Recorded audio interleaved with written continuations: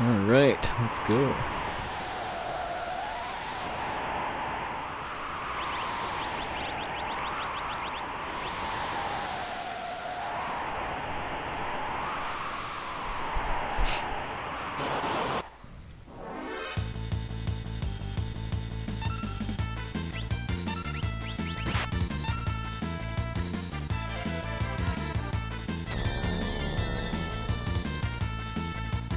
Thank you, Sabinoid and Glypha.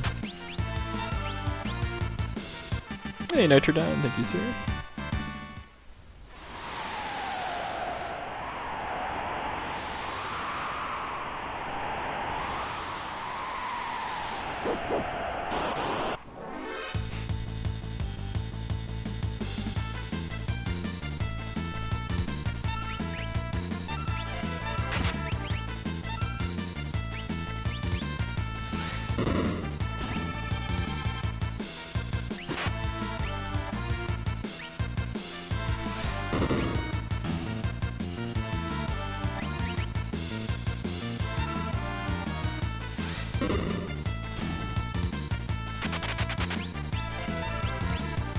This is indeed a PB attempt.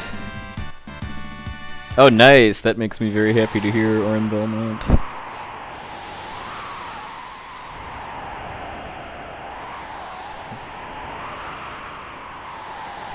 Can definitely speak highly of retro gaming as a retro gaming and collecting retro games as a hobby.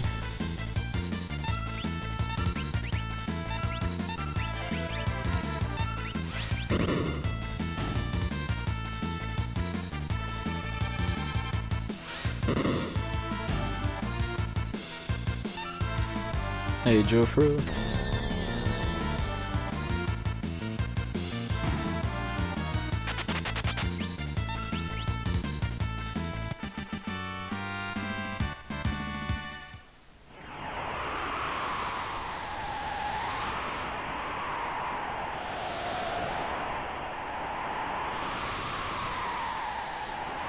So as was the case last weekend, I want to have a decent Kefka at Narsh time to continue, but after that I'm pretty much just gonna go until I finish or die.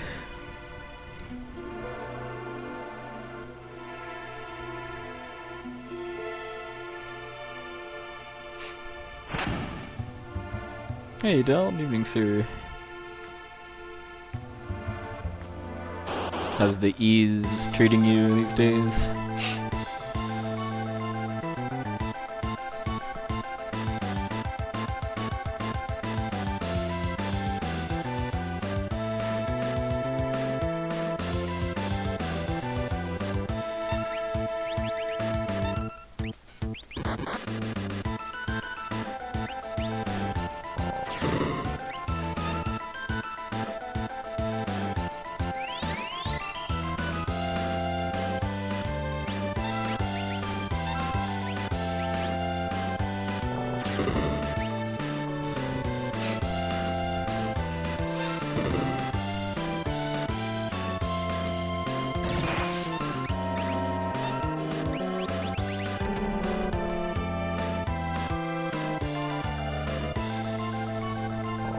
Oh, nice, yeah. Some of the rerouting I've done with this game has basically been the same deal, where it's both faster and easier. Like especially my latest final boss strats, especially tier 3. Yeah, Rip Wedge. Someone else is gonna have to take on the Death Star.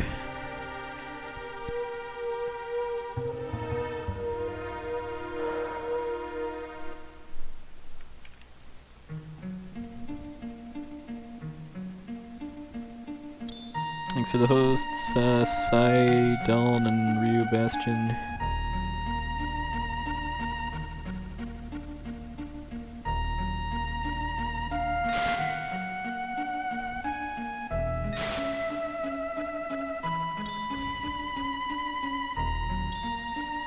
ALCC.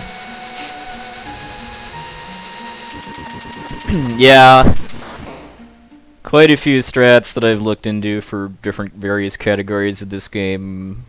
I really wished were faster, just because of being either really stupid but they work, or really cool and they work but slower. Rambo Strago being probably #1. Yeah, I'm going to GDQ. I didn't submit any games this time just because I'm not running anything right now that I thought was worth my while to even bother submitting, but I will definitely be there. Hey, Rems Lab.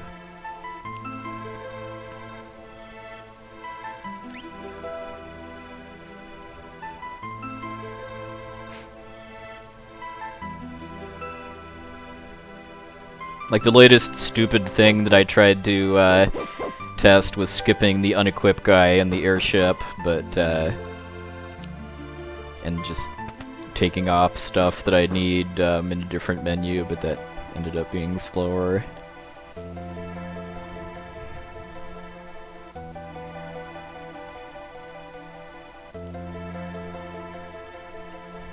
Ah, very nice.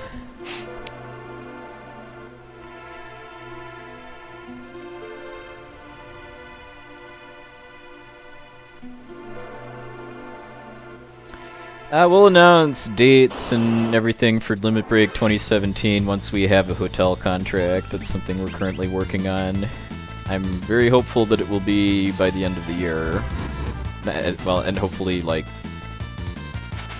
maybe next month or so.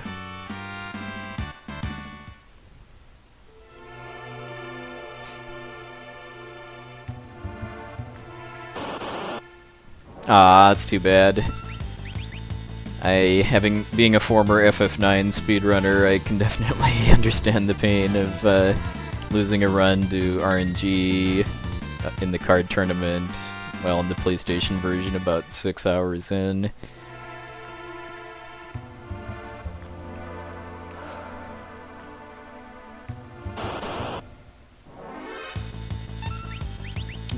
Two preemptives.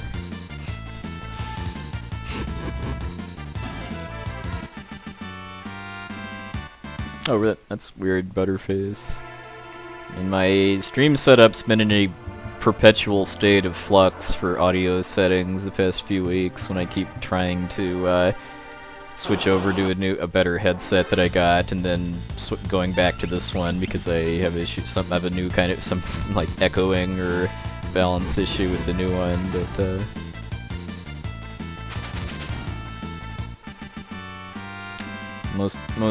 most of tonight's viewers are saying it's okay. 802 cutscene. Can't complain there.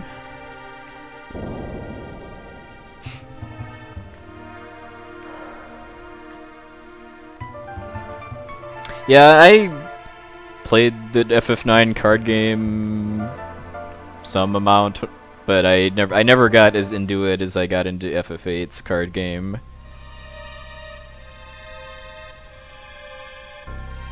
Probably just because I found the rules harder to understand.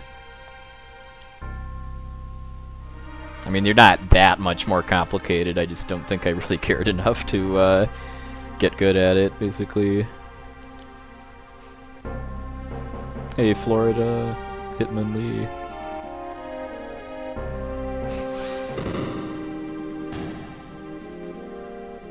That's really weird, Butterface.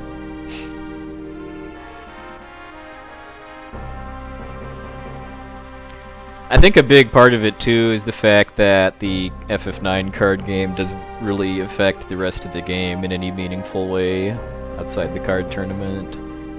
Hey Vinny, thank you sir.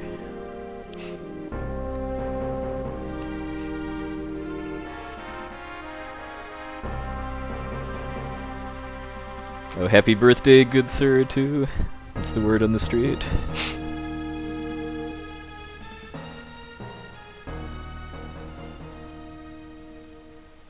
Hey, Onishiwa, welcome in.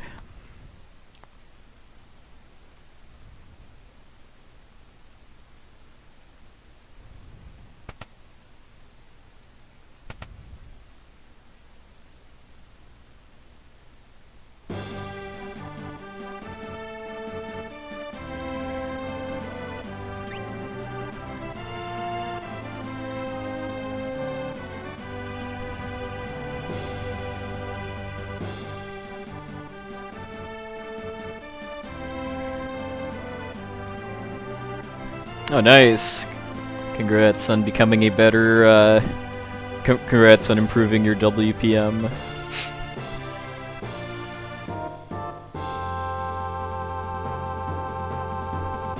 I was more of a Mario teaches typing kid.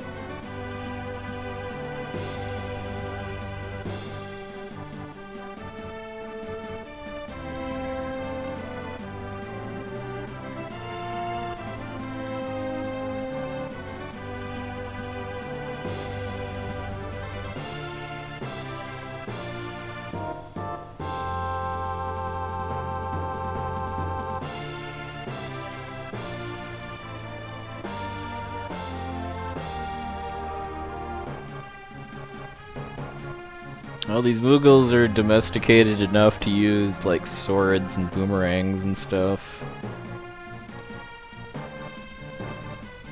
Hey, Claire, thank you, sir.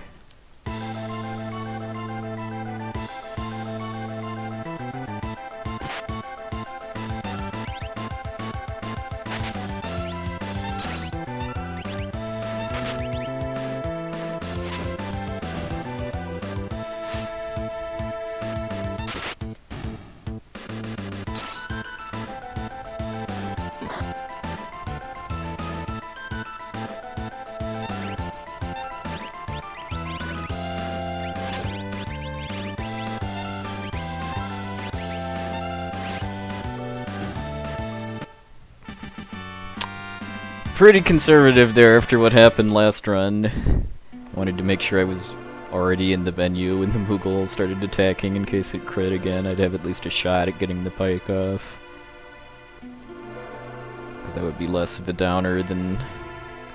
Well, just getting the pike would be, or I can live... I can live more without the shield than the pike. At least without having bothered to practice backup strats very recently.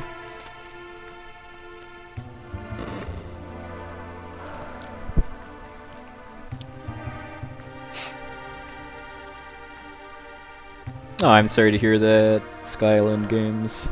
Hope your son feels better soon.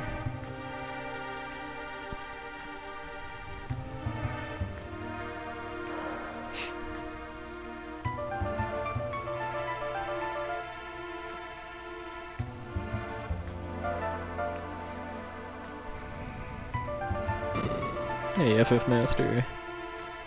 Yeah, well, this is already a better start than last week's attempt because I didn't crit kill the Marshal and not get the Mithril Pike.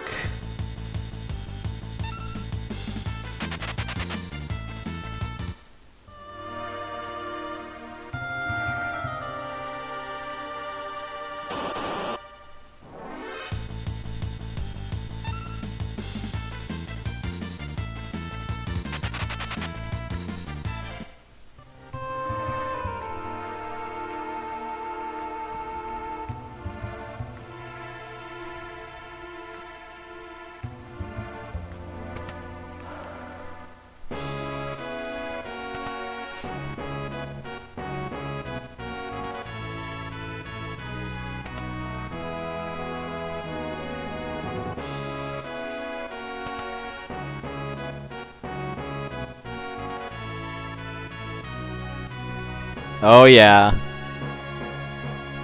Having friends that have small children, I'm quite familiar with how perpetually sick they can get. And how that can translate into the parents getting sick often too.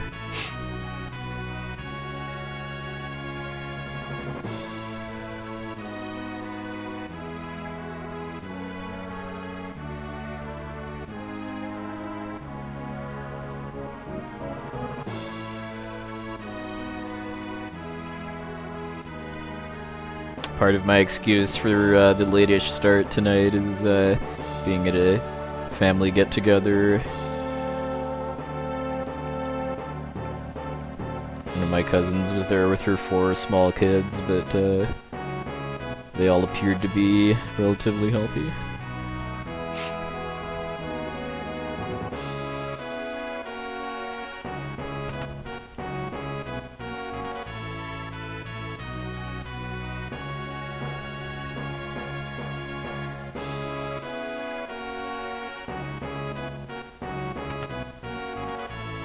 That is definitely a great thing about Twitch and streaming too, is just that 24/7 there's usually somebody somewhere in the world streaming something that I would be interested in watching. And even in cases where there isn't, then there's VODs.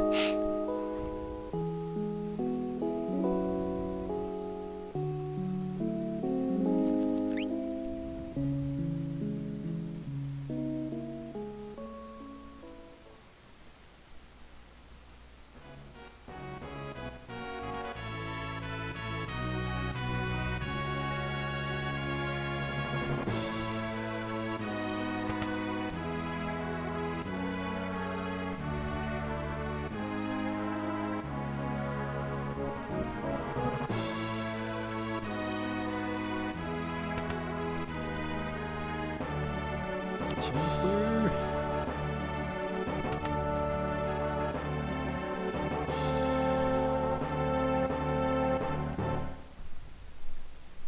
Like I've been rewatching some of the RPG Limit Break runs that I didn't see live, and I've only watched the recording once too.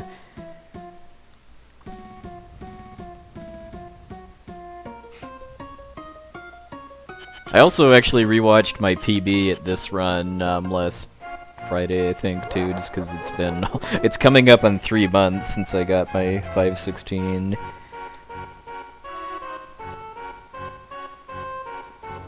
Just kind of curious where some of the really good and bad segments were.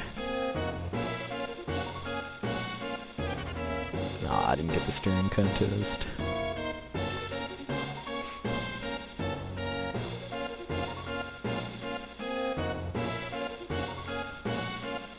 Yeah, I'd actually forgotten that my PB, not only did I get 3rd try Gao, but part of why I got 3rd try Gao is because the second fight that I got in the Veldt was a back attack, and I also handled it badly too, because instead of just running away or fighting, well, actually, because it's a bomb, it back attacked me and then killed Cyan.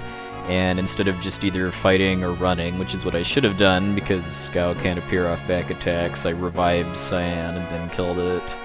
So I wasted a bunch of time doing that. Hey, Odin Smash.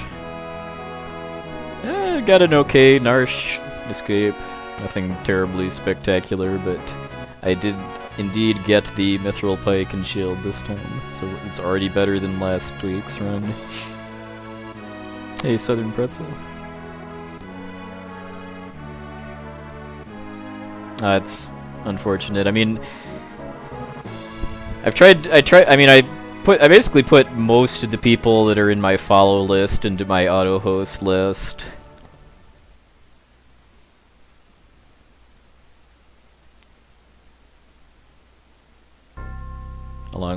Along with kind of trying to trim it down to only channels that I would consider hosting after I'm done streaming, but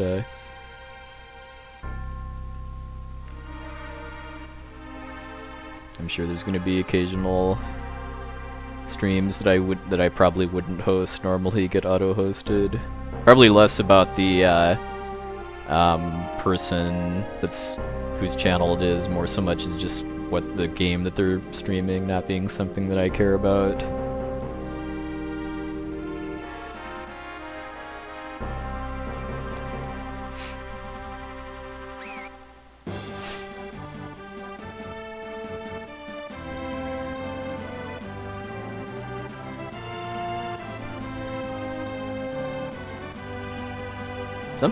Something Twitch put in recently that I thought was pretty cool was if I open a VOD of a stream that I was watching live and then closed out of, it actually auto-advances to the last part that I saw live, so that saves the effort of figuring out what part I missed. So it was pretty neat.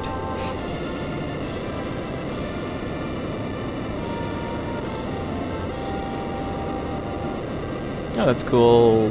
Relden McStone. Yeah, like I said, I tried to kind of curate the list just based on stuff that I would post intentionally, but when it's a computer doing it instead of me, it's not perfect.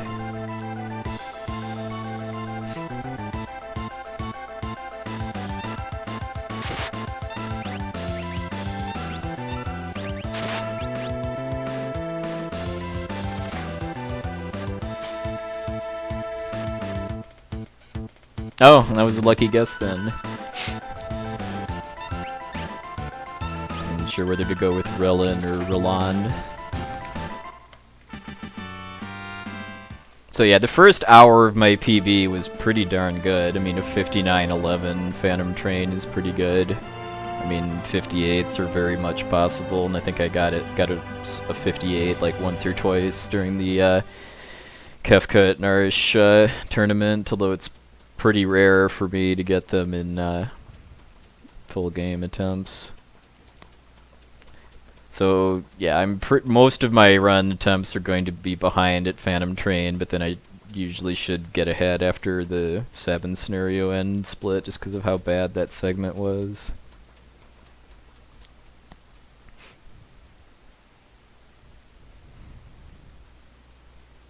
Yeah, I mean, what's the record is probably the most popular question in any given speedrun stream, so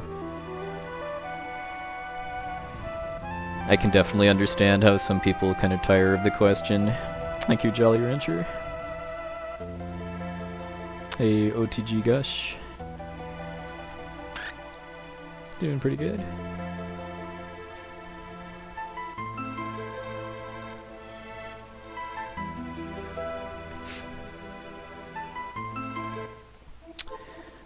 Main differences are that any % no sketch pretty much just bans memory corruption in the form of the sketch glitch and the 52 death glitch.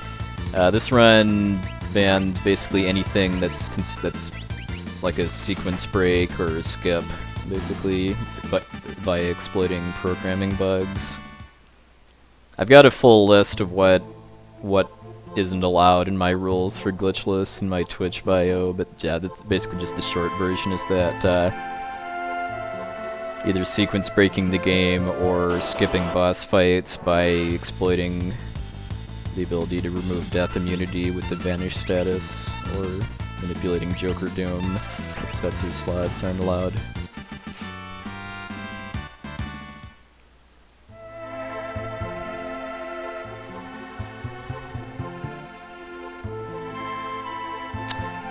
Vinny, the record is the fastest known time achieved by a player in real time.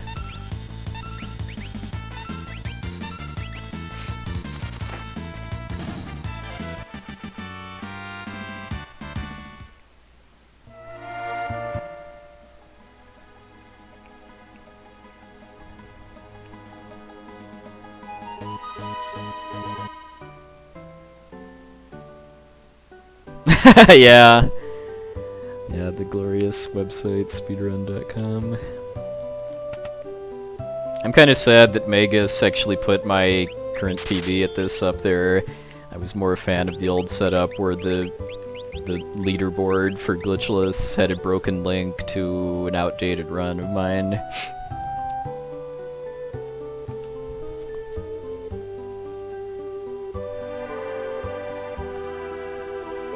The crossbow's auto-shotting stuff just because it's fairly strong for this part of the game. I mean, it's already going to become a bit outdated when I get to Mount Colts until I get the Atlas Armlet and then regain the ability to one-shot most of the enemies.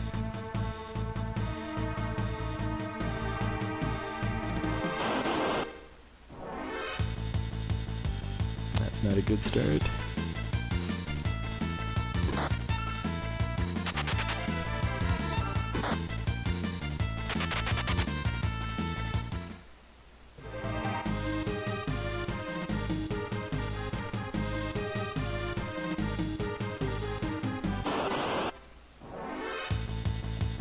That's better.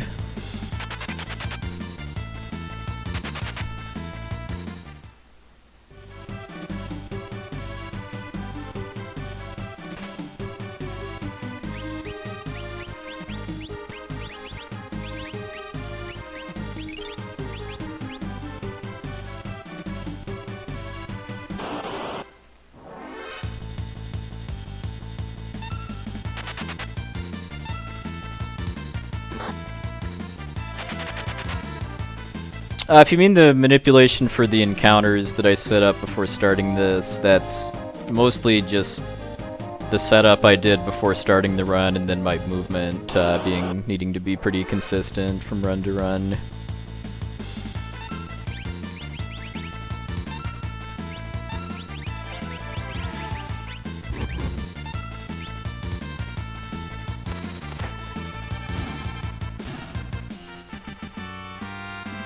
I'm gonna be resetting the game a couple times over the course of the run, though, and that's also part of the encounter manipulation. Like the first one's coming up before I get on the river raft.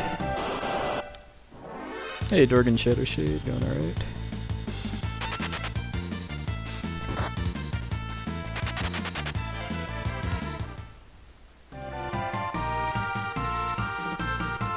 Well, the Ultra's Riot Blade strat is something that could be done in any category.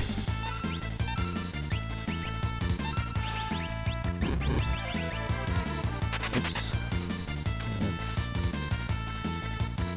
That's a problem. Well, I just lost some time there. I think I should still be okay if I fight the extra Trilliums in the next room, but that was just stupid.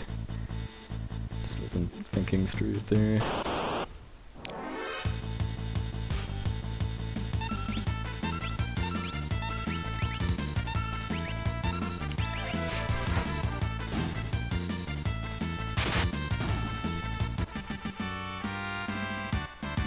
I'm actually not going to do the Riot Blade strat in this run. I'm going to use a alternate strat that's a few seconds faster.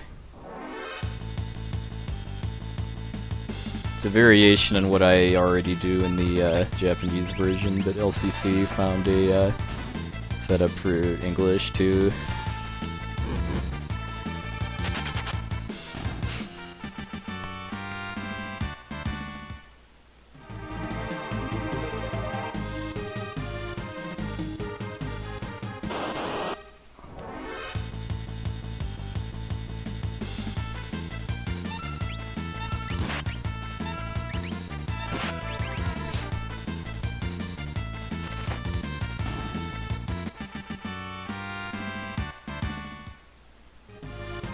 Yeah, I think I should still be okay on experience as long as I kill everything in this area. Which is kind of a shame, because I would have just ran from this fight if I hadn't made that mistake.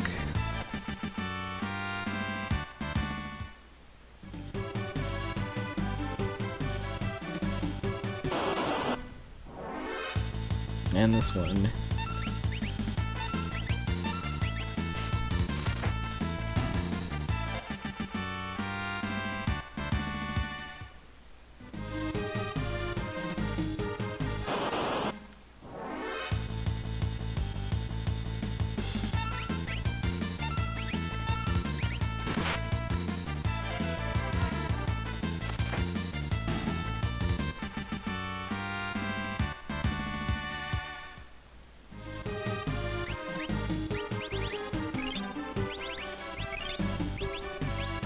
Alright, well that was derpy, but the game bailed me out a bit with those 2 Trillium preemptives, but that still probably easily cost me 10-15 seconds or so. But continue.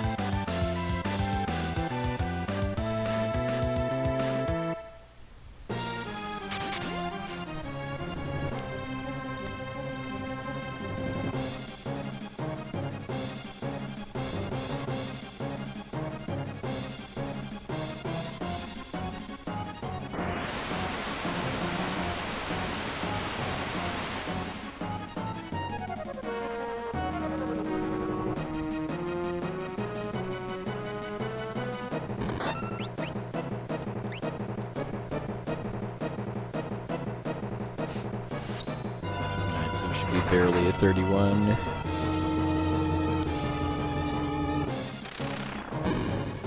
Okay, only +8's not bad, because my PV had a pretty good amount of Colts, actually, so... Yeah, I think I got a total of, like, 3 preempts, I want to say. And I only got poisoned once, and it was right at the end. It was tempting to just not bother healing Edgar being poisoned, but, that might have caused some issues on the river, given that you don't get poison cured when you get on the raft, unlike getting your HP and MP recovered. Hey, dying evening, sir. Yeah, there's one situation that I've seen where the Noise Blaster is useful in a speedrun, and that's one where you fight the Samurai Soul in the Ancient Castle. Because if you can confuse it, you can get it to kill itself with an instant death attack, either by using Noise Blaster or summoning Stray. Hey, Wormtalon.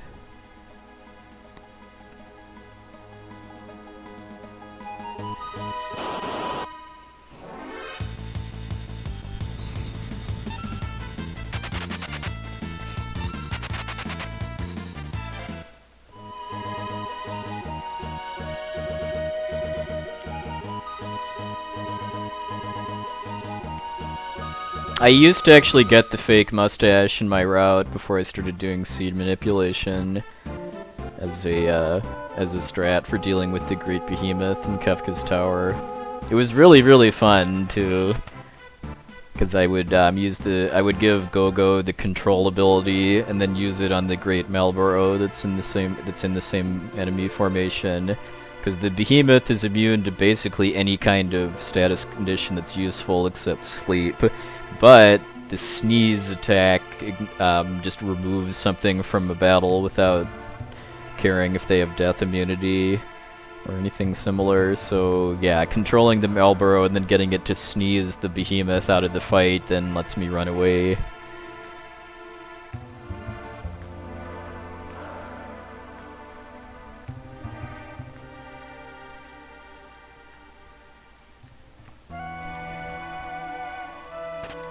What do I think about SRPGs like Tactics? They're a lot of fun.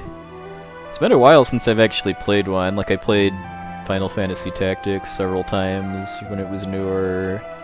I played Tactics Ogre once.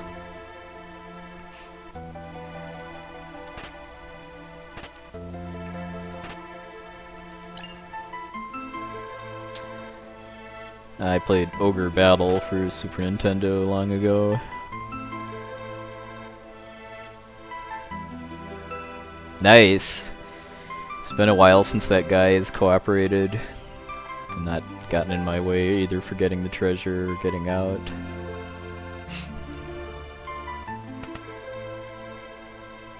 SRPGs don't really feel like my thing for speedrunning, but I do enjoy playing them normally from time to time.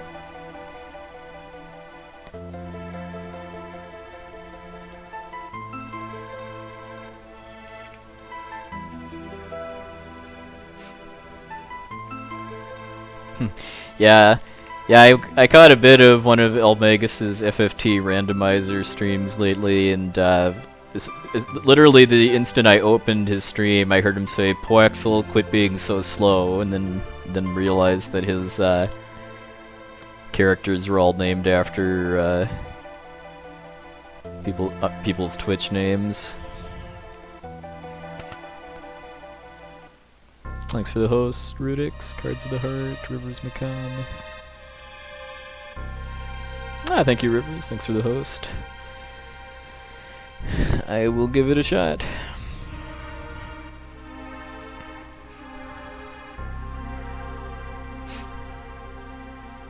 First step is going to be not messing up the river manipulation like I did last week, because the bad Narsh stuff was kind of a thing, but messing up the manipulation basically killed that run. Hey, Cookie Fists.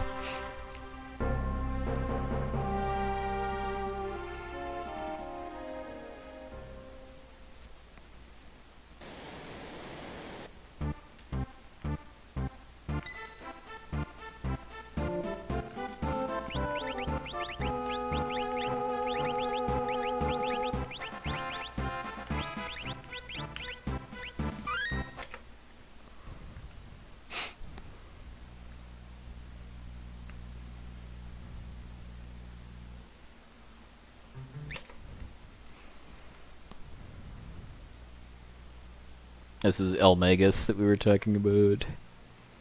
Really good guy.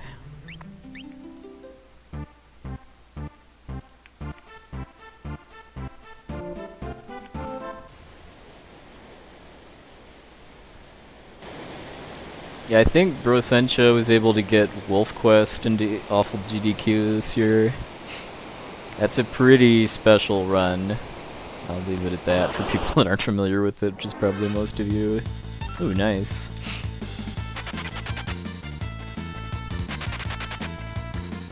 Nice, meaning that preemptive, not Wolf Quest. Hey Aaron, good morning, sir. Thank you, thank you.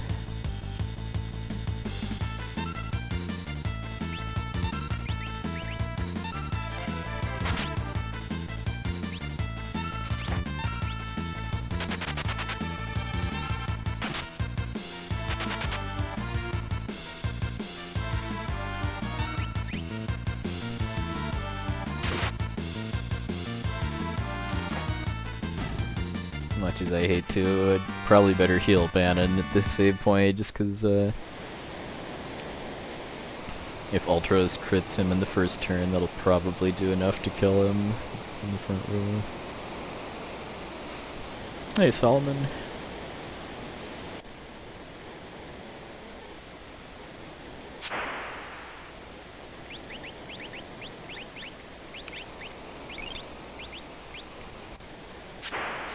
Hey, Eldidar.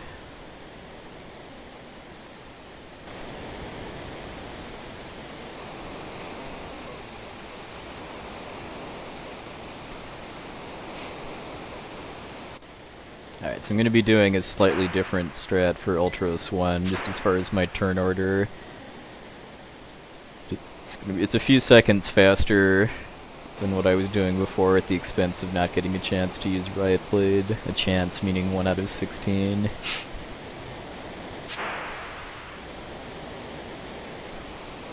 I'm already doing basically the same thing for the Japanese version, but LCC found a setup for English too.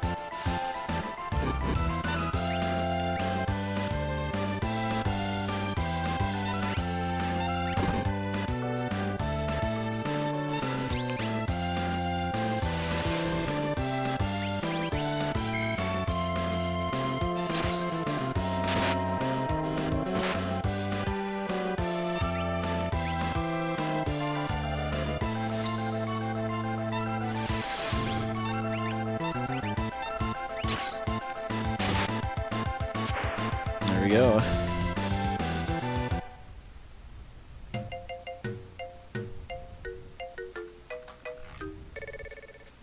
So thanks to saving a few seconds on Ultros plus that preempt, I managed to save some time on this split, which has not happened in a pretty long time, as I recall. The reason that's faster is because it skips Ultros doing anything at all after he attacks at the start of the fight. Normally he does Tentacle first on Terra, then on Sabin, then on other people, but now he doesn't do it at all. Evening, Jeff.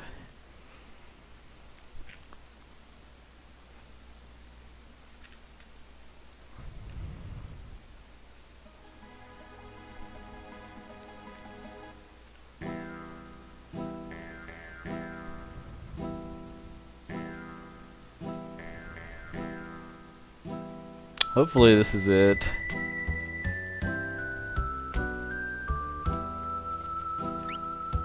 I've already made one mistake in the form of running from having Edgar run along with Locke from a fight on Mount Colts, but I still got a 31 Vargas.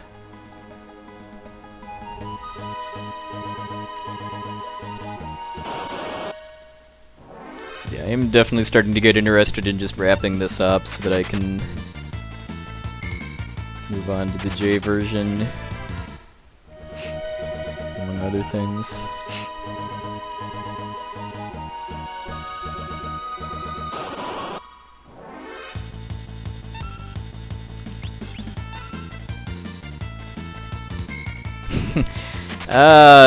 Not anytime soon. I basically just want to get another somewhat significant PB, in like at least a minute, before moving on from glitchless any percent for a while.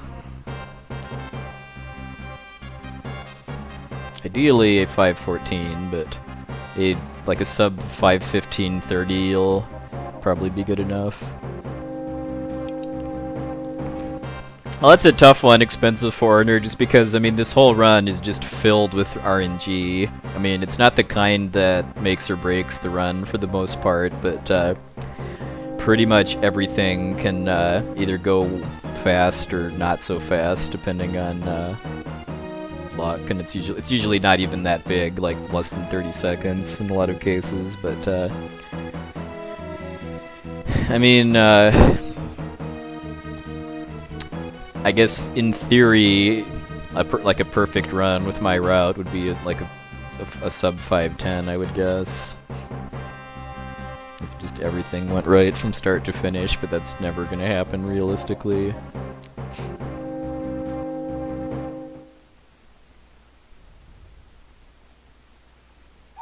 And if I really wanted to get sub 5, I would run any percent no sketch instead of any percent glitchless.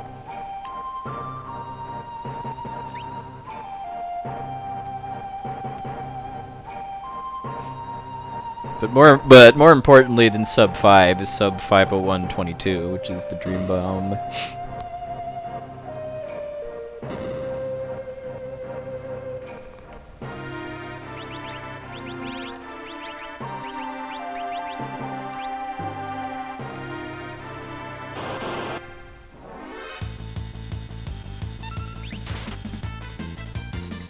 If anyone's familiar with the line of pi in Super Mario RPG, the Dream Bomb is kind of the equivalent in this game.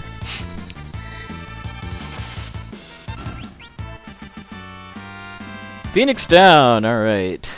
That's that's the first chance for me to get trolled on my shopping route, basically.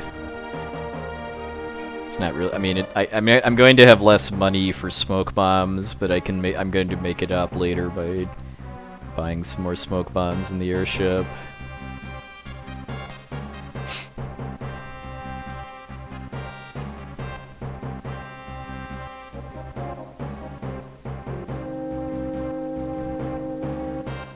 That's a 1 out of 8 chance, by the way, too, to get a Phoenix down instead of a black belt from the guard leader.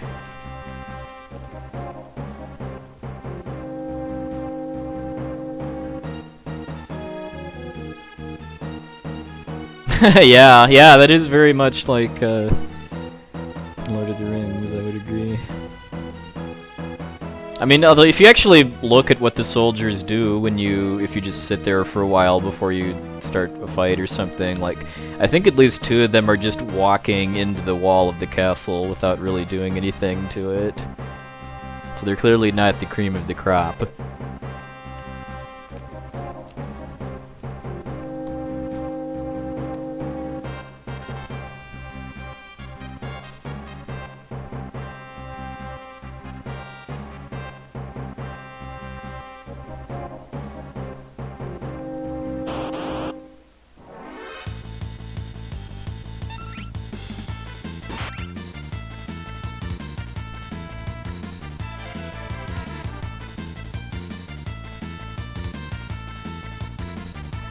Maybe that affects what color armor they get to wear.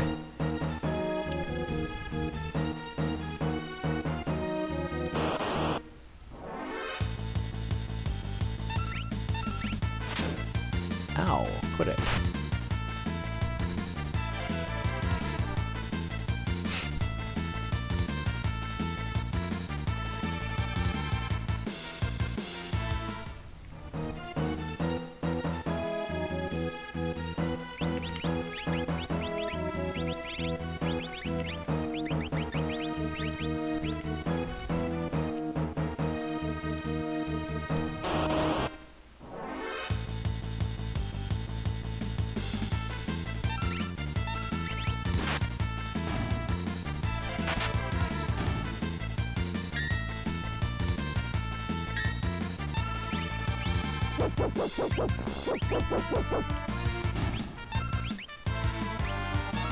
So let me sell the Air Lancet for an extra smoke bomb. Thanks to Interceptor.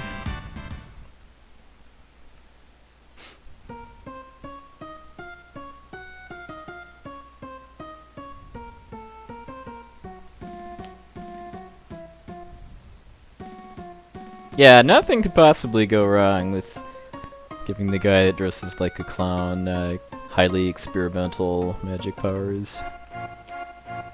Oh yeah, if you talk to all of the NPCs in Vector, one of them will basically tell you that Kefka was the test subject for the like the Esper draining and infusion process that Celis also got eventually, and that Kefka basically his mind snapped when that happened.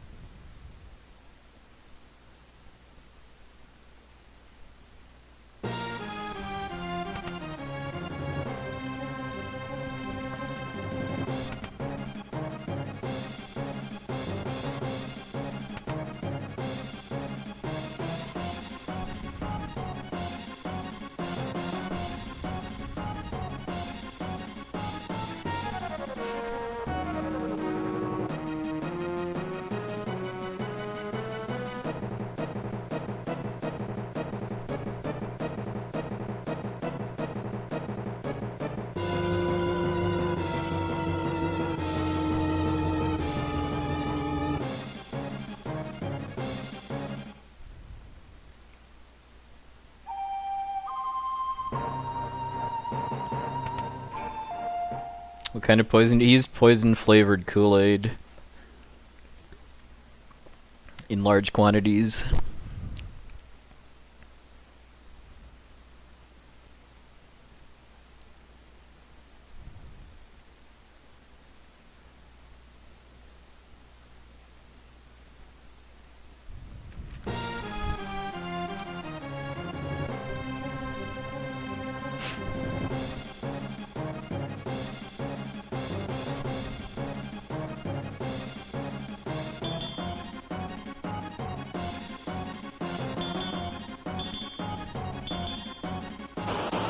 Hey Riddix, thank you, sir.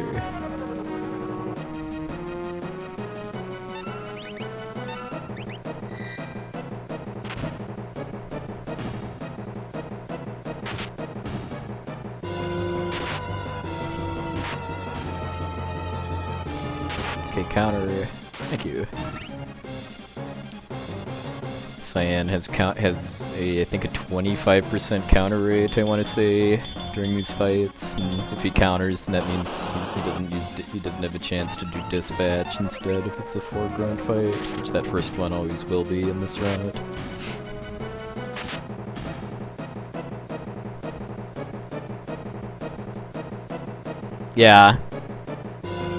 Yeah, whenever I've watched somebody like do a blind playthrough or first playthrough of FF7, they spend a lot of time on Sephiroth, or Safer Sephiroth specifically because of just how quickly he loops back to Supernova and his AI.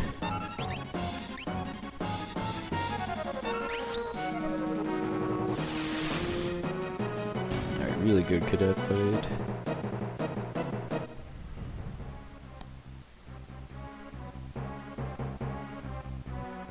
The funny thing is that really long animation for Supernova was added to the game for the US release. The vanilla Japanese version is much shorter. Well, the Japanese international version is basically the same as the US version, only in Japanese.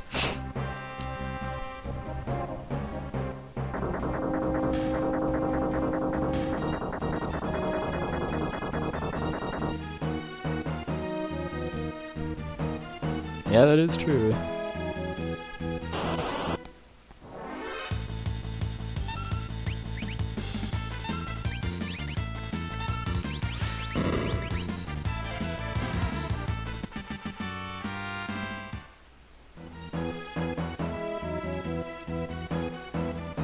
Maybe they were having a lot of foresight and they knew that eventually Michael Bay would be a thing.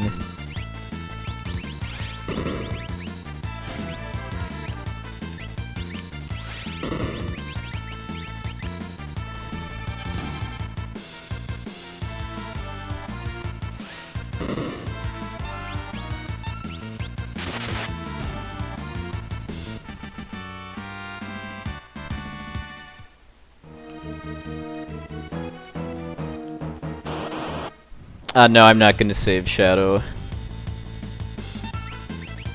It takes several minutes to wait for him, and I don't need him for World of Ruin with my strats.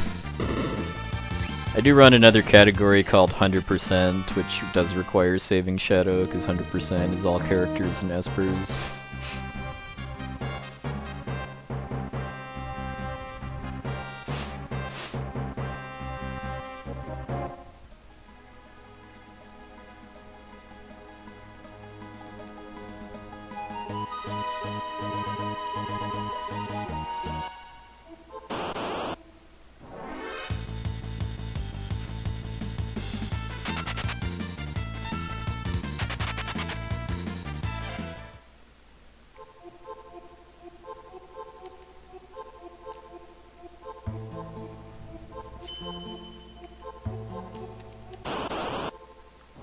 I've never thought about speedrunning the GBA version, but I've given a lot of thought to playing it through it, just because I never have, and the extra content, like the Dragon's Den, looks like something that'd be fun to do at least once. I have a GBA flashcard that can run the GBA version with a sound restoration patch too. That was kind of one of the things holding me back from playing GBA FF6, is that the music is downgraded a bit.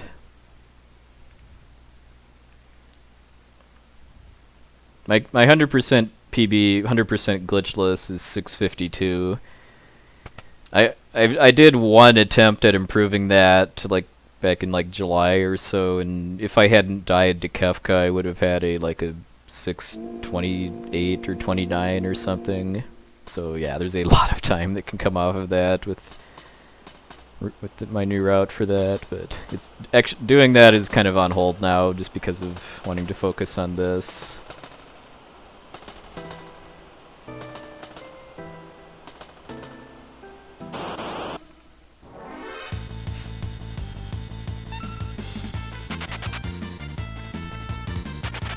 No, I'm not gonna suplex the train. It's weighs 10 seconds, and in some cases could cause me to die. And this is a somewhat serious PB attempt.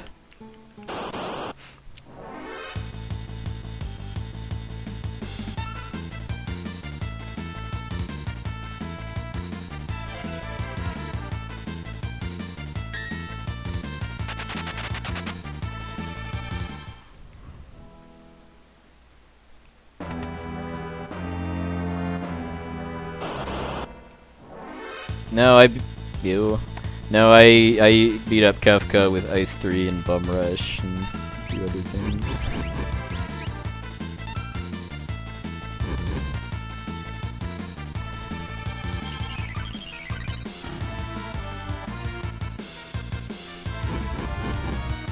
Yeah, I've since learned that the sound for GBA games is the sound font used is kind of less about the technical limits of the GBA sound chip and more just about wanting it to sound good through a small speaker,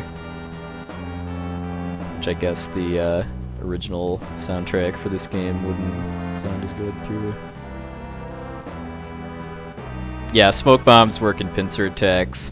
I'm pretty sure that that's the whole reason why smoke bombs are even in the game in the first place, is to give you the ability to run from pincers.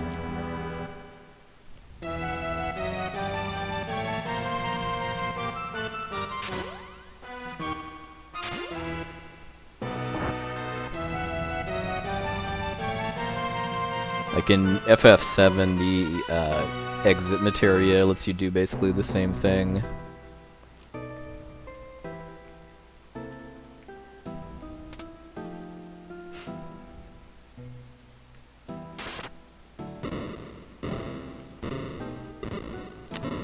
Hey, Anna, good morning, ma'am. Ah, rip step there. I haven't done that for quite a while. So now I'm gonna get an extra fight before Baron falls, and my Velt, I'm gonna get a slower to run from fight in the Velt too, which sucks. Not a deal breaker though.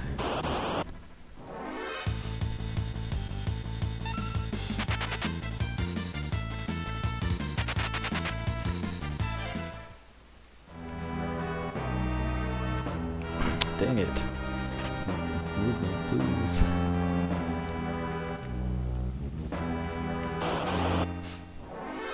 Hey, Sig or Siggy, it's going alright.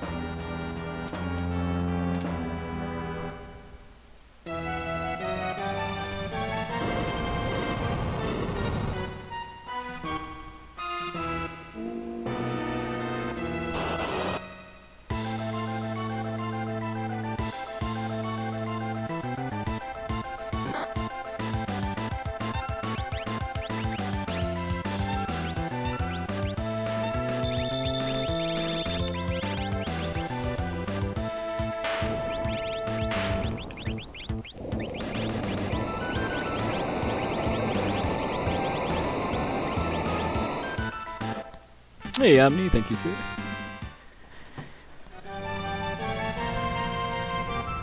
Good luck, Mega Man.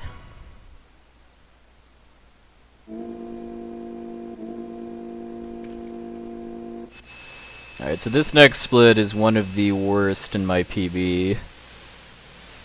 Sadly, I just kind of choked away some of the time gain I could gain here just because of messing up the step route, but I could still gain over a minute here against my PB if the rest of the segment's pretty good.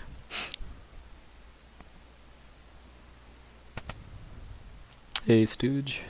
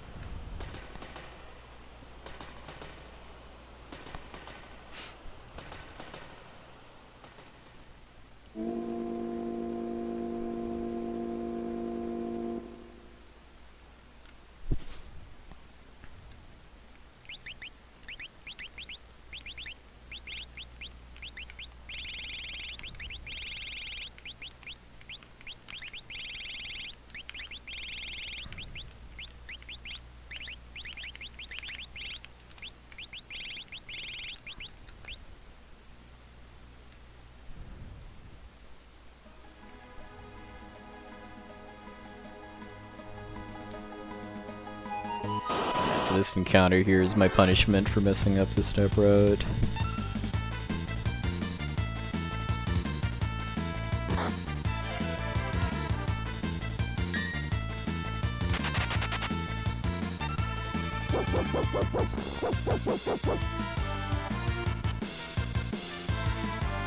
Wow, Shadow.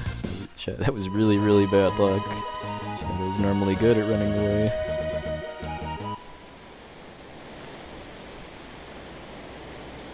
What was going on there is that I get about 30 seconds or so, basically, of free time to do stuff in the menu during that cutscene, and I did it to put the earrings on Sabin to boost his aura bolt damage, and then just sort together stuff that I'm going to sell when I get to Mobliz.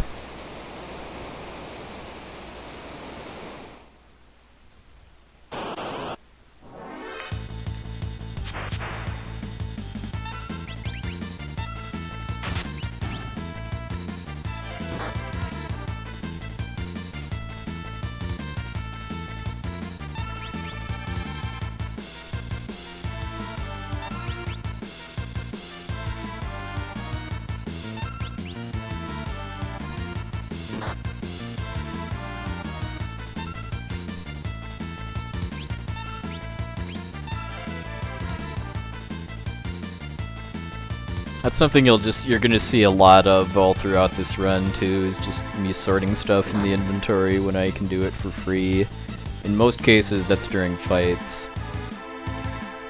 Like during boss death animations and stuff. But that was one case where I could do it from the normal menu for free.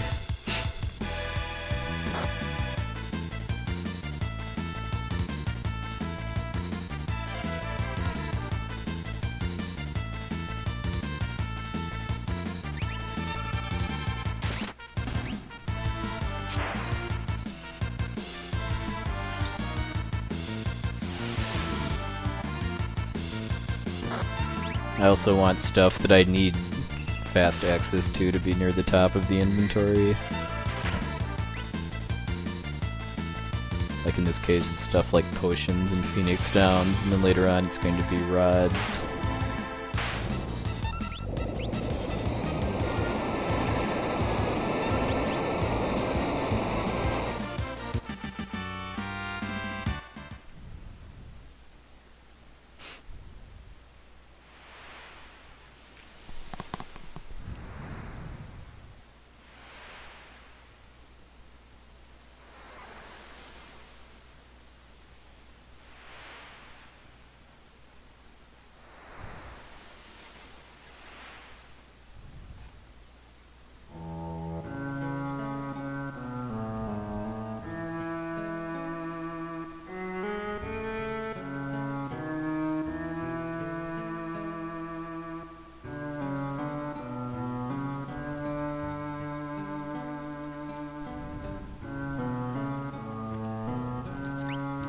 Well, we'll find out fairly soon, actually. I mean, if I get trolled pretty hard by Gao, then that will probably result in ending the run at Nourish.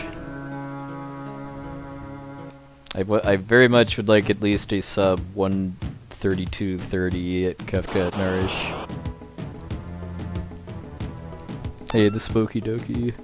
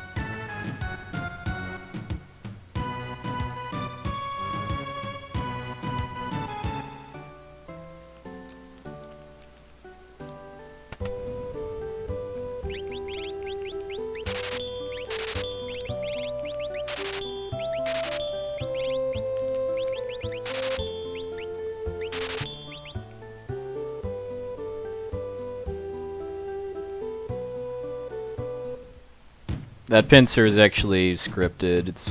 It's a downside to this encounter manipulation route.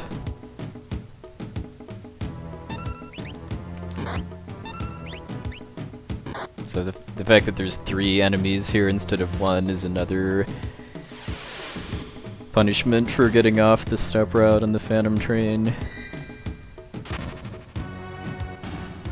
Otherwise I wouldn't have activated the monster pack for that part of the overworld, and it would have rolled up to the bomb instead.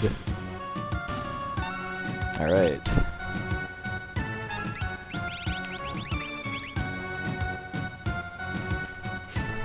We have something of a run. I've already made 2 mistakes. Neither of them is run ending, but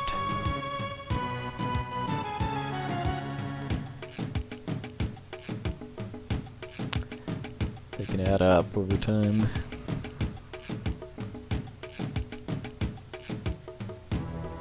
Odds for Gao is 5 out of 8, if anybody doesn't know. I also cannot get Gao off of back or pincer attacks.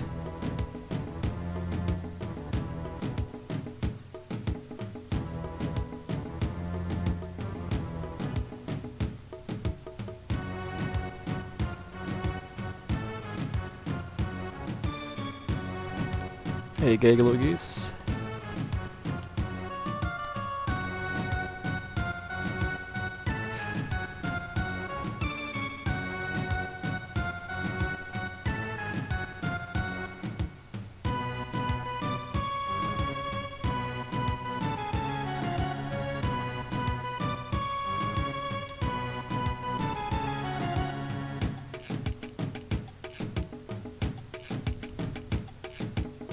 Yeah, this was first try Gao. A little less meaningful when I messed up the step route on the Phantom Train because I had to fight 3 enemies instead of 1. If I really wanted to YOLO, I could have ran from that actually and then banked on getting Gao off the next fight, but didn't really feel like going all in and like that. Hey, King Mog.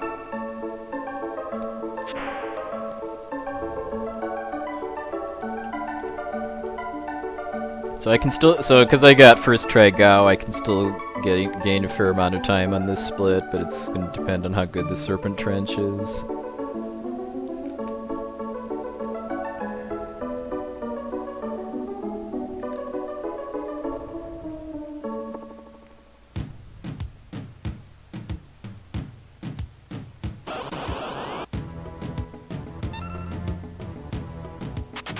Oh, I forgot that I get 3 ghosts if I mess up this step route too, so I'm glad that was preemptive.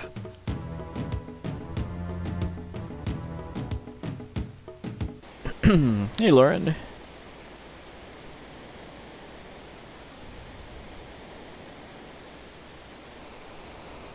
Oh, nice, Wormtalon.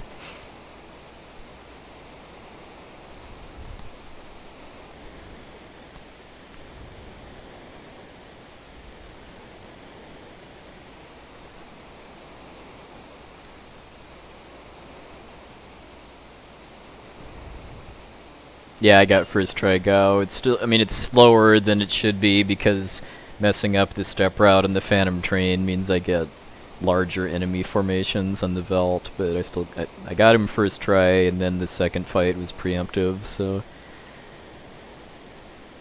it definitely could have been worse.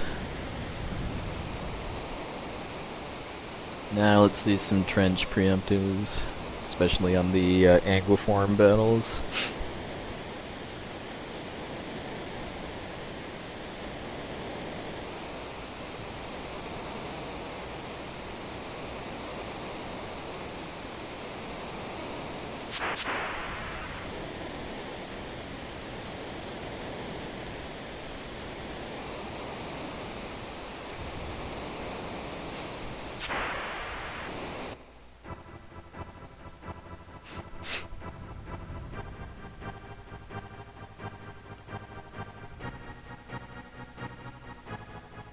Alright, what do we got?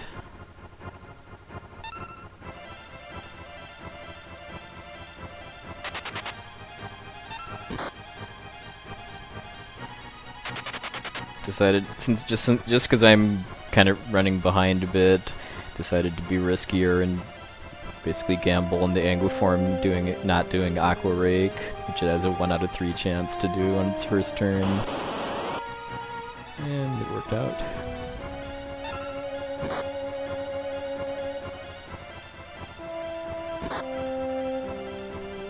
And Cyan's dead too, which is actually a good thing because Cyan's the slowest of these 3 characters at running away. And in the English version, there isn't really a fast way to kill him off intentionally. In the Japanese version, there is, because I can get him to throw shurikens at himself. Hey, God of Legacies. Hey, Free Kilby, thank you.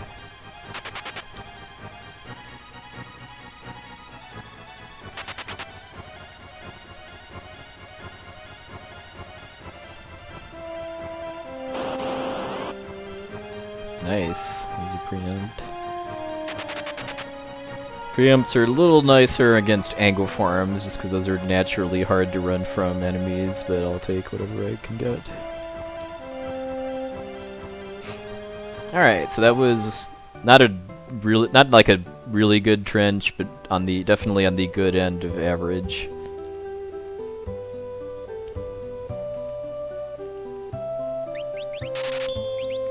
Alright, so I'm gonna be a little short on smoke bombs because of no black belt, so I need to adjust my shopping route.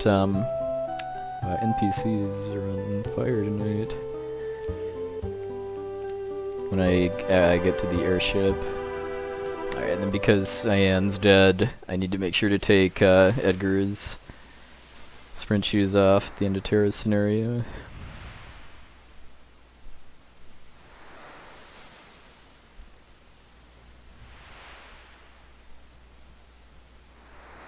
Thank you, Greggenheim.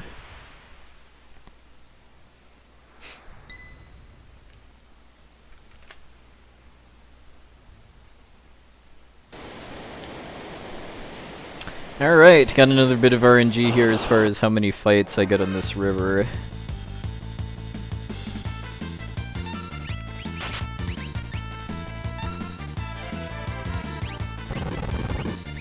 Can get between 1 and 3.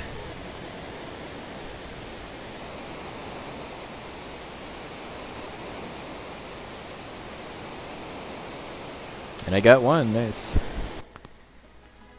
My ideal Kefka at Narsh time is a 131 something. I think my fastest ever Kefka at Narsh time for this category is like 131.50 or so.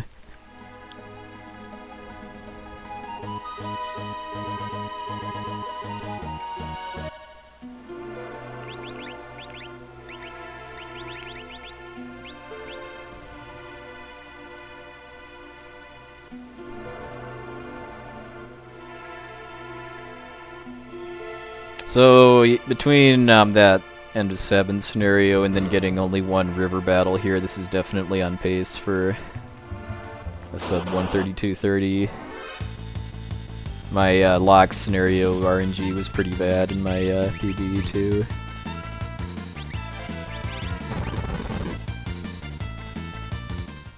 Hey, Blue Imp.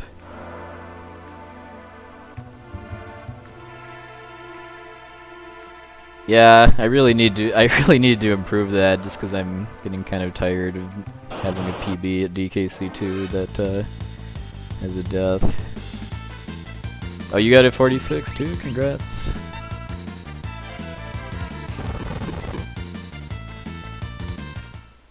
I've been kind of neglecting DKC2 lately. Mostly in favor of just casual plays, but also this game. Hey, Karen Gainer. Hey, Sand Merchant.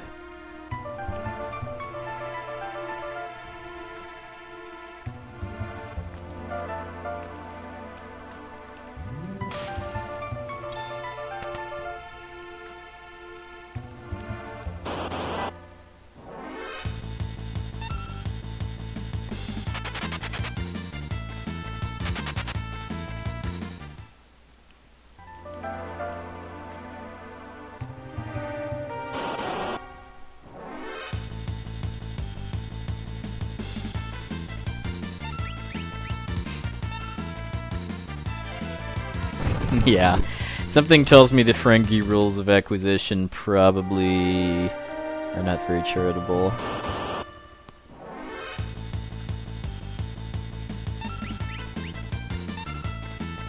Oh wow, 46.29 is pretty good. It's about 30 seconds faster than my time. That's probably about what I would have gotten if I hadn't died in Gusty Glade, I want to say.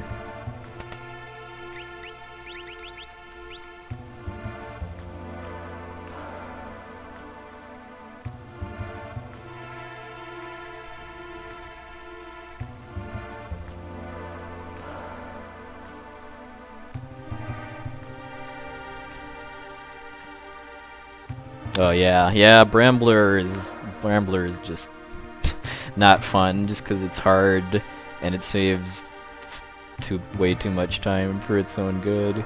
And it also skips a stage that's actually kind of fun to play fast, warpless, in my opinion.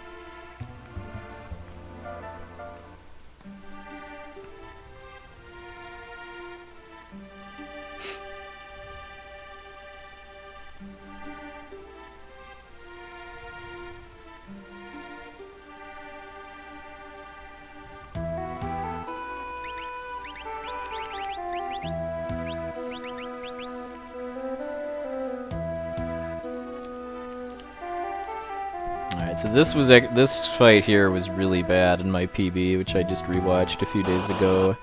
It was like 5th or 6th try Merchant Steel. And not only did I get first try, I also got the Rare Steel, which in this route is completely useless, even for selling.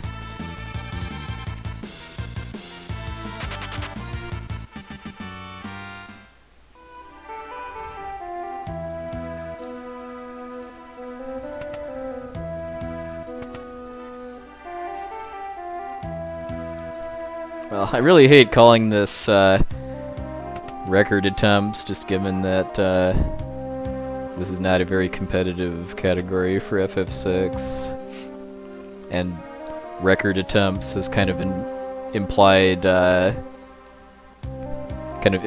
like ridiculously high expectations too.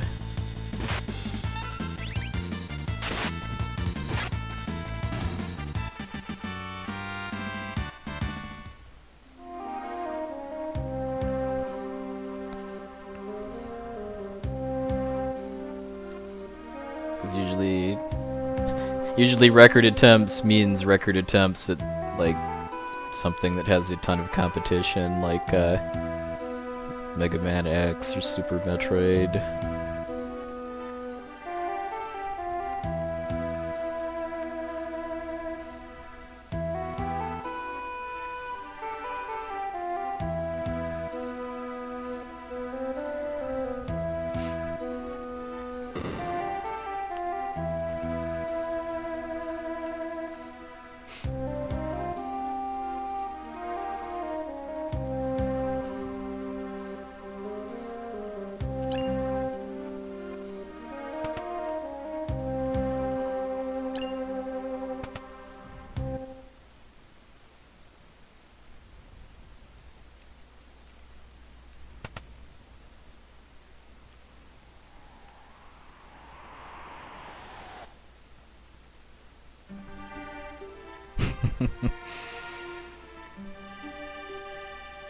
No. The deal is that I want you to try to get yourself globaled when I get the sub 515. Although I guess four messages isn't really a serious global attempt. Also, yeah, playing DKC2 on emulator sounds brutal. Like practicing that game on emulator would be worthless to me because of all the extra lag. I'm glad I can use a game saver to do console save states.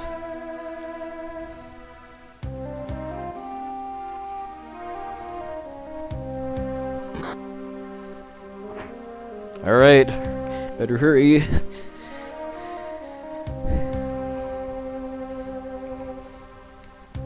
Hey, Lynn.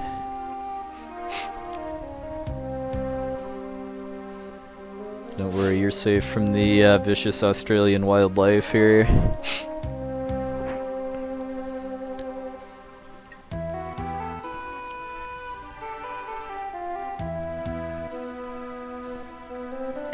Thanks for the host, Magus, and Ellen.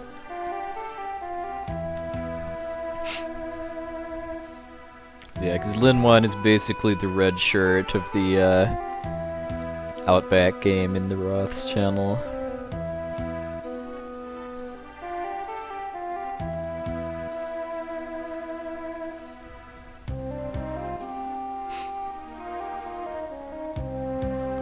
Well, the only game I've been asked to commentate for so far is Castlevania 1, which is a race between Cantaloupe Me and I think Comrade, I think is the other guy.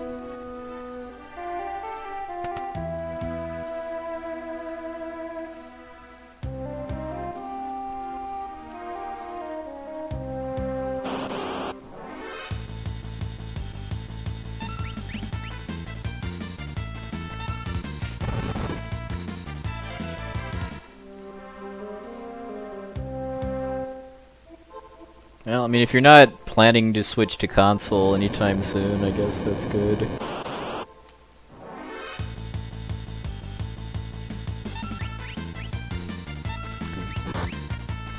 Once you get used to heavy input lag, getting unused to it is basically just as hard.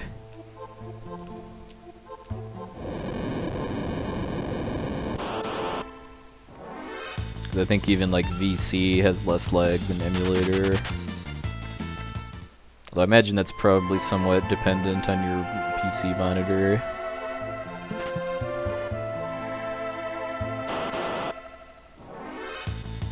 I think it's not really the emulator itself that's creating the lag, it's the fact that it's a PC monitor instead of a TV.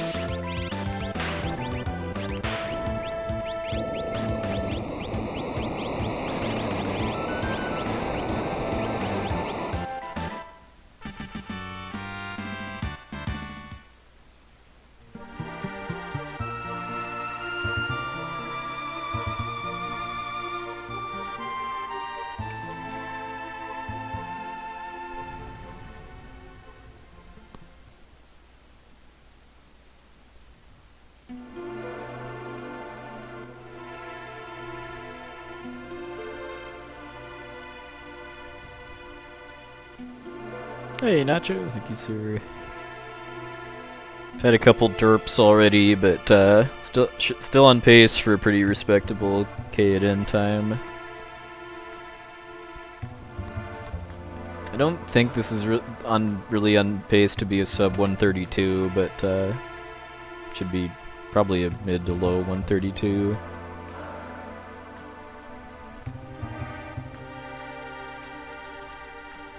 Well, hey, if you've played the NES Batman games, he does actually kill the Joker in both of those.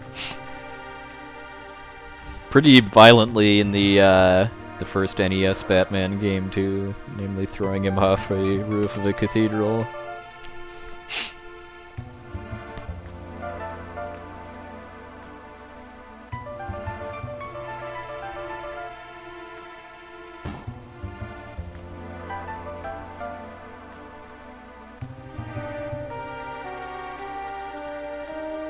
Yeah, I never actually played NES Batman as a kid, although I played it several years ago when I got back into retro gaming.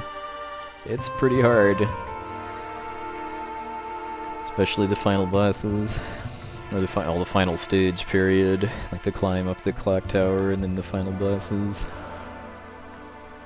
But it's a Sunsoft game for the NES, which means a great soundtrack.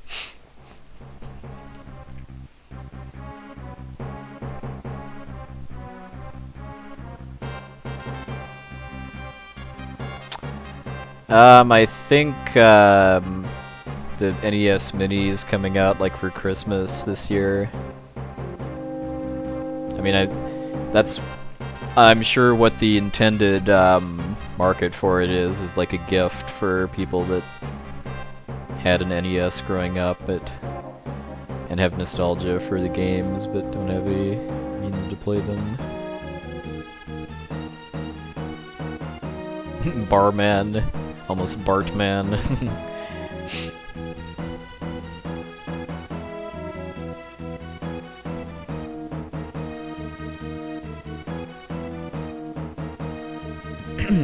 I'm glad the NES Mini has Final Fantasy on it, although I think it's kind of a shame it doesn't have any Dragon Warrior on it, like Dragon Warrior 4 especially.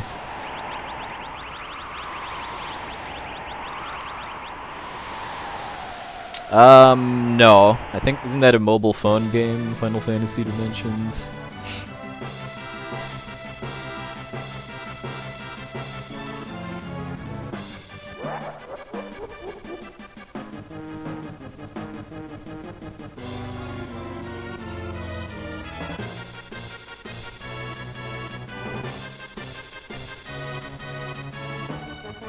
Yeah, Dragon Warrior 4 is my favorite 8-bit RPG. Even more than FF1.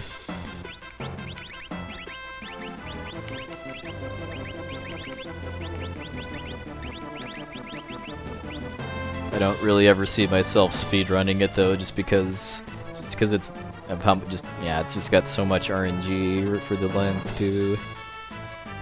And it's not like this run where the RNG just affects how fast or slow certain fights and stuff are. Like the RNG in DW4 is like you need a certain number of metal slimes to actually be able to continue the run past certain points.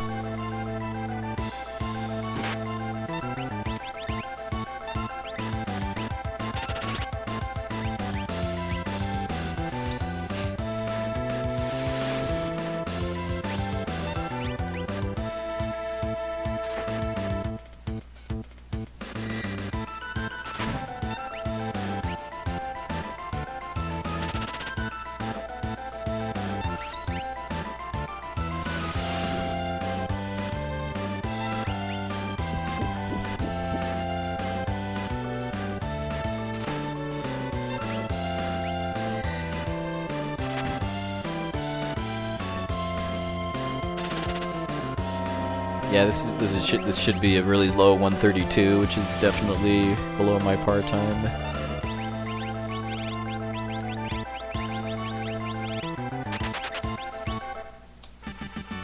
Nice. 130. Well, that was probably 131.59 or so. I usually split when Kefka starts to disappear, which is when you'd end a Kefka at Narsh race.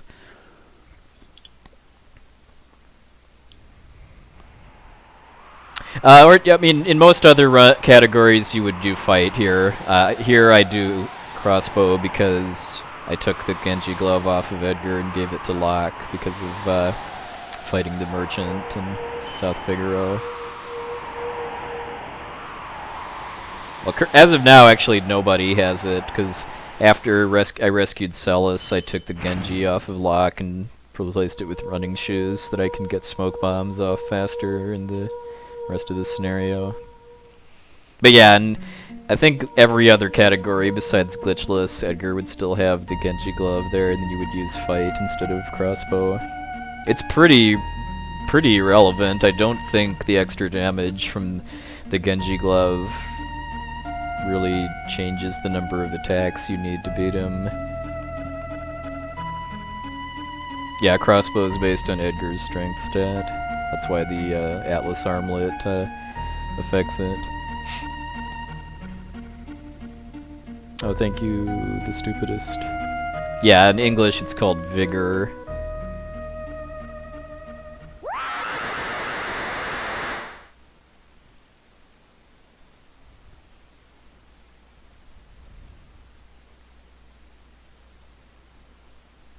That's actually the reason why I do lock scenario last too. Like in any percent no sketch, you would do Sabin, then lock, and then Terra. I do lock before Terra just so that I can, or I'm sorry, I do lock last so that I can get the Genji glove off of Edgar and Terra's scenario, and then use that to speed up the second merchant fight.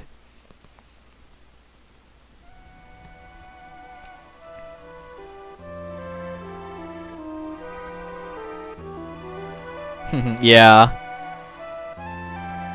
Well, there is still the remakes of Dragon Warrior 1 that have a lot in common with the pre-Manip NES run, only are hours faster. Hey, Pupilux. Yeah, it's the exact same wind sound as in Chrono Trigger. Chrono Trigger was being made roughly around the same time as this, though it came out in 95 and this was 94.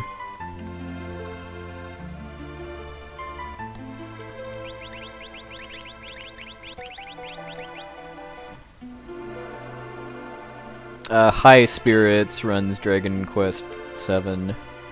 I can't think of anyone else that does, though. Outside of Japan, of course, just because Dragon Quest speedrunning is a national sport in Japan.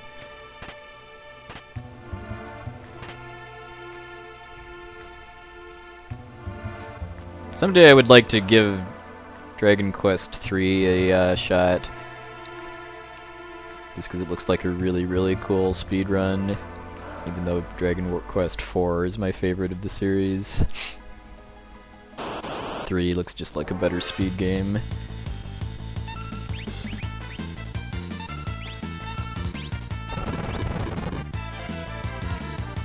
It's long. I mean, like, High Spirits' record is like 15 hours or more. It's a really long game.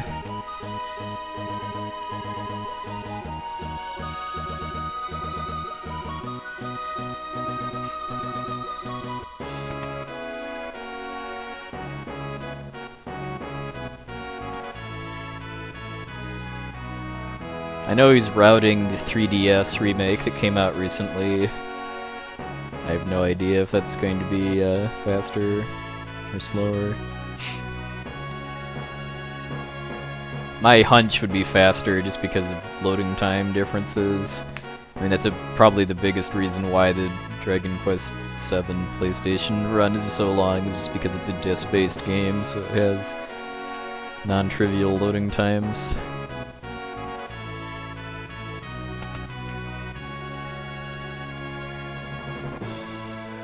Yeah, I've heard that rumor many times. I don't know if it's true or not.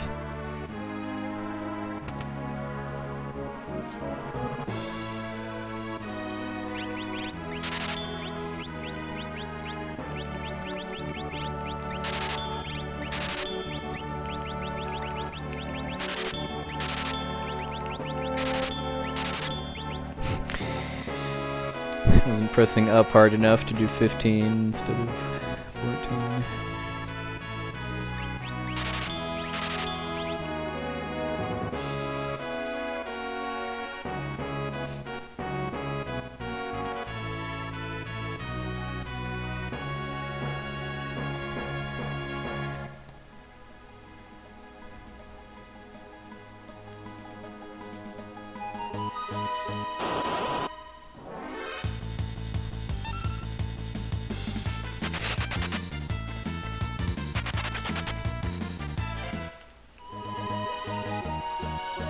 Hey, Synthesis. Nice, double preempt. Getting preempts are less meaningful after I get smoke bombs, but it does mean I don't need to use a smoke bomb for that encounter.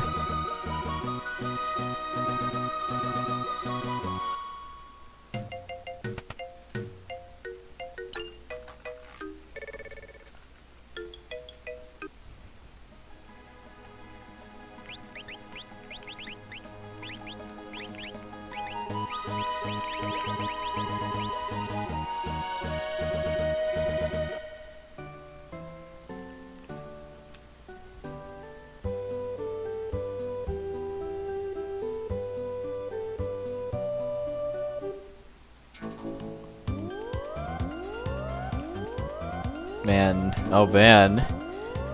I remember the days when Vic used to run FF4 with a layout based on the world map that came with the manual, as I recall.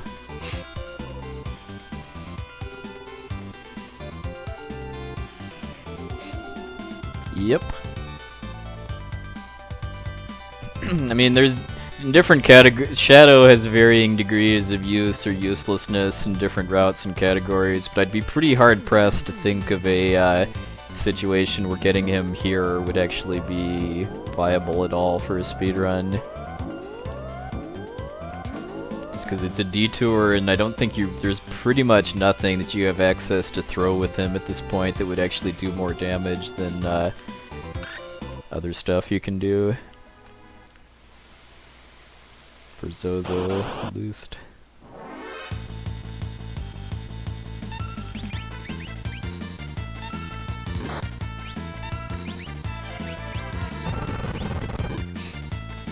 Three hours and 15 minutes. Alright, let's do it. So incoming, what is that? 4:55. Need to PB by, 20 minutes. I think we can do it.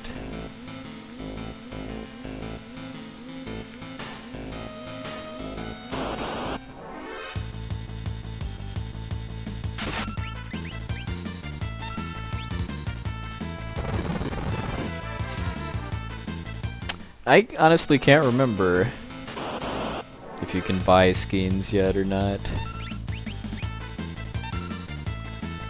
Hey, Crosby.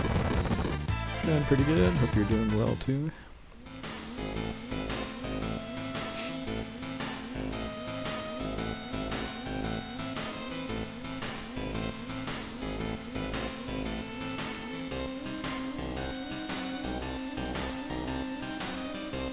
Ah, thanks for the host.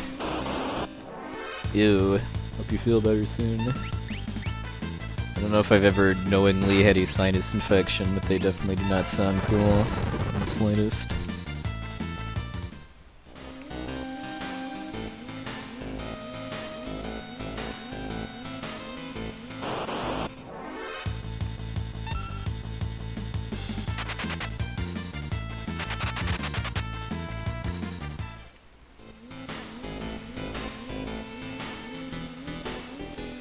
Having skins wouldn't really be useful for Dodaluma though, just because they're more useful for groups than single enemies or bosses. I mean, it's been so long I actually can't even remember how long you get to keep Shadow if you get him in Klingon here, if he leaves after Zozo, or if you can take him into the Opera.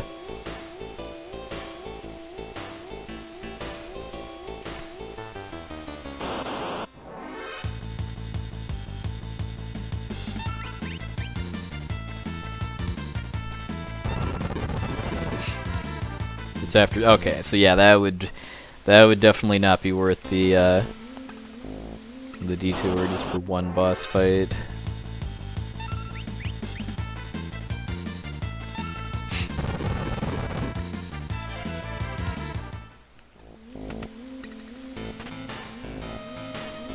I don't think I took any damage.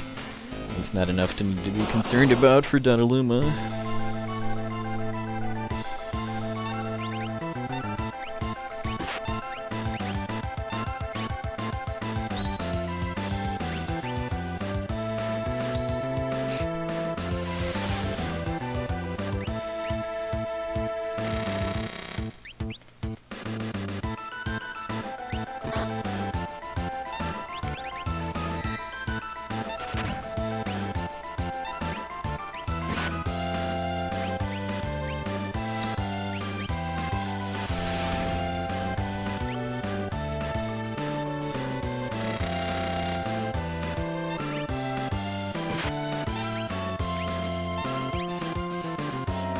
Hey, Nicodemus. Nice, that was really good.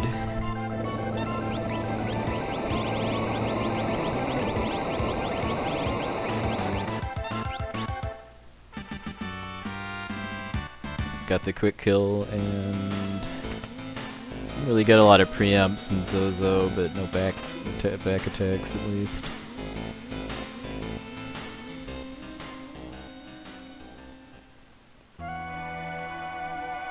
But yeah, Dadalumo is another pretty weak segment in my PB, just because I got the right RNG for the quick kill, but I screwed up the setup and he healed. And Zozo was nothing special either. So this is pretty much how almost all of my runs have gone since my 516 PB, is that I lose time on the first hour and then gain a bunch on the second hour.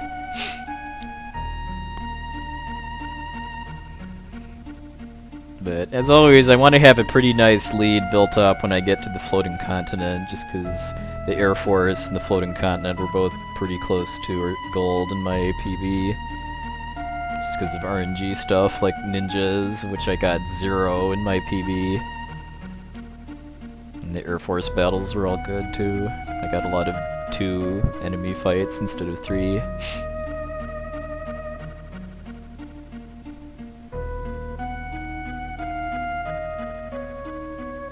Well, I would kind of expect that the last word on this game is the Steam version, or aka the mobile version.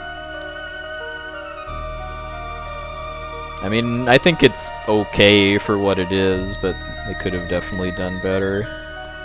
Like, for starters, not drastically changing the artwork style. For the characters, at least. The monsters look really, really good in the PC/mobile version, just because it's the same monster sprites, just upscaled to HD.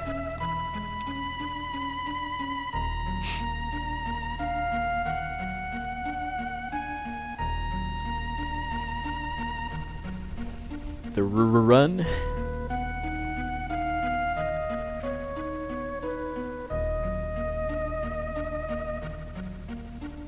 Hey, Gruvius Maximus. That might have been one of the runs that like came close, and then I lost it in the World of Ruins somewhere. I rewatched my PB video a few days ago just to refresh myself on what the good and bad parts of it were. And yeah, the floating continent was just a couple seconds off gold, excuse me, because I got no ninjas and yes, Narapa quick kill.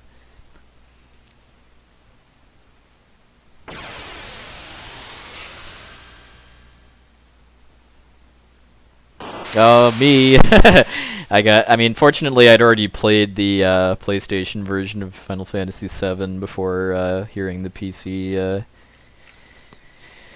audio for the first time, but I know Essentia and Brosentia only had PC FF7 at first, so like their first experience of the game didn't include One-Winged Angel, at least the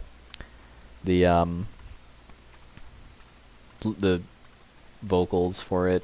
Yes. Talk about real-world politics is 100% unwelcome here.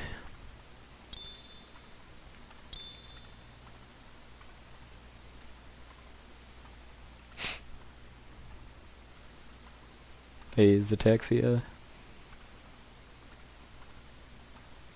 Yeah, he just made it in. He or she just made it into the like an absolutely safe capsule from Mother 3.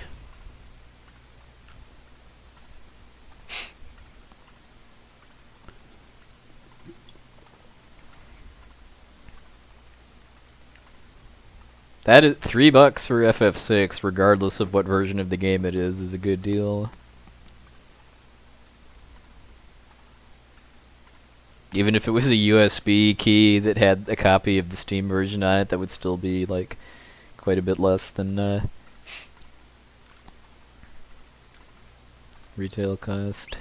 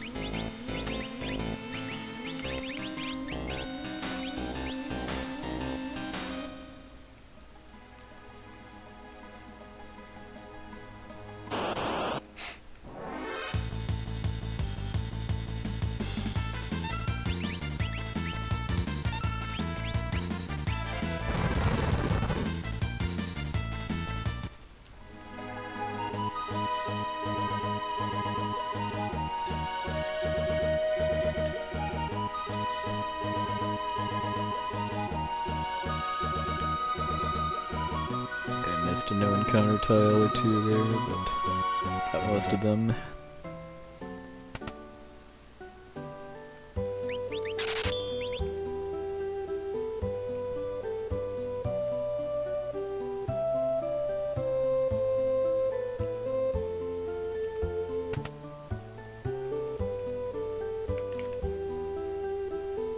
Hey Takaze, good evening sir. Hope you're having a good weekend. Beyond the fact that it's almost over.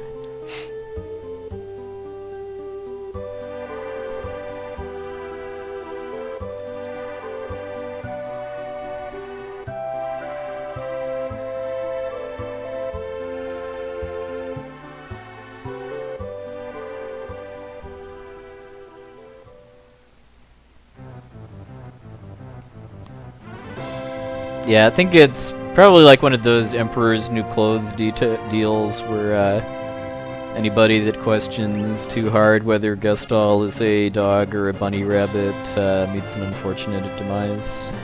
Ooh, vacation. Nice, nice, nice.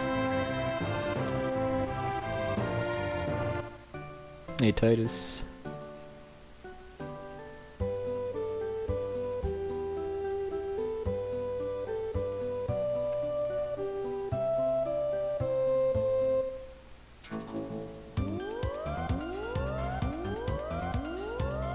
I'm gonna double check before I go to bed, but I'm pretty sure that I do not have tomorrow off. Hey, Scrivener, good evening, sir.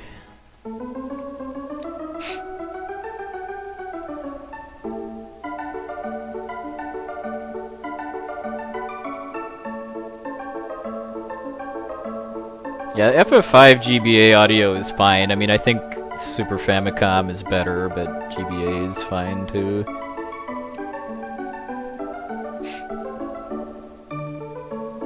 I think the next time I do FF5 4-Job Fiesta and it's not like a race or something where version of the game matters, I'm going to do GBA with sound restoration patch on flashcard.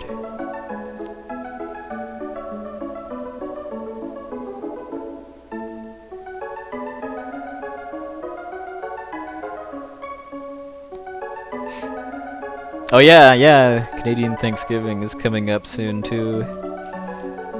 I live in the US, so our Thanksgiving isn't for the better part of 2 months.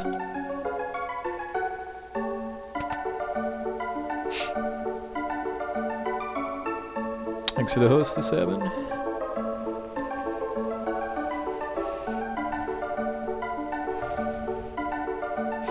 Yeah, and just like with Steam FF6, it did a pretty good job with the monster sprites.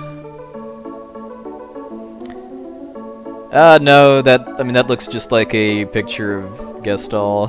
So yeah, that's cool. It's generally a good idea to say something along with putting in a link. I mean, because I'm fine if people use links as long as they're some way relevant and appropriate to the stream, but it's a good idea to say something in addition to putting in the link, just that you don't get mistaken for a spam bot. Hey, this Evan, thanks for the host, sir.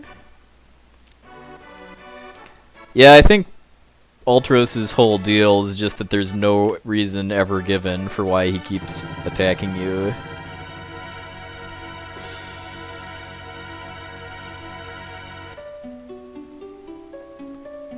Thanks to the host, Nacho, and Toad, and Yaga.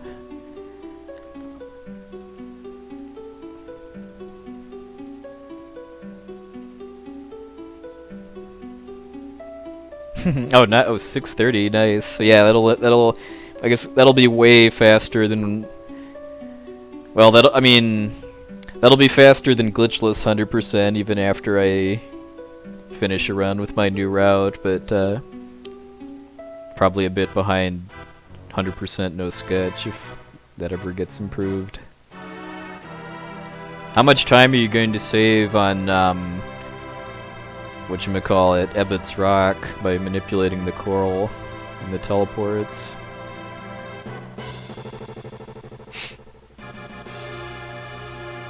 Hype, hype, hype, hype. Hype, hype, hype, hype, hype, hype.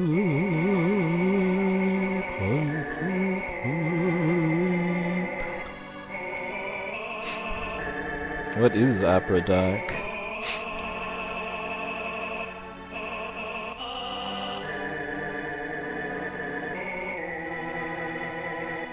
That doesn't really seem like it would take that long to kind of figure out and decent enough the nip route for just even trial and error I would think would probably get you a pretty fast Ebbett's Rock.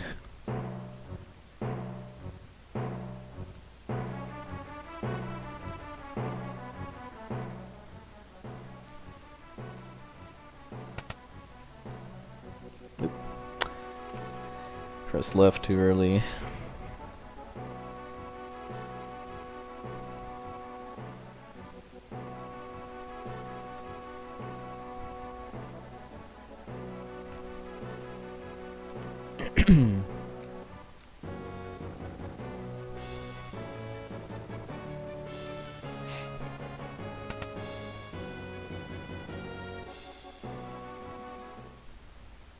We're not going to know if there's going to be any time lost to bark away until the rats.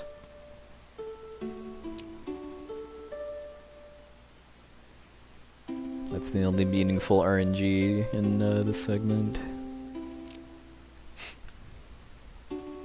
It was alright. It was pretty good in my PB. Not ridiculously so, but pretty darn good.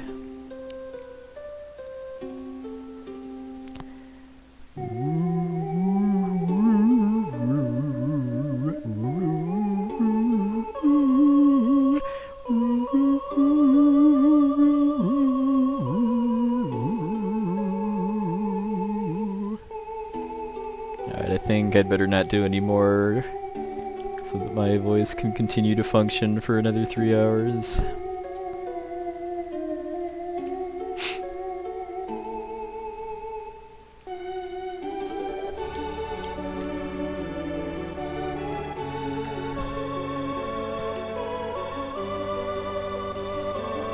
Well, the laughing scene was supposed to be awkward.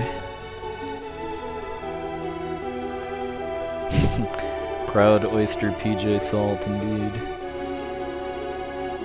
What is Proud Oyster, anyway? I know what PJ Salt is. Oh no, I forgot to press A. Speedrun cancelled.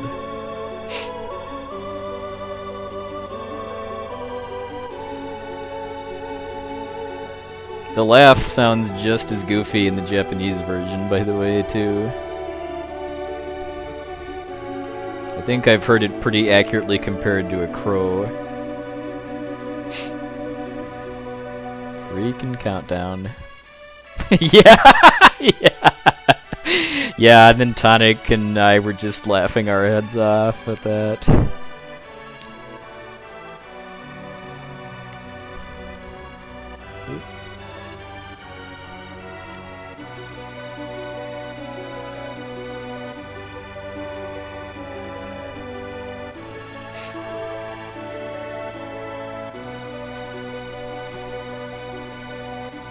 pipe, pipe, pipe, pipe, pipe, pipe, pipe, pipe, pipe, pipe.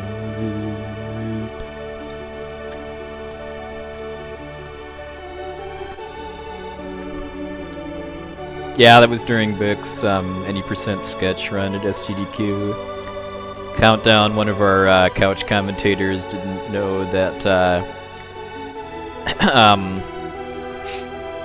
that if you have or basically when you have dialogue prompts during the opera, you do not actually have to confirm it. Basically the game just auto-selects whatever the cursor is pointing at when the music catches up. Wandering Vulture, Dogface,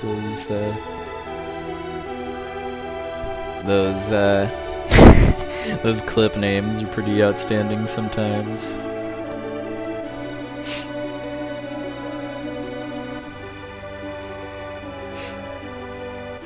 Yeah, another bit of advice too, do not ever post a straw poll link into a Twitch chat with no context, because that's very likely going to get you banned, because that's a pretty common MO for spam bots these days.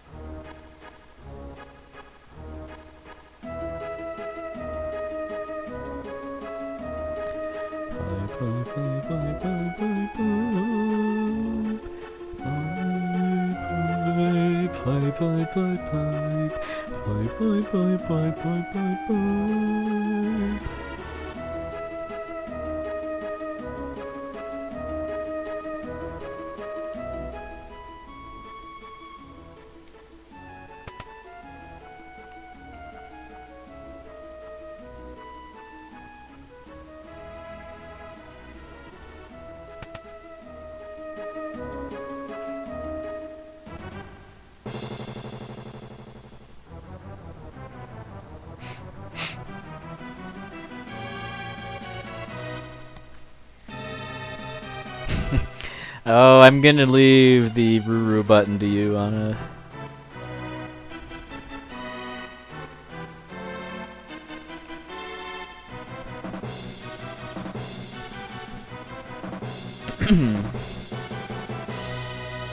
Pillar Lady!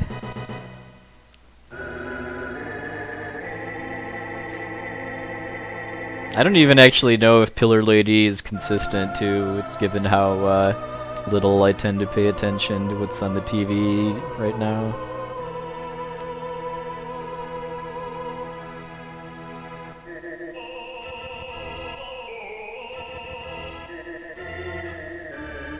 The Ruru button is one of the wrong switches in the right side of the opera balcony. Because the right switch is, or the right switch opens the door to where Ultros is. The wrong ones either make a dog barking sound, which is the Ruru button, turn out the lights in the opera house, or create a pit under you that makes you drop onto the stage. The latter of which you need to use in order to fight Dirt Dragon in the World of Ruin. Yeah, Pillar Lady is the final Aeon, I like that.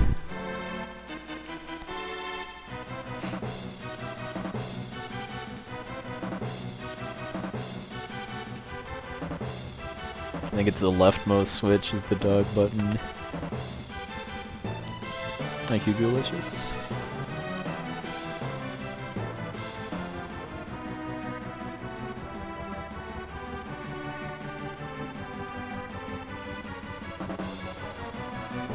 Alright, let's see how the rats are tonight. That's not a good start. It's a 3-pack.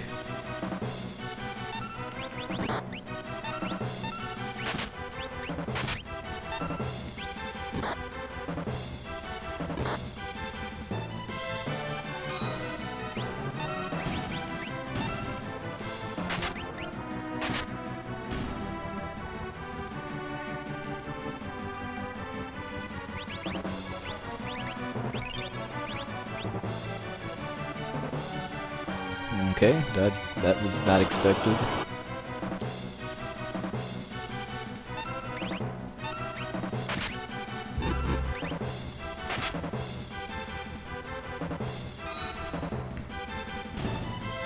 Killed the left one by exact count too, 299 HP.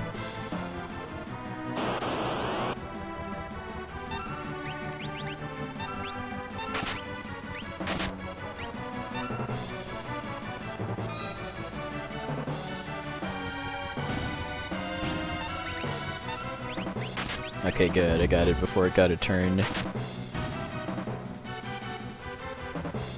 Alright, so only 3 rats, and well, one was a preempt and one was a pincer, so that probably kind of equalizes for the most part. I was really shocked that I dodged the second one though, just because, I mean, just like the flames in the burning house, they all follow the same rules. Hey, Void! Yeah! Past hour of this run's been going pretty well.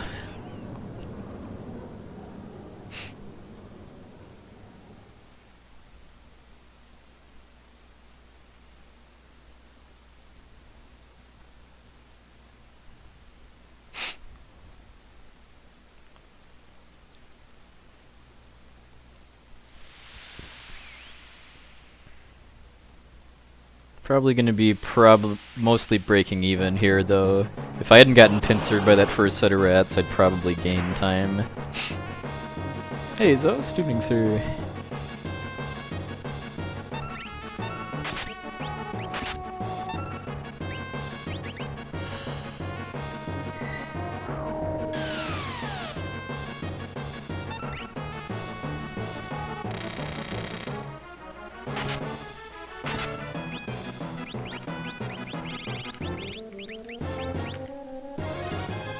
Hey! Actually gained time, mostly just thanks to only getting 3 rats instead of 4. That does mean I have to fight something in the Magitech factory to finish learning sleep before number 24, but it's going to be faster than fighting a 4th set of rats.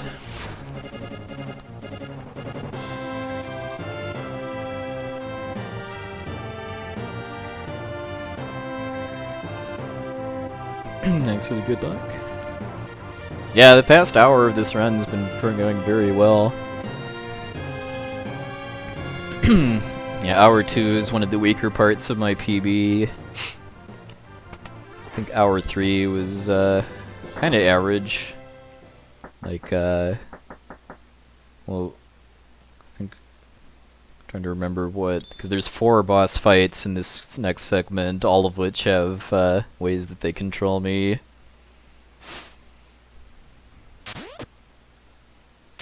What am I drinking? Vanilla Coke Zero.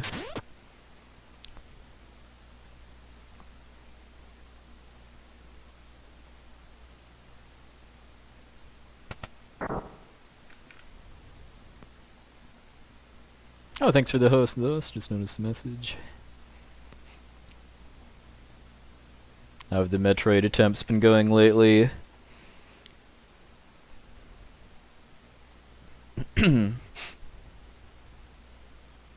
What's my opinion? I mean, as far as like which are the most optimized, or which are like the most fun to do runs of, or...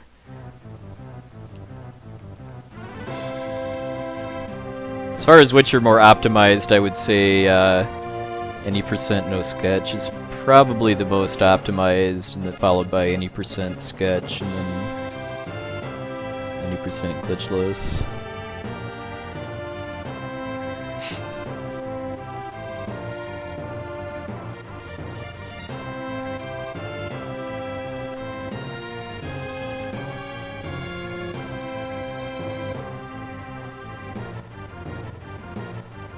Oh wow, I just noticed I've got the viewer count jumped up quite a bit lately. Thanks everybody so much for keeping me company. Yeah, I'm a Twitch partner, but I've currently opted out of the sub button. When I got Twitch partnership, actually, that was back in the day when only people like Siglemic could get partner. Or, I'm sorry, I could get sub button. I actually got rejected for it twice before I decided I wasn't interested.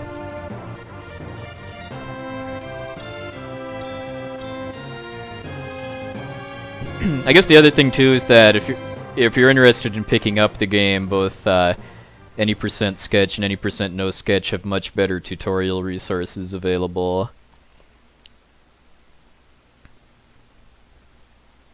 The LCC has some really good guides for both of those categories. Yeah, yes 52 is credits warp. You escape I mean, the optimal route, you escape Narshe, kill yourself 52 times, and then go for a frame perfect trick on the 52nd death in order to trigger the ending. That's been done on the J version already by Eddie, I think the runner's name is. Alright, so for this shopping here, I need to buy some extra smoke bombs since I didn't get the black belt drop. Oh, and when we're talking about sketch, by the way, we're basically talking about memory corruption, because in the 1.0 version of FF6, there's a fairly well-known memory corruption glitch involving Realm's sketch ability.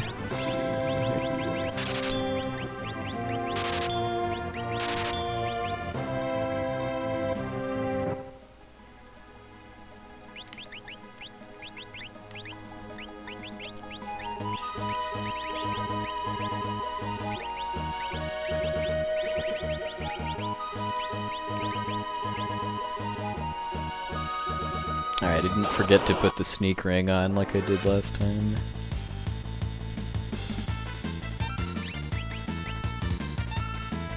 So like the sketch glitch run actually basically plays until you get Realm, and then you skip the whole rest of the game effectively until entering Kefka's tower. Yeah, FF6 100% is all characters and espers, which really only adds about an extra hour and 15 minutes over whatever base any % category rule set you're using. Like, I've only run glitchless 100%, and my current PB for that is 652, and that can get below 630 if I actually did some more runs with my newer strats.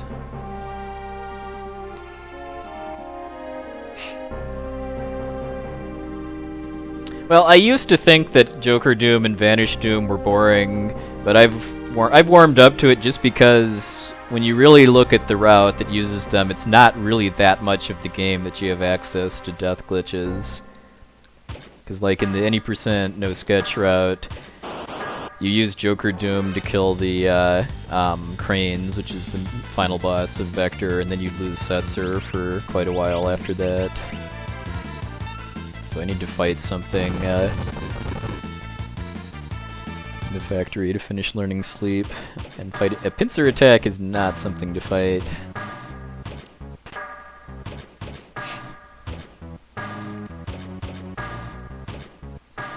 Well, anytime I've ever complained about wrong warps in DKC2, usually somebody in my chat tells me I should run 102% instead.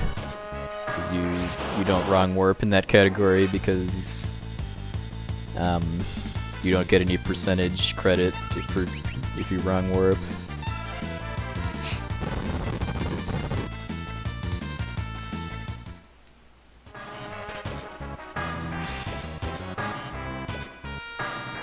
But, I mean, I always just say, I mean, not that I'm like a terribly good resource on DKC2, but I would just say not to really bother with anything other than Brambler until at least you have like a sub 50 or so. Just because being able to get through stages without dying or losing lots of time from other means is what it's all about when you're still getting better at the run.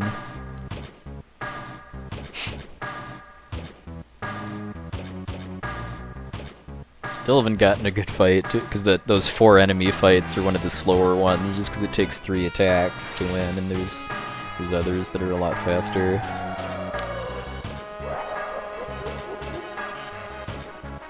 Yeah, for quite a while my strat was that I would make one attempt at Rambler, and if I failed I would just go on Warpless. I've gotten better enough at it that it's worth my while to go for it multiple times. Just quick check. Okay.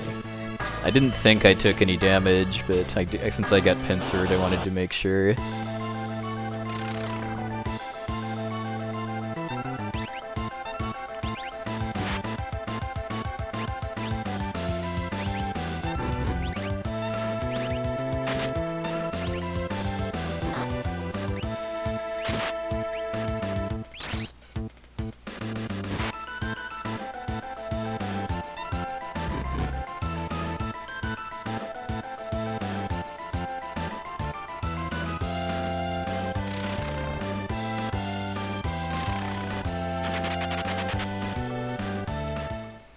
Yeah, most of the, like, character personal commands can cause ATB weight. I think the main one that can't is Sword Tech.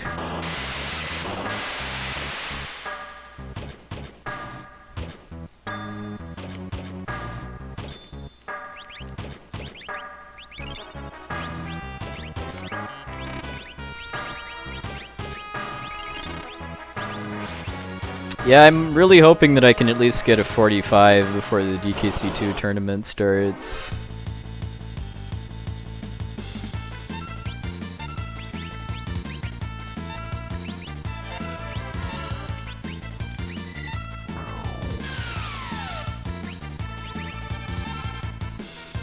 Oh wait, that didn't... I guess it has to... It's been long enough that I forgot that it has to be, I'm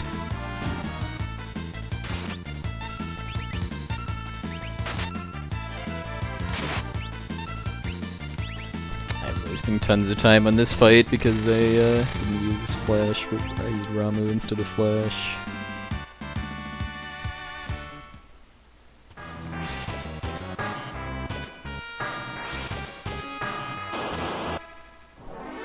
It's just been so long since I've gotten 3 rats that even though I grinded out every possible encounter formation here for how to win them fast, I forgot that it's Flash instead of Ramuh for Pipsqueaks.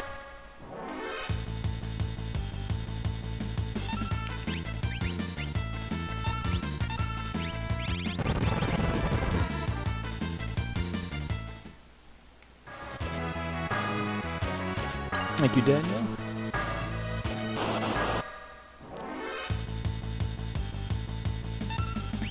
Well, yeah, that would have been faster if I'd have done it properly. It would have been faster than rats.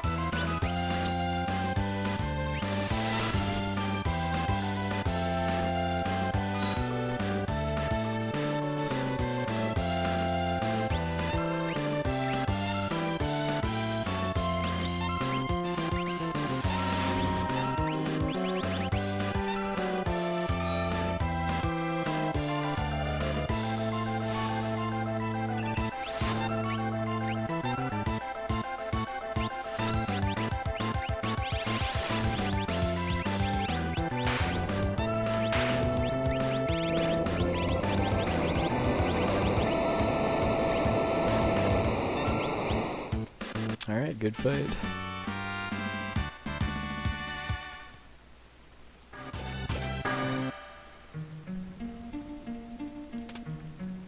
So 2 bosses down, 2 to go. I mean, every one of them control me in some manner, and I've got the Ivrid and Shiva, and number 24 did not do so.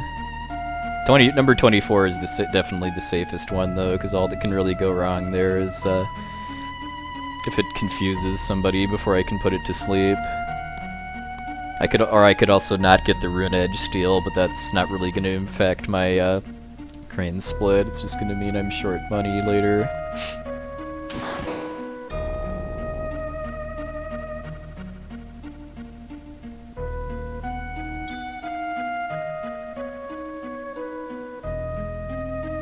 I don't think Farrell ran DKC2 for very long. Like, it was only like a month or two before he quit. The fact that he was able to get a 45 that quickly definitely meant he grinded it pretty hard during that month, or however long it was, though. Because I've been running it off and on for almost 2 years now, and I still only have a high 46. And it's only recently that even getting somewhat consistent sub-50s has been a thing.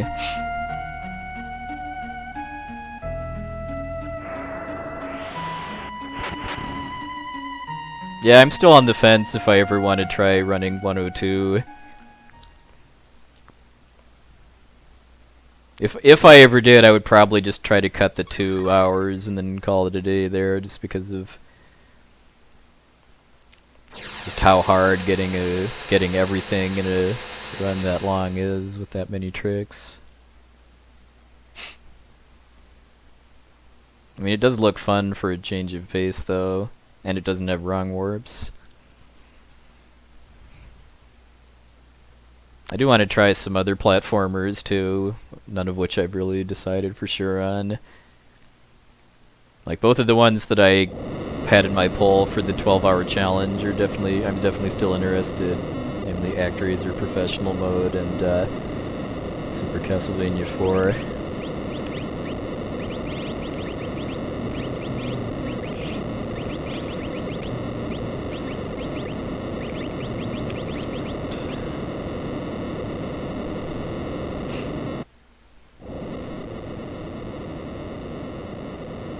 Yeah. Yeah, yeah, that's the thing with any game too. I mean, like, even for this game too, I mean, I try to, even though I run the J version too and I want to get a better time at it, there's enough differences in the menus and fights and stuff that it tends to just make me screw up more if I try to bounce back and forth between English and J. How many people are in the DKC2 any percent tournament? Last I checked, it was like over 60 or so, which kind of feels like it might be on pace for like a new record, I guess, as far as the speedrun tournaments. Which is really cool.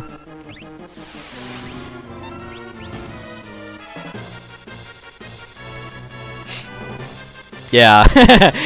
Yeah, time for some not so glorious mode 7. Yeah, the tournament we had last year for this game up through Kefka and Arsh was pretty popular too. I don't think it cracked 100, but it was definitely pretty high.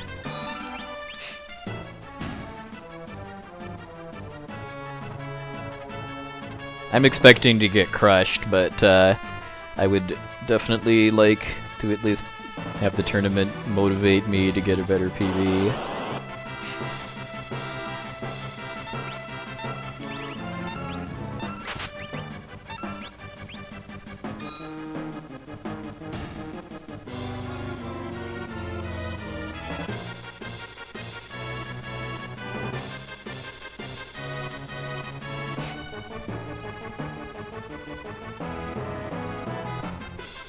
I think I've already cut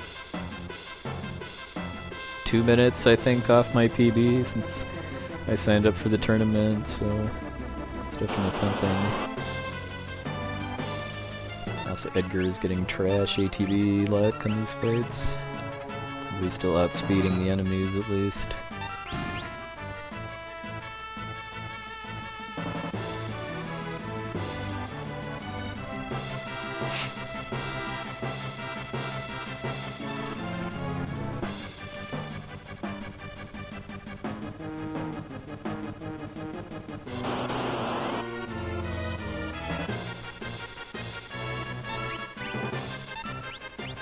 was planning on streaming DKC2 on Friday night, but then got an unexpected call from a friend that used to live near me that was back in town, wanted to meet for dinner, so I did that instead.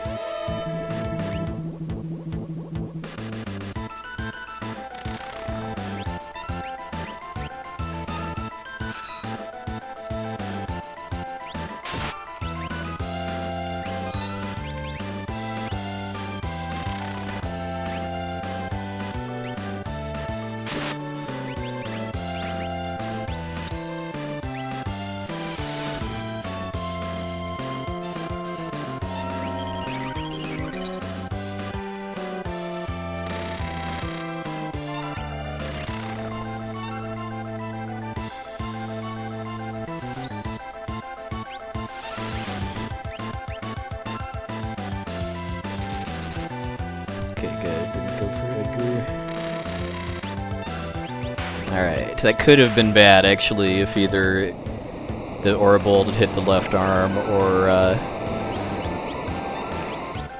Edgar had gotten paralyzed by that net. Or if Edgar had gotten paralyzed and then Sabin had targeted the arm with my next aura bolt.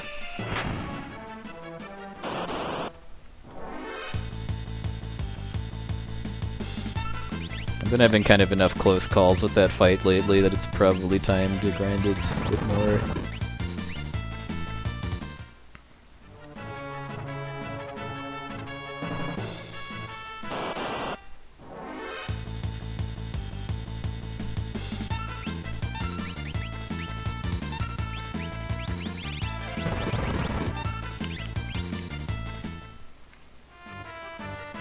Just speaking from my own experience, I definitely recommend DKC2 as a speed game. It's a very cool platformer that doesn't have any like steep barriers to entry to just finish a run at all. I mean, it's got insanely hard tricks, but none of them are required in order to finish a run and have it still feel like you're playing the game fast.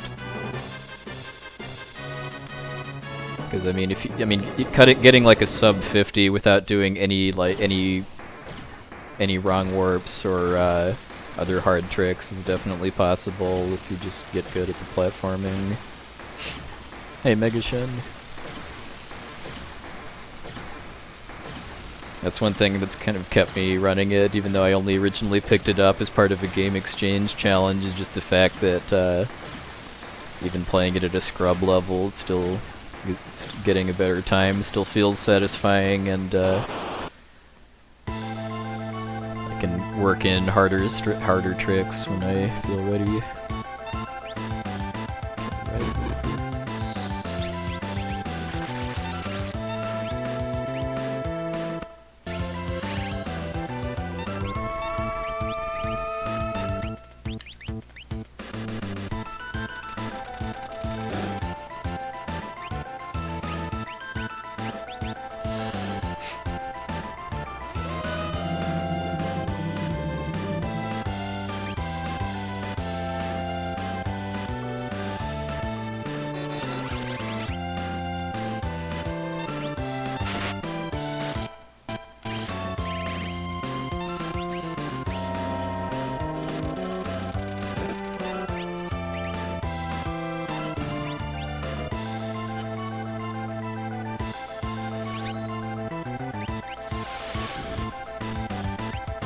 Alright, that was a really good fight. If I hadn't derped around so much with the that Pipsqueak general fight, I would have gained time there for sure. So yeah, pretty much all of the boss fights in the Magitech factory went pretty well. Like I said, number 128 could have gone poorly if the RNG had been a little worse, but let me continue. Well, yeah, and actually, even though I just rewatched it now, I can't remember if my PB got 3 rats or 4. Because if my PB got 4, then I I would have naturally lost a bit of time on this split because of fighting something, even if the fight had gone well. Hey, Sakatana.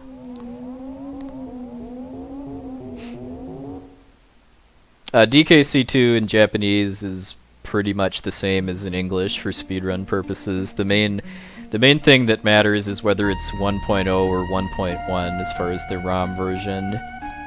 That's something you can tell from looking at embossed numbers on the back of the cart, too. If it just has like 0, 9, or just 2 numbers, that means it's 1.0, and if it has the letter A afterwards, then it's 1.1. 1.1 is the preferred version for any percent, and 1.0 for 102%.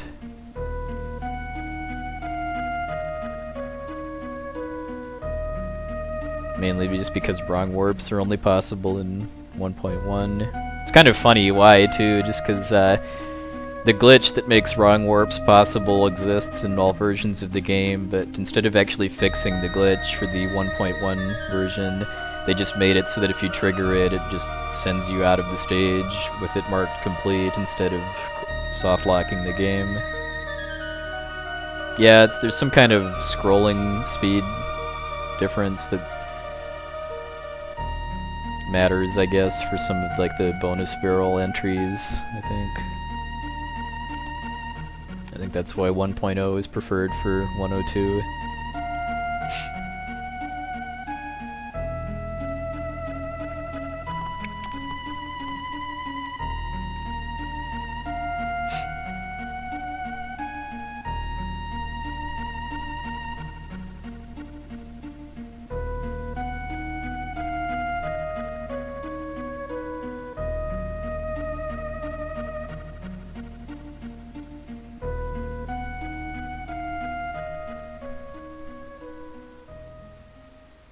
Okay, so once I'm out of these cutscenes, the main factors that are going to affect this next split is how quickly I can manipulate the Zone Seek auction, and just how many times I get hit during the fights in the Sealed Gate Cave and have to heal.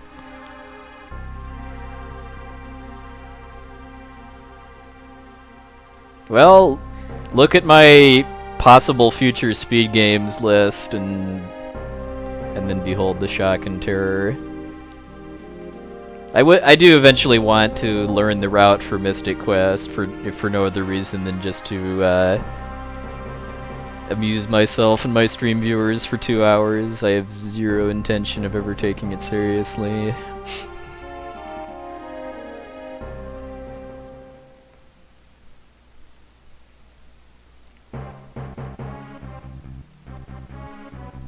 Yeah, I want to improve my Kingdom Hearts 2 PB at some point.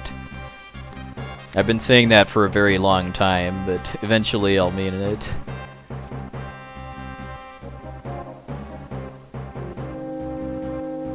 It's probably still going to be a while though, just because whenever I wrap up one of my active speed projects, then it's probably going to be time for Illusion of Gaia 100%.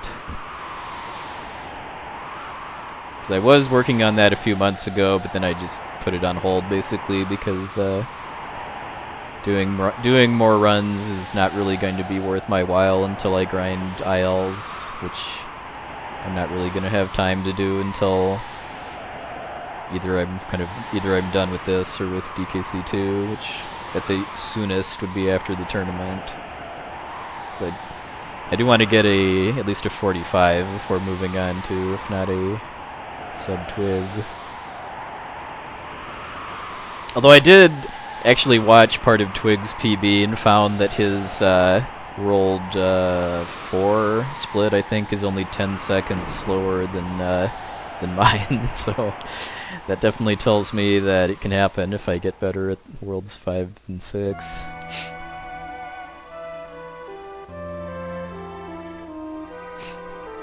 Oh, the race gauntlet. That is so tempting.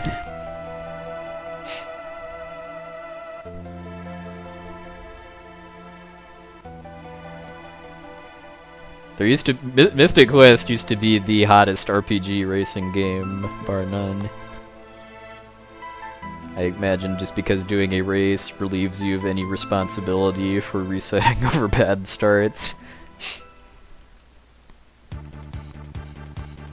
Yeah, I mean, I lost some time in the Magitech factory just from screwing up the encounter for learning sleep, but all of the boss fights went pretty well.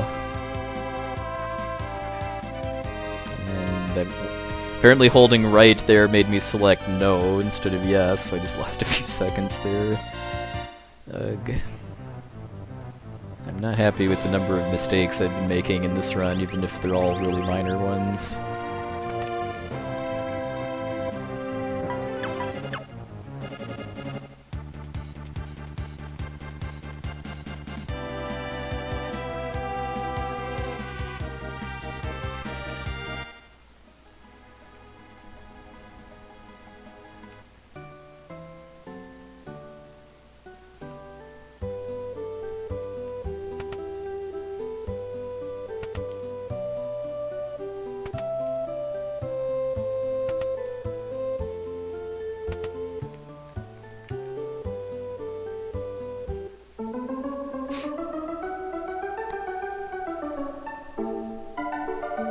Oh man, that was really, really fast.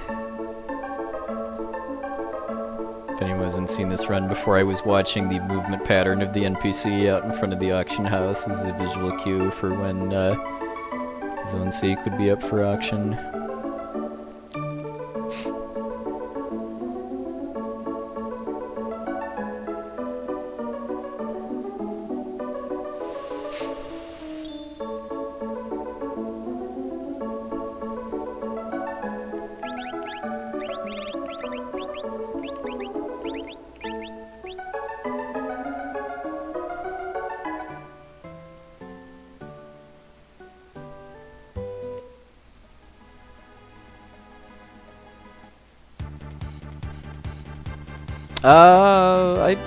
As far as the auction, I want to say yes, because I've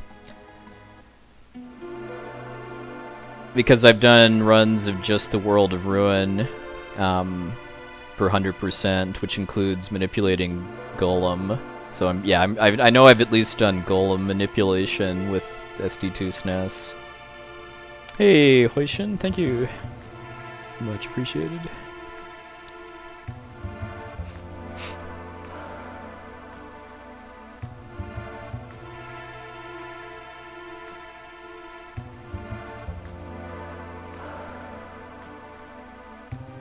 I mean, I know the manipulation matters based on how many characters you have in your party, although I'm not sure if that matters in the world of balance.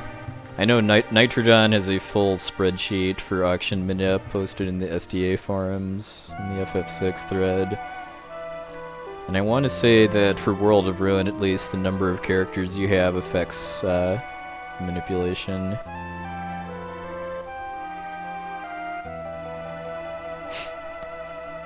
Hey, Baron von Bowser.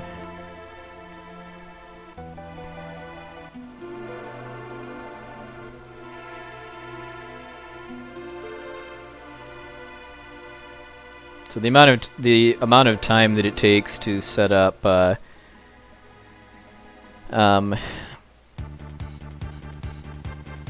getting Zone Seek is random effect, even though I'm manipulating it in the sense that I'm just figuring out when I'm in the right part of the RNG loop in order to get Zone Seek, so how long it takes to get there is going to vary from run to run, and that was really, really fast.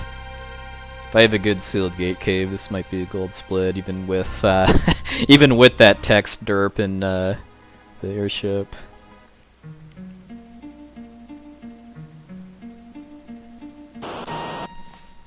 Have a good night, Boa Transistor.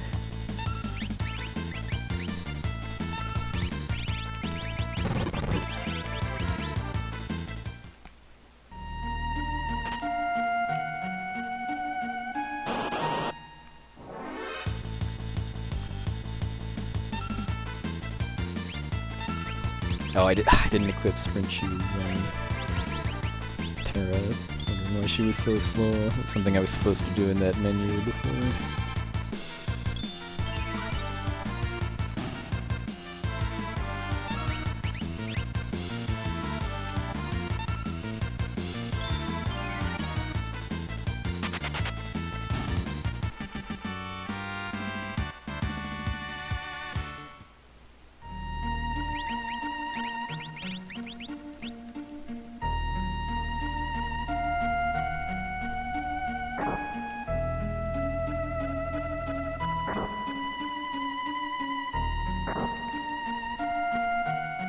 keep meaning to look at this room on an emulator too and see how the threat goes up too, just because sometimes I get encounters just in the middle of bridge cycles when I'm not actually moving.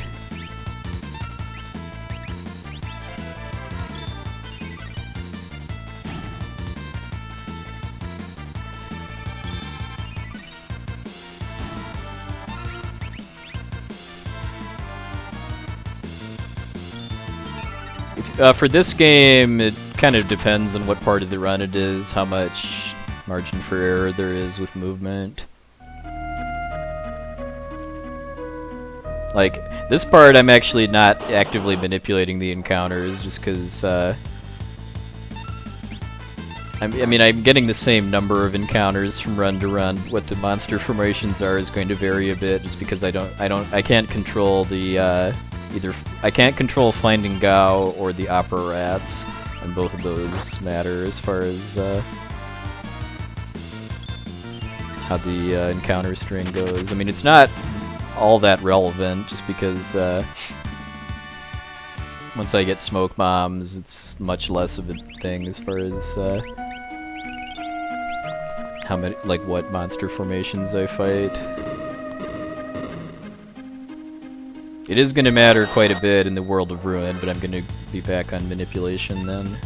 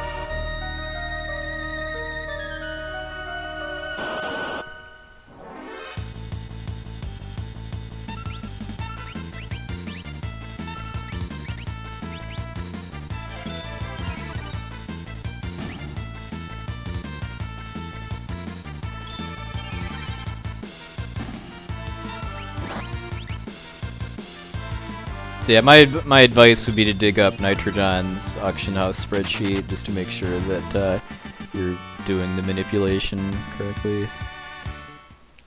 Because I do know for a fact that I've done Golem manipulation on my SD2 SNES card, so I highly doubt that the platform really matters as far as manipulation.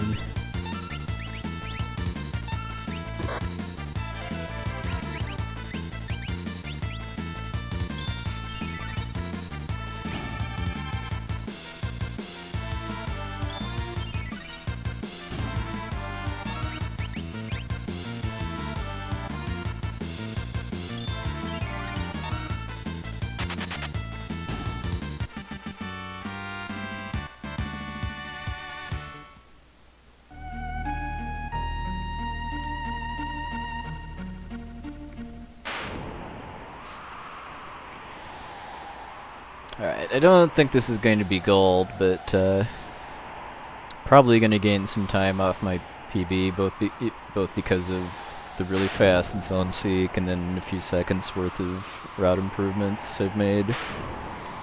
Mostly to movement, but also to menuing.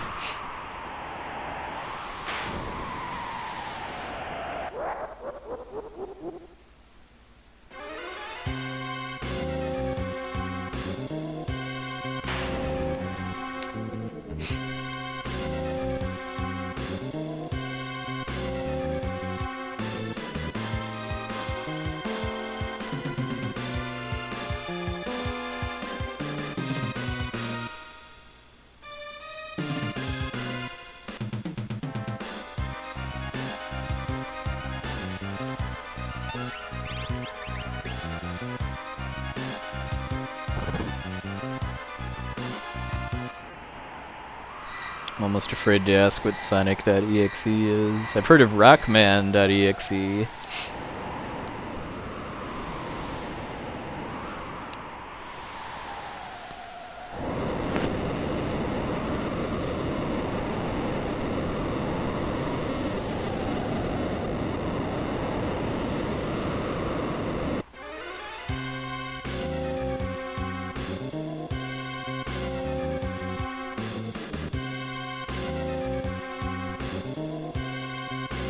A creepypasta, yeah, enough said then.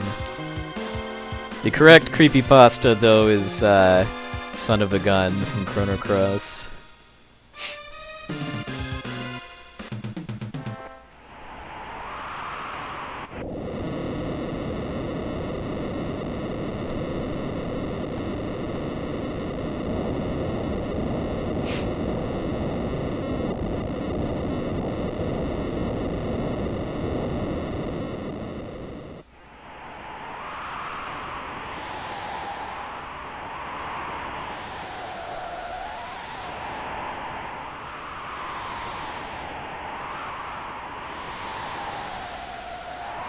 This would be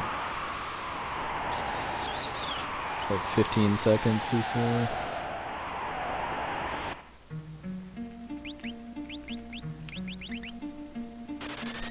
Because I forgot to move the warp stones up in my inventory during one of the Magitech factory bosses.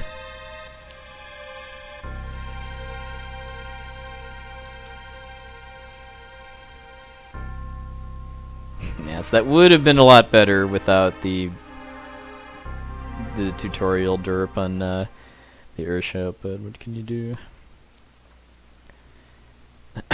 Well, I can't even claim that was manipulation for the auction house, just because the RNG for the auction house isn't actually changing during the cutscene on the airship.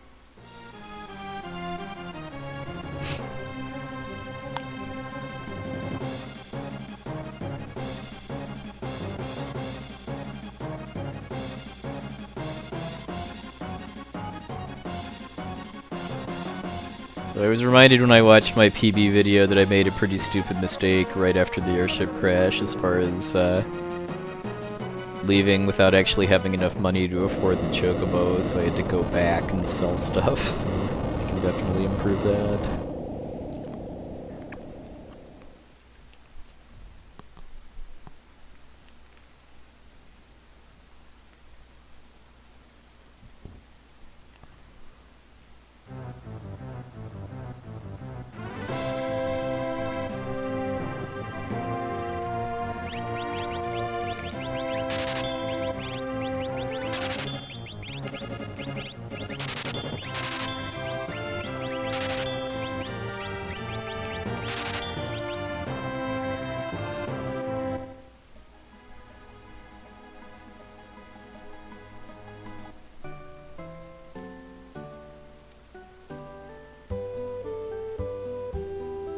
Hey, there's Zeta. Good morning, sir.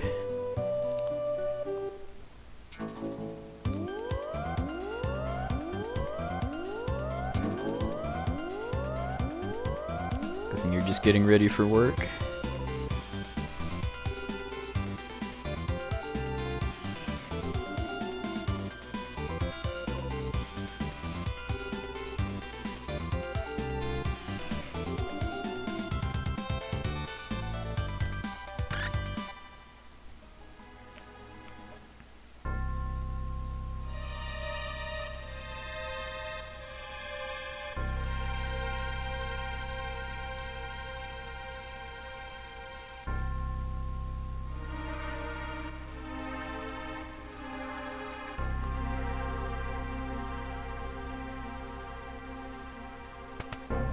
Time to save about a third of a second. Yay! By despawning that red guard.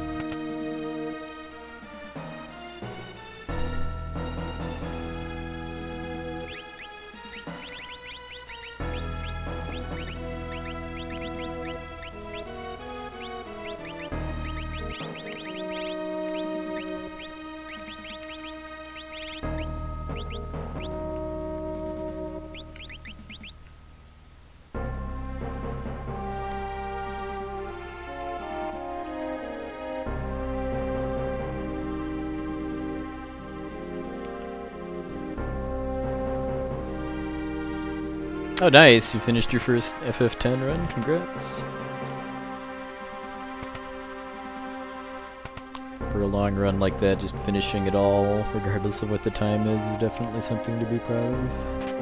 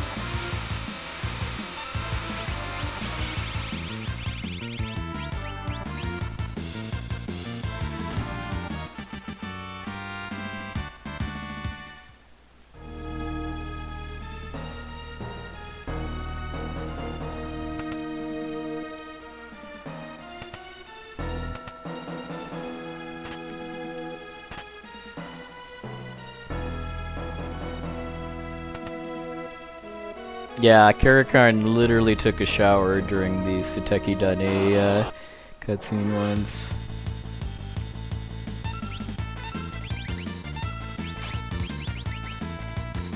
Back when that was his main speed game.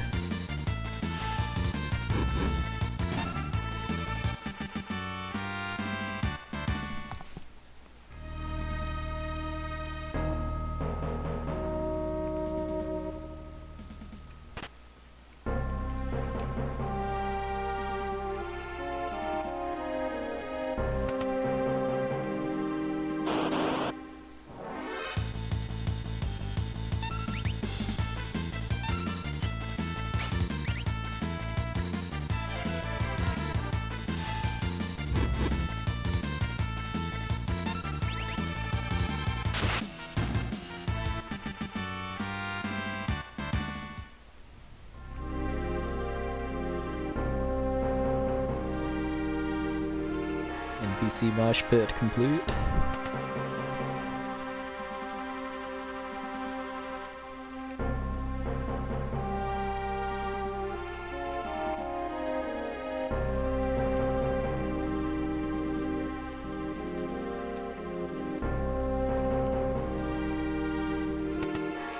Oh, I missed a guy. Extra screen transition.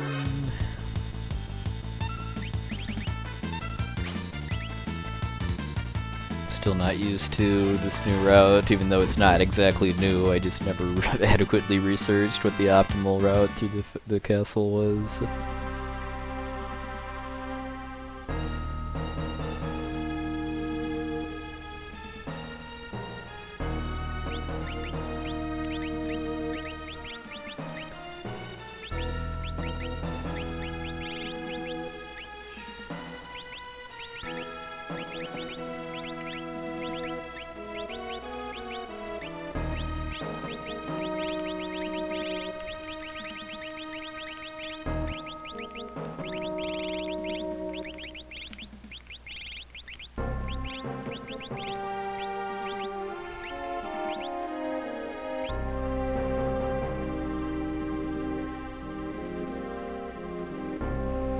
Also working on trying to really optimize what I do with my like 20 to 30 seconds of extra menu time there, as far as just kind of shuffling stuff around to start trying to get ready for the grand shopping spree in Thamasa.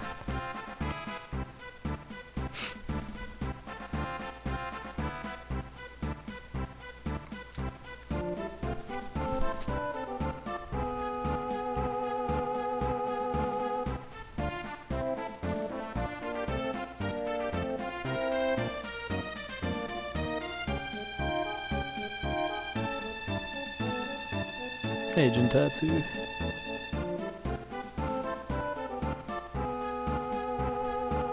Alright, good night, MS Kane.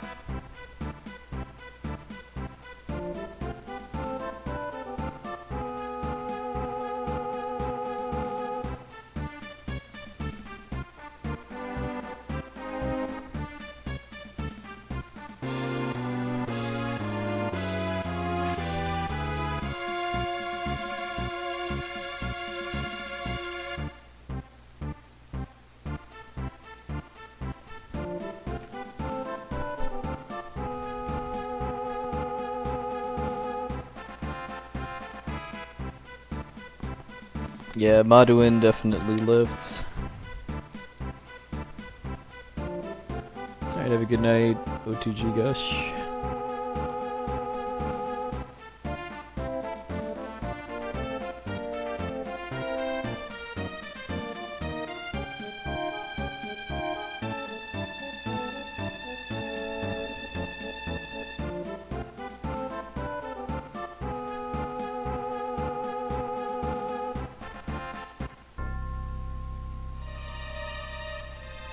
Ah, okay.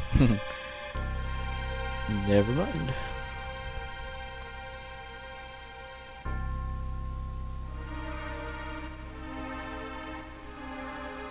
Don't try me, Edgar.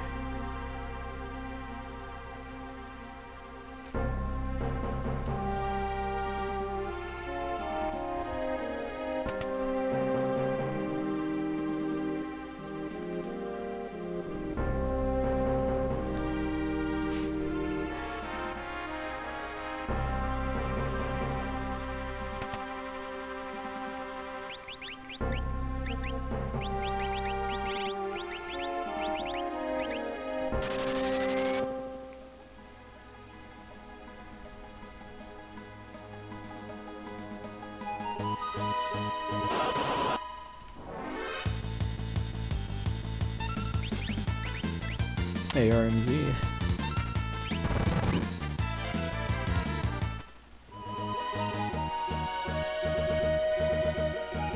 Are we gonna get bugs? One of my favorite enemies. Alright. I just find it amusing that we're this deep into the game and we're just now running into a random monster called Bug. That just always amuses me.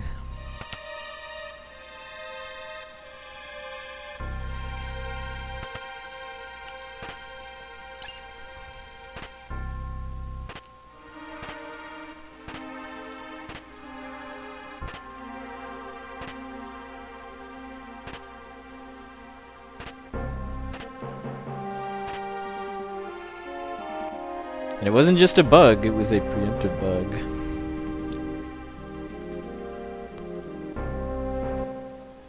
Yeah, not just any bug, but the bug.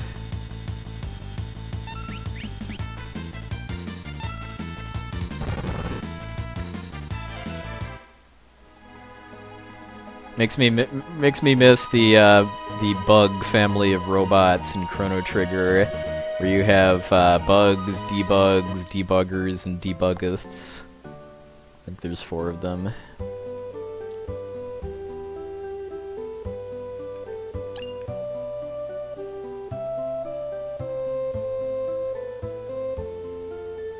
Yeah, and if there was another one past debuggist, then it might have to be the debuggist of them all.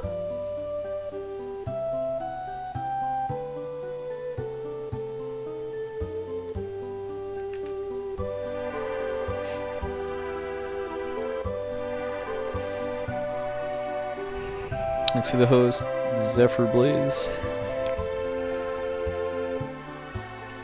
Evil Weevils are pretty OP too.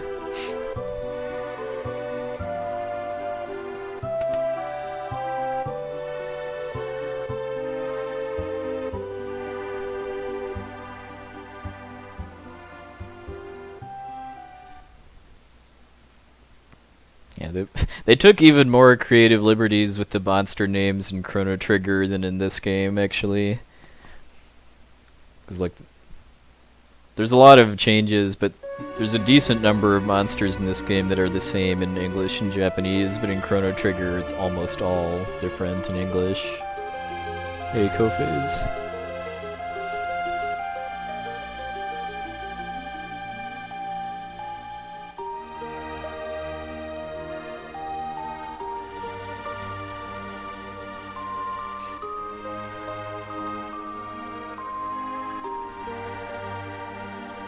Yeah, yeah. Oh, it's the debuggist of them all.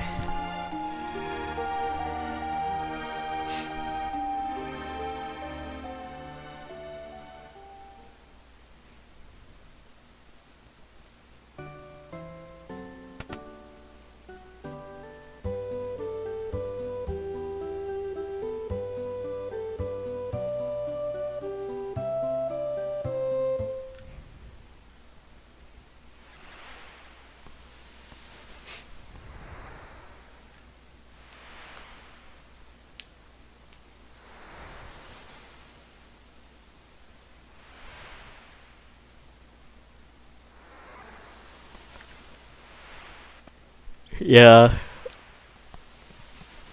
I don't remember what Ralph is called. The Ralph dog enemy is called in Japanese. I mean, because like the Leafer, one of the first and overworld enemies you can run into, is called a Leaf Bunny in the Japanese version, which makes it more obvious what it is. Because as a kid playing this on an RF modulator, I never could actually see what was on top of the killer cabbage for that monster sprite.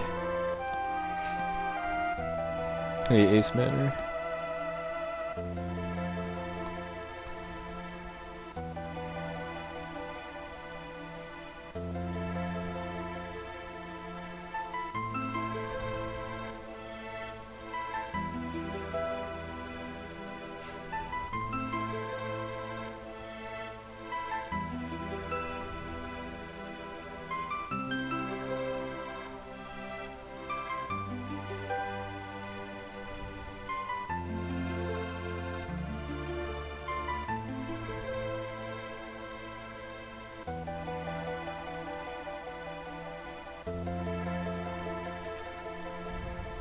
Oh, that sucks.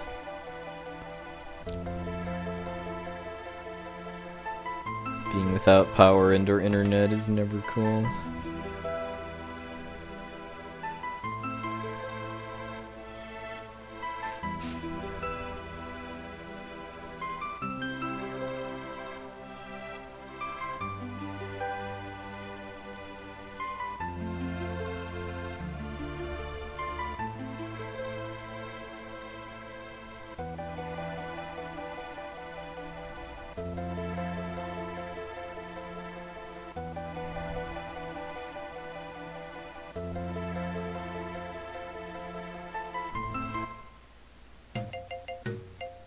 Yeah.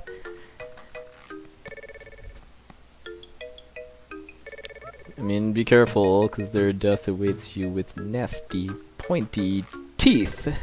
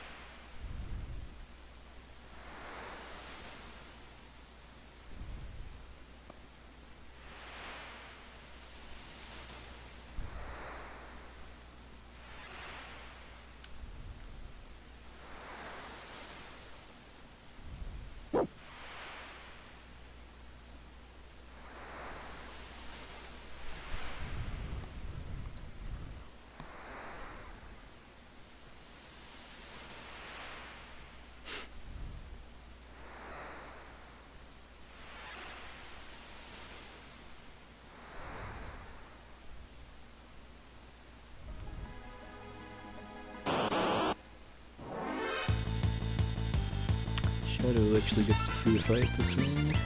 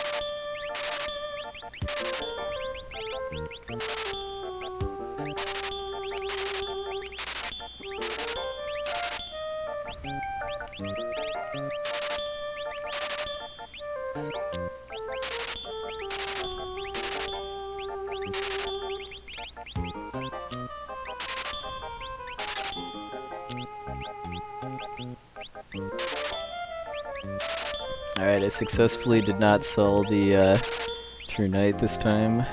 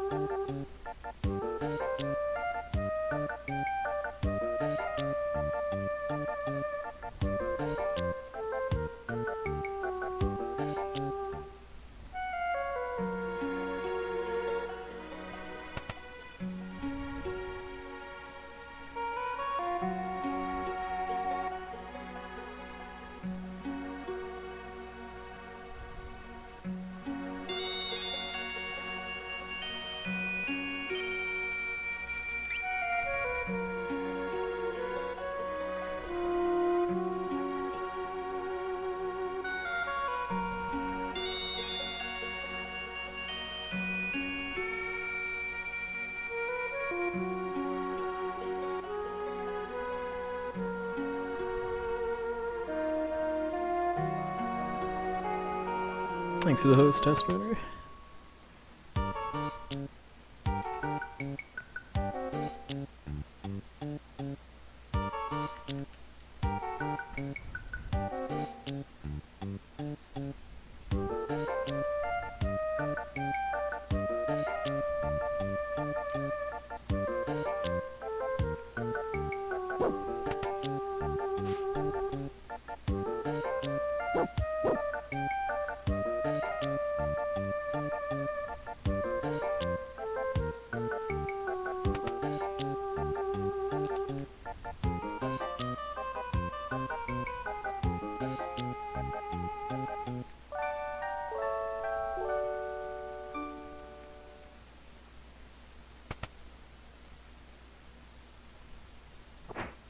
Yeah, hopefully the new one's good.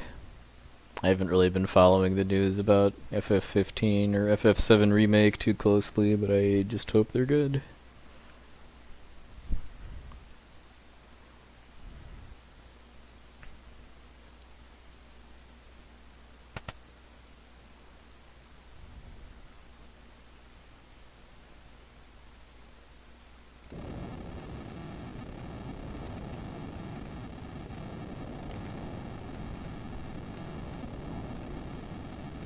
New Final Fantasy games.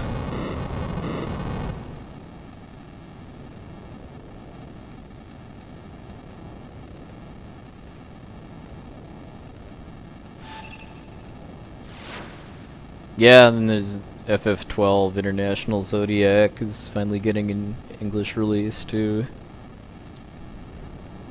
Definitely planning to play that at some point.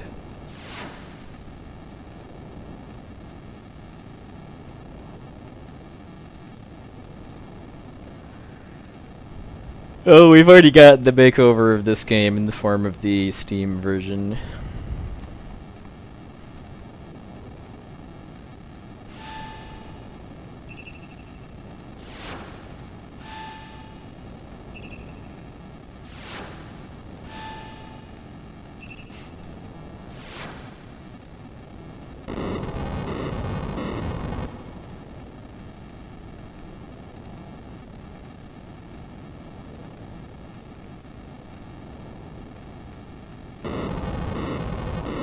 Alright, Firehouse.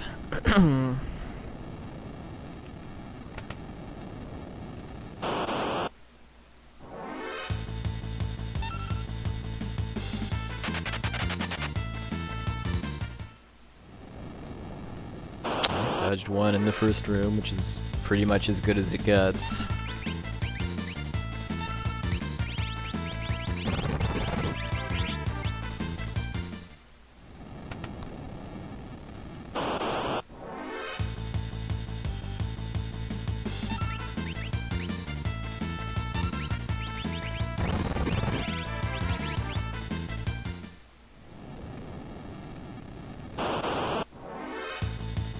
Thought I had that second one there, but it juked me.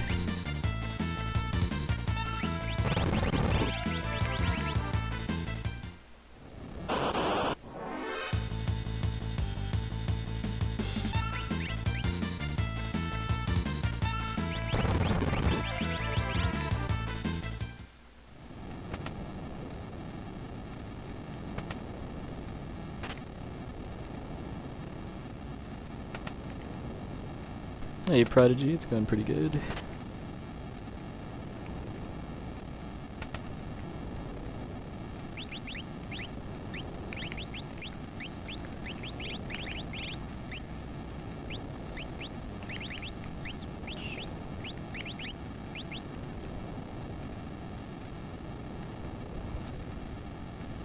Go for it, Titus. Just keep it relevant, please.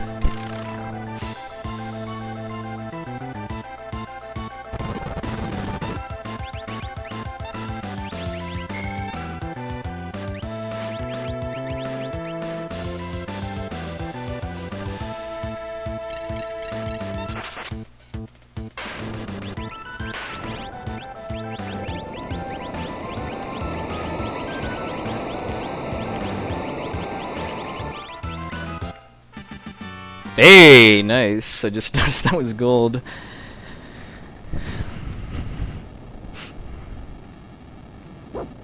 Sadly, I didn't get the Flame Saber Steel though. So I didn't get the Black Belt and I didn't get the Flame Saber, so I really need to get the White Cape from Ultros now to avoid falling off my shopping route.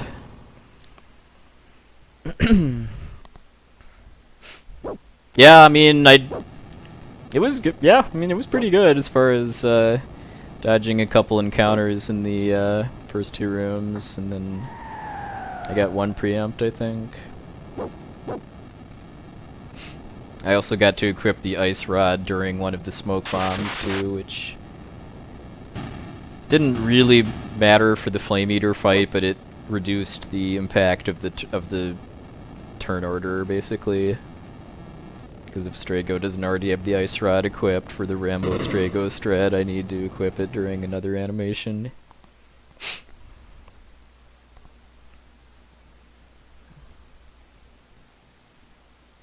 Yeah, I hope this is it.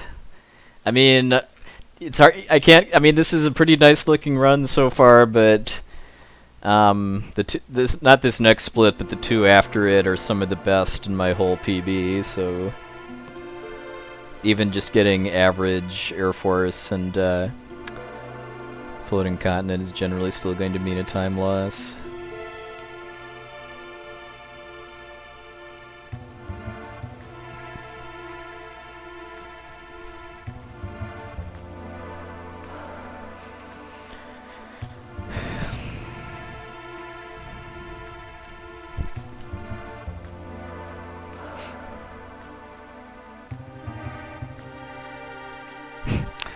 Ugh, the puns, the puns.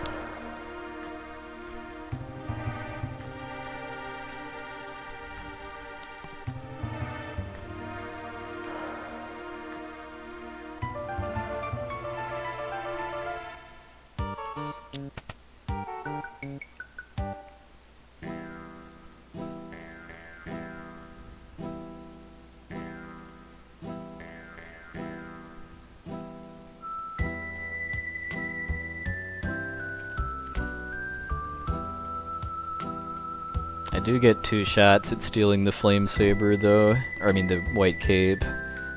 Hopefully, I mean, I'm kind of getting concerned enough about my money situation that, even if it takes a third, I might just go for it, so that I don't have to grind more in the World of Ruin to get money for Pearl Rods.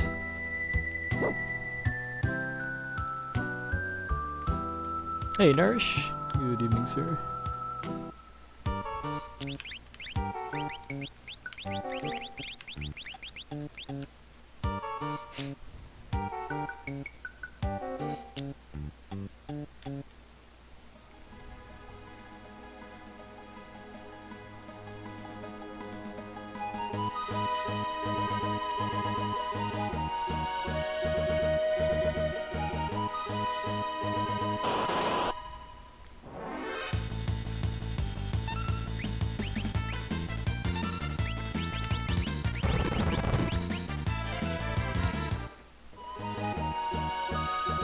Ah, thought I was further over to the right.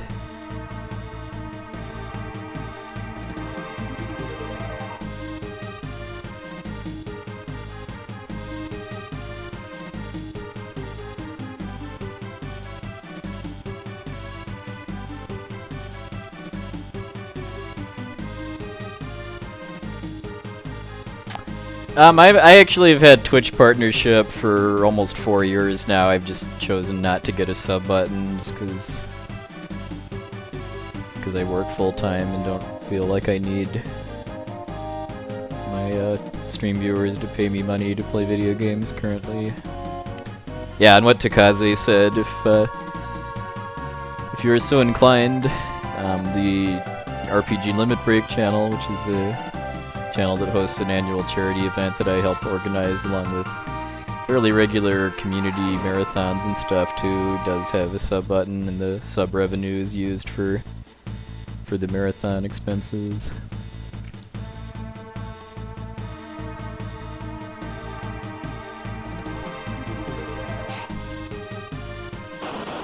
Definitely appreciate the thought though.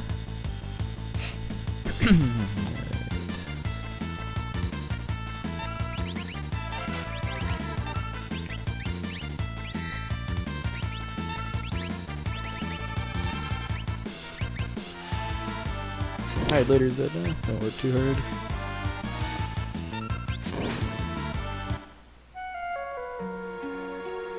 Alright. Hopefully Realm does not have good ATB.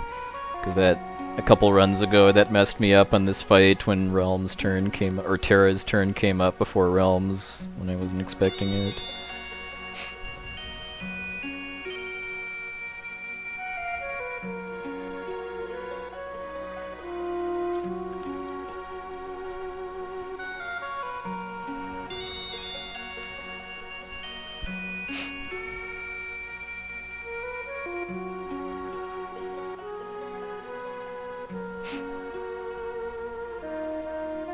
Hey Andy, yes, right in time for your favorite.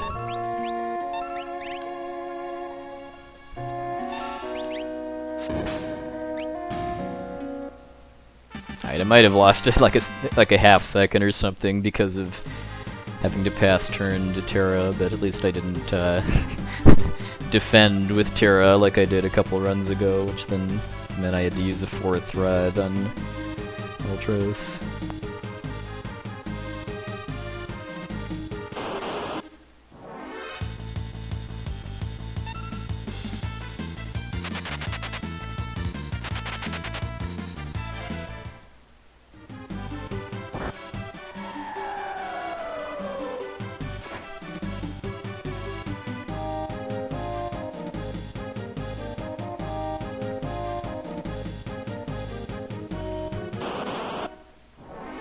Hey, Cash Override. Slurm! Oops. Just as fun to run from as it is to say.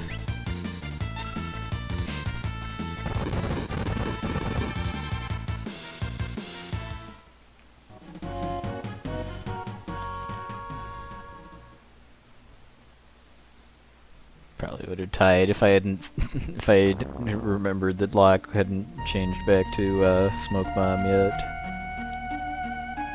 Alright, well, regulars of my stream know what time it is. How's everybody doing tonight? How was your weekend? Stuff like that, because we've got about a little over 10 minutes of cutscenes before actually getting to speedrun again. The amount of lag that the smoke bomb creates is based on how many sprites are on the screen, just because like that one there were 5 enemies and then 4 of my characters. I'm not 100% confident that the number of enemies matters, but the number of your characters definitely does, because it affects how many smoke bomb animations the game needs to do. Mine was actually pretty busy. In good ways too. Had a friend that used to live down the street from me, and then moved, come back for work stuff, and met him for dinner on Friday. Had dinner with some relatives that were in town today. I finished 100%ing a Scapegoat 2 yesterday.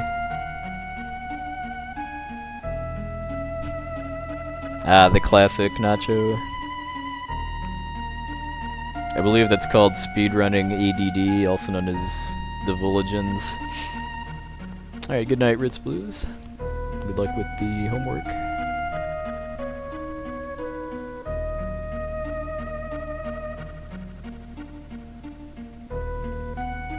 Okay, so yeah, reminder that the next 2 splits are very tough to compete with, just because of how good the RNG was and against the Air Force and then on the Floating Continent. I've got better strats for the Gigantos fight on the Floating Continent now that in some cases can mean I save up to 10 seconds, but my PB got 0 ninjas.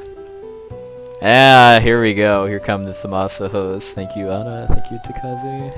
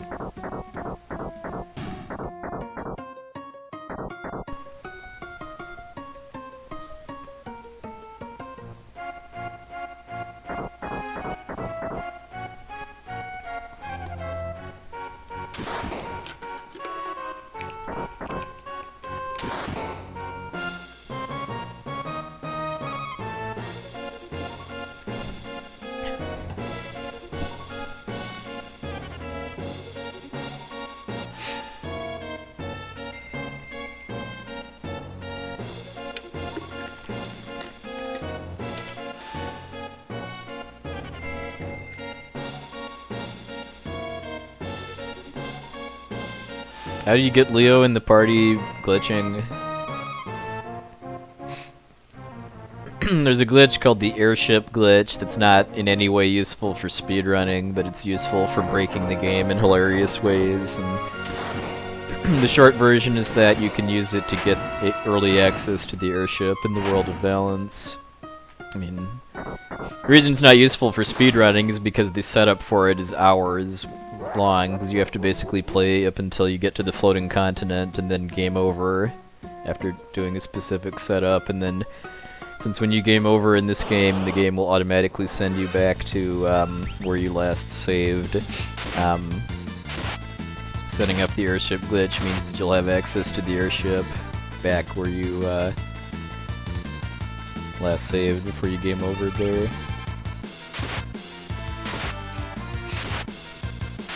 So I know that using the airship glitch in some way that I don't remember offhand, you can get Leo permanently in your party. I want to say it involves just messing with the guest character slots, just because like Bannon and Leo share a character slot. Like that's why I'm able to get Leo into the front row without having to go into the menu. Basically, if I have Bannon in the front row when he leaves me, that then makes Leo join in the front row.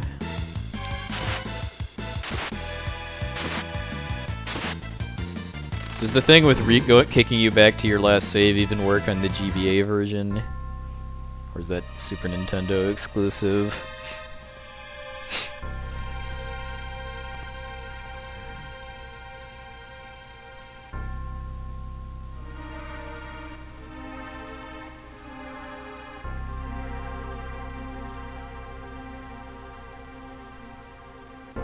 Oh, okay, cool.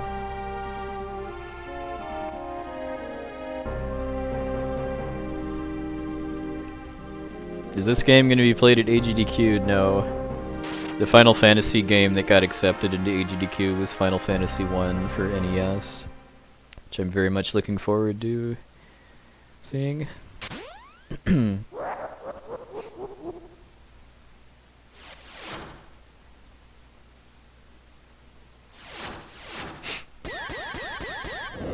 Given that it's Gyre and Feasel, I have absolutely zero intent to ask to be on couch for that, because there's nothing of value that I could contribute to FF1 with those two guys doing it.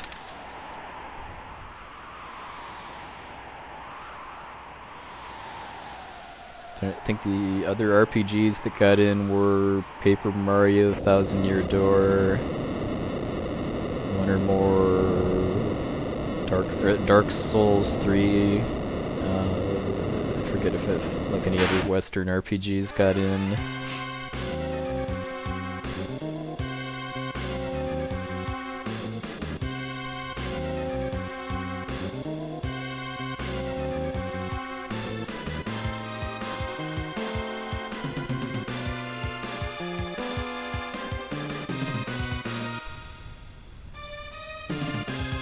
Personally, I'll be a little surprised if FF1 is the marathon finale, given that it just kind of, to me, for a marathon, is more the flavor of kind of a chill late night run than a finale, but who knows.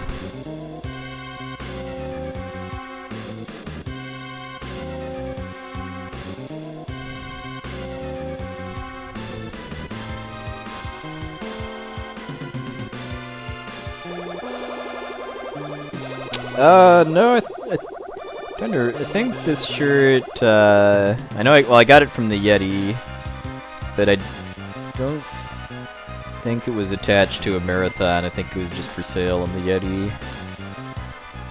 I think that's Bubbles Del Fuego's specialty, actually, is Bethesda Western RPGs, which are all glitchy, broken messes.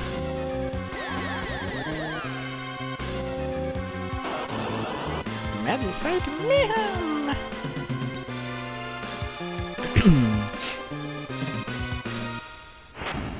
One hit by Rediford.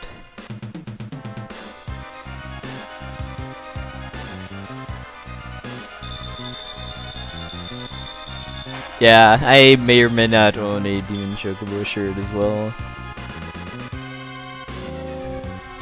Let's seemed like, if nothing else, it seemed like a solid investment for possible future runs of this game at charity marathons. Well, I mean, people have been requesting in like feedback discussions and stuff, have been requesting a Super Metroid finale for GDQ for quite a while, but personally, I'm just kind of skeptical if that's really a good idea, just given that, I mean, Super Metroid's a super fast-paced run with tons of technical commentary for the various tricks and stuff, so it's not really going to give the hosts very much time to talk about the end of the marathon and final incentives and stuff.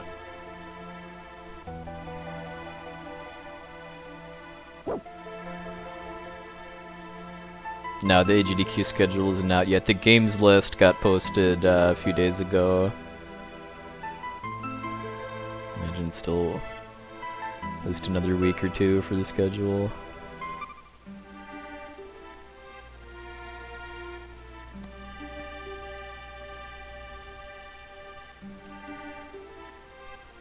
FF6 finale has been a while, actually. I think the last FF6 charity marathon finale that I can think of was SGDQ 2014.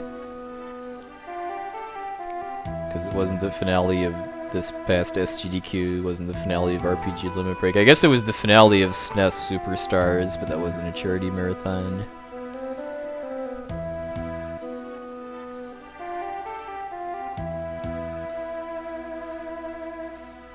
Yeah, exactly, to laser. Personally, I mean, either for a GDQ marathon, I mean, I would like to see either an RPG or some kind of longer, like Zelda or Mario game, just something that has a lot of downtime and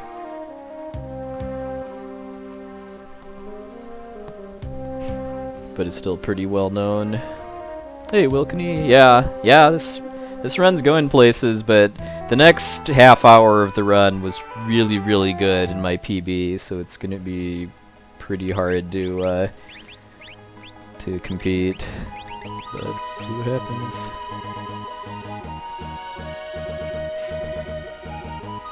Yeah, if I ever do FF6 randomizer, I will almost certainly stream it. yeah, have an NES platformer for the finale. Not a block or anything, just one of them.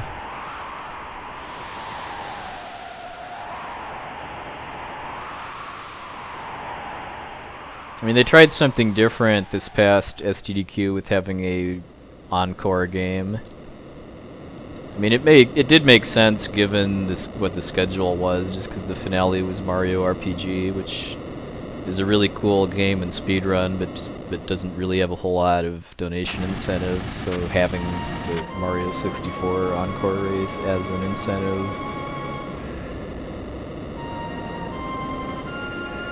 worked out fairly well.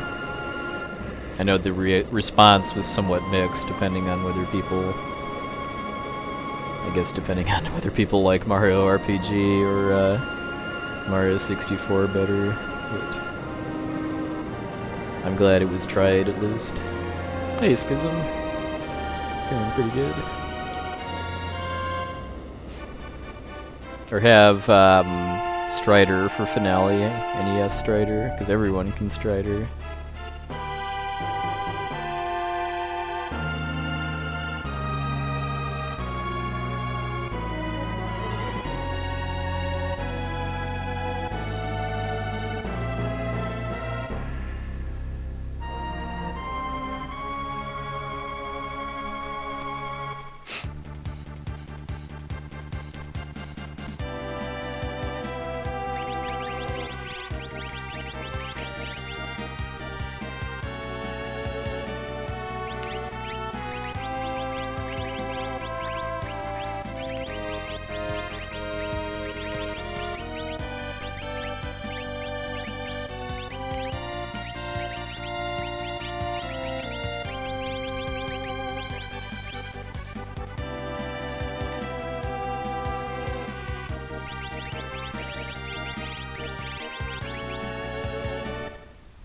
Alright. So what I'm really hoping for here is multiple battles where I do not have to go into the menu to heal afterwards, which is pretty much pure luck. Alright,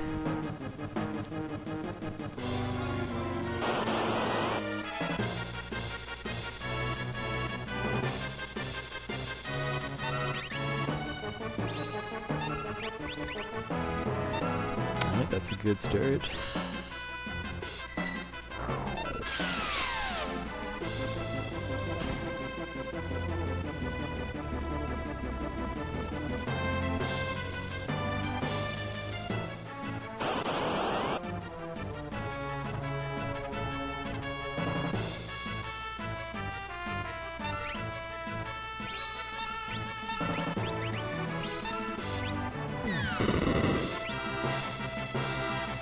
Nice. Alright, another good fight.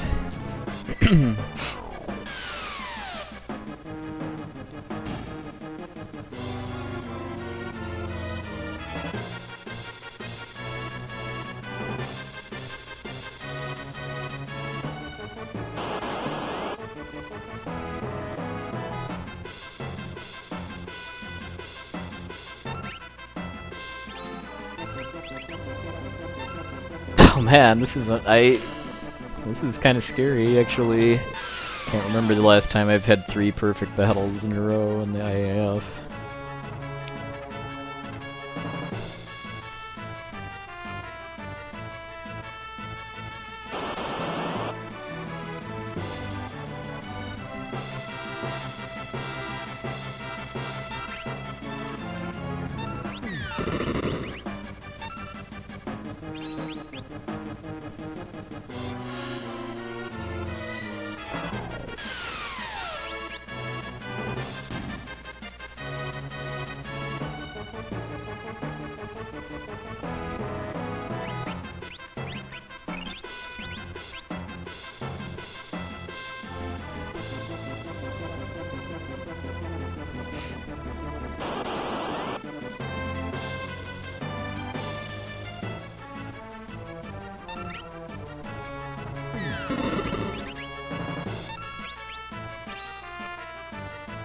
Ah, rips Celis.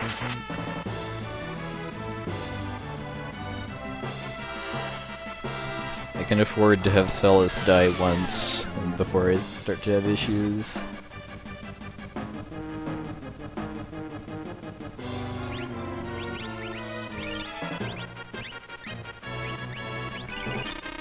Alright, so that was a pretty bad one, but I've had really above average luck for these fights.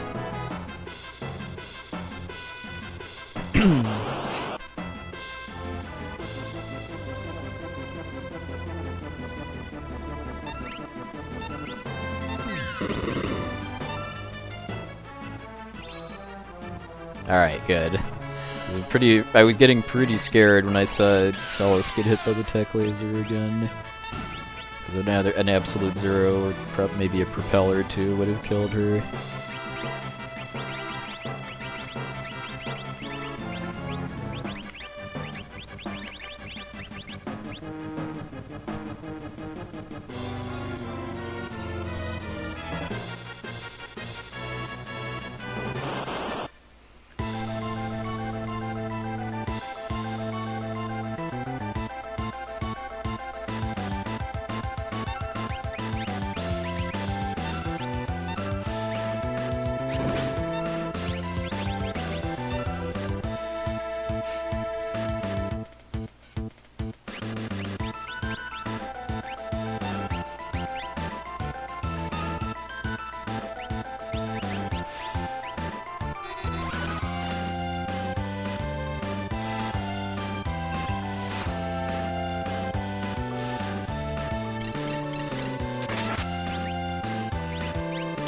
Quick kill.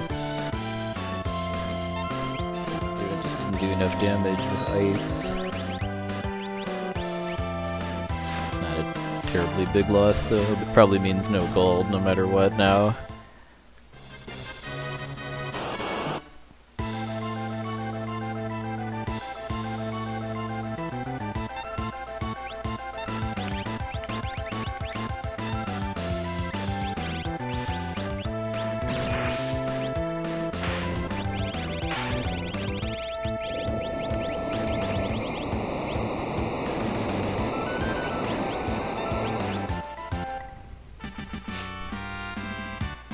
Alright, no ninjas, please. No ninjas.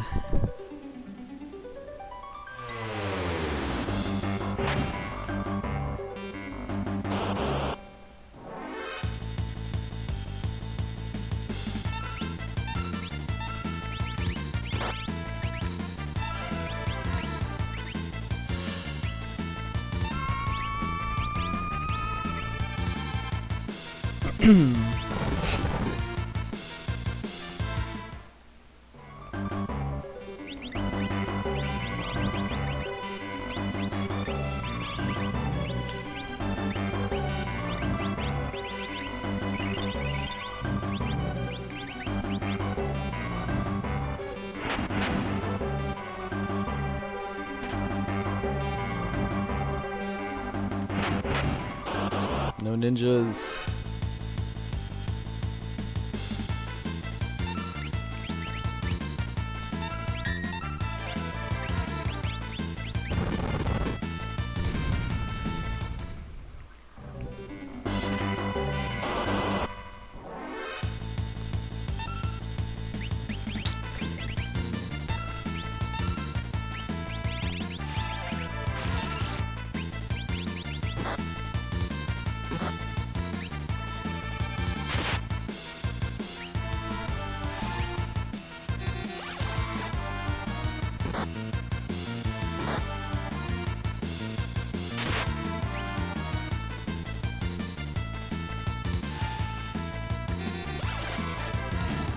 Alright, nice. That was really fast.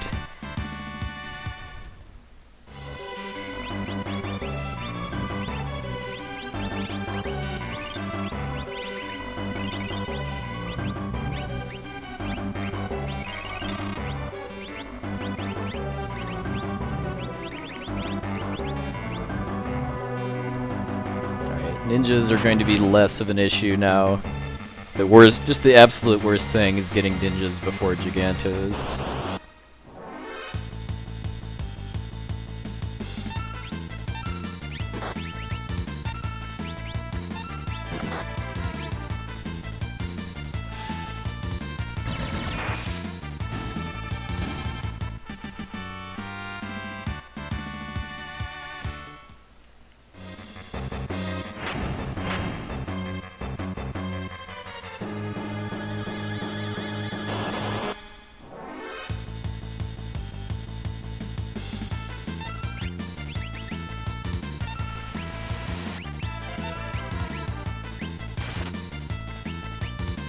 That sucks. Now Edgar misses the AP.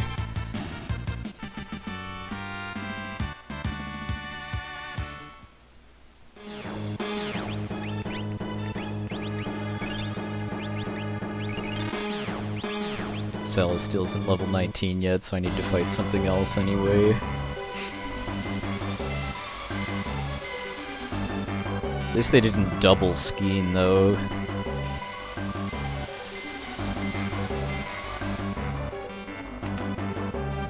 Hey, Bonola Valencia, welcome in.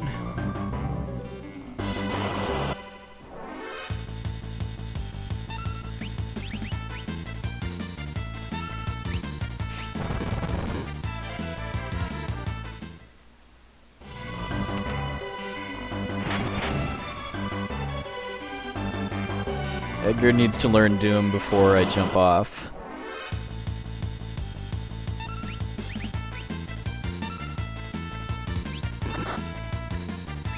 I can't even set my memory cursor because of because of getting silenced. Nice.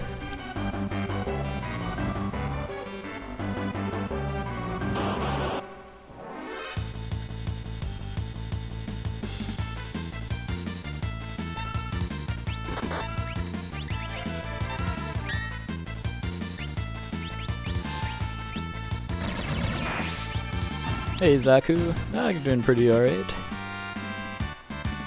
This run's been going very well for the past 2 hours or so.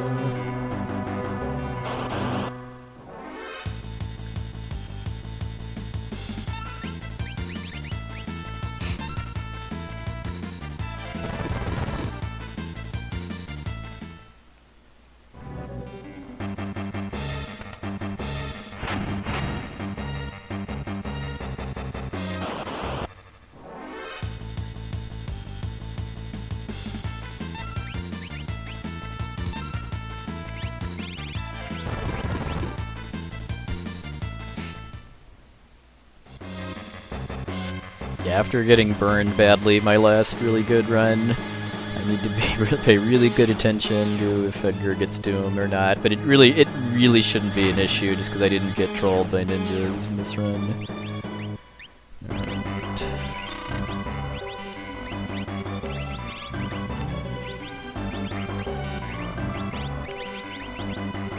There we go.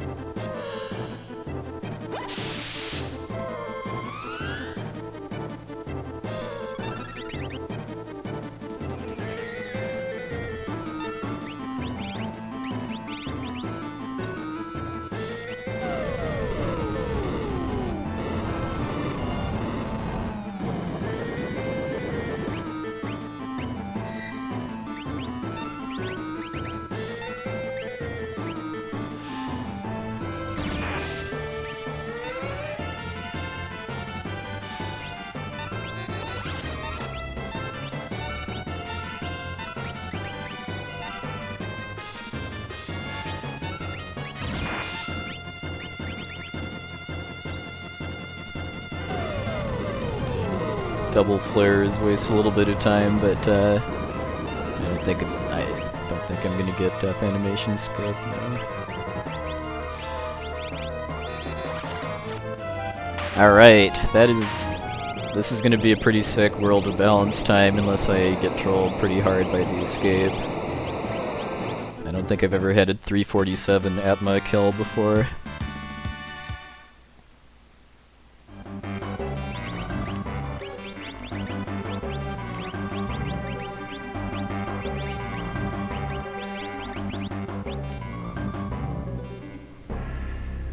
My PB had a high 349 Atma kill, I remember.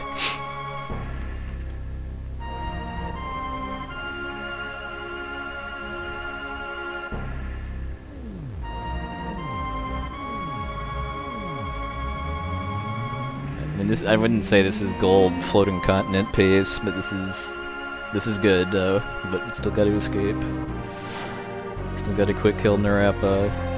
Still gotta not have Terra get frozen.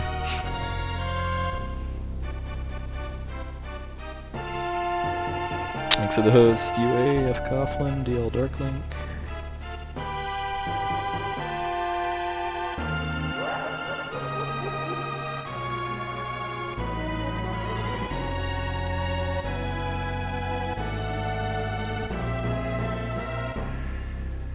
Thank you, sir.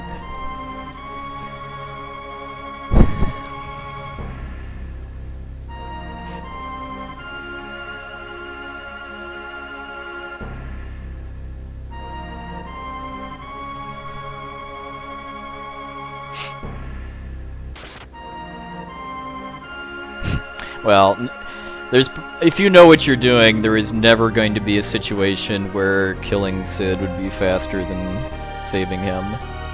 If you know how to recognize the good fish, then I mean, it doesn't matter how bad your luck with the fishing is, it will always be faster.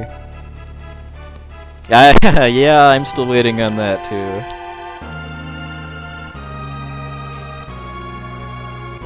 Last time I tried to practice the fishing, I was struggling to even get the first cycle to line up too. I did a small amount of fishing practice.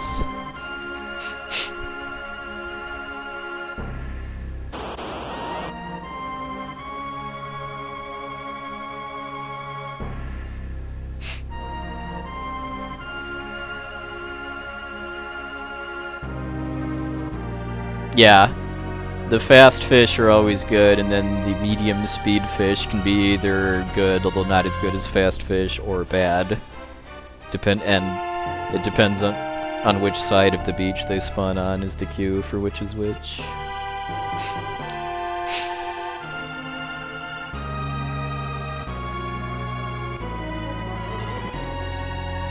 Yeah, what Titus said. Although the slow fish are always the bad ones. Oh yeah. If I got ahead by 6 minutes, then that would definitely be a sign to retire.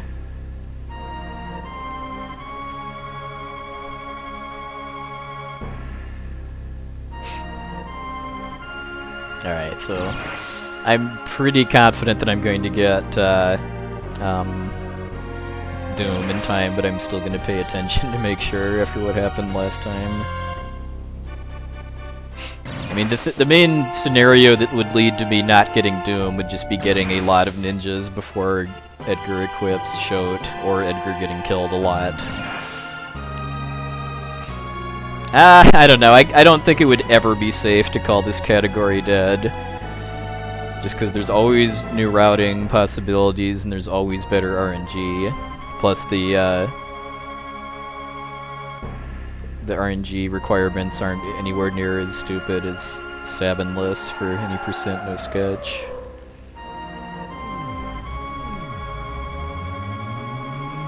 No, ninjas are immune to Petrify. Shote is for learning Doom. The only real fast way to kill ninjas is with Thunder Rods or the Bolt 2 spell. They're immune to basically everything else that's good.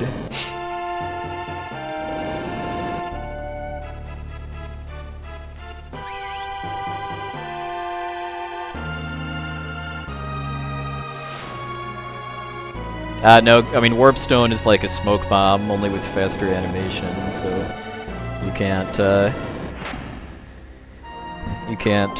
run from ninjas for whatever reason. It's one of those RPG scenarios where you've got just an unrunnable fight that doesn't have any real reason for it.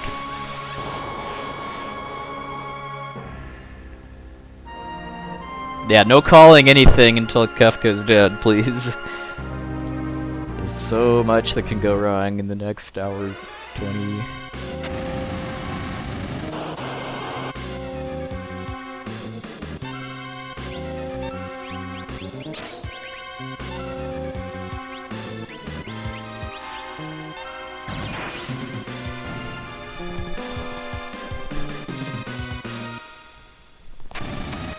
Yeah, there's no real difference as far as the game is concerned. Either running away using Smoke Bomb, Warpstone, or casting the Warp spell is all just tied to whether or not you can run from the fight.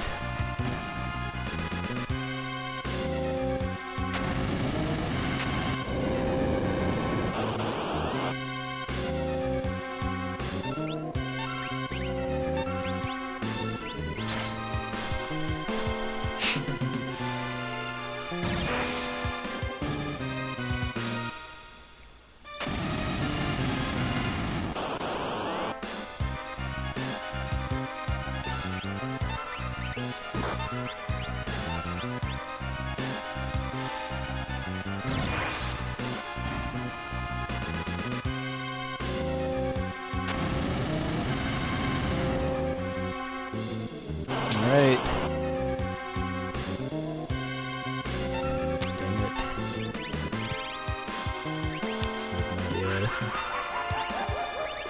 Thunder Rod for Inferno then, but this is going to be a time... Yeah, I'm already losing time just because of getting 1 ninjas and now not getting quick kill.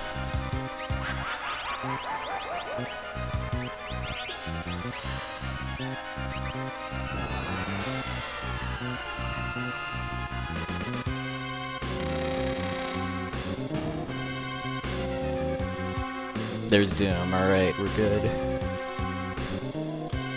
355 flat too, dang, that would have been a 354 with, either with, quick kill or with using my Thunder Rod instead, which I probably really should have done, just because saving the Thunder Rod for Inferno only, really gives me a little bit of safety. It doesn't really speed up the fight.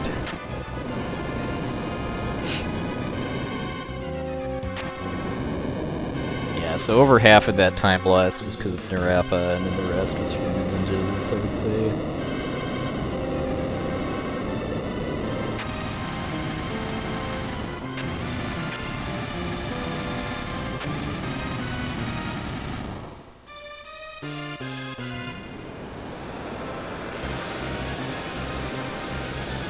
It's okay though. I mean, 355 is definitely sub 515 pace for World of Balance. Yeah, the quick kill just means that I just need to get lucky with starting both my starting ATB and then Narapa's starting ATB. If Celis had been a little faster, Narapa a little slower, I would have gotten the Thunder Rod off before Condemned. I mean, I set it up so that I get pretty much the best shot I can, but in the end, it's up to luck whether I get it or not. Mick Gaffcock and Yogi DeMonk, thanks for the hosts.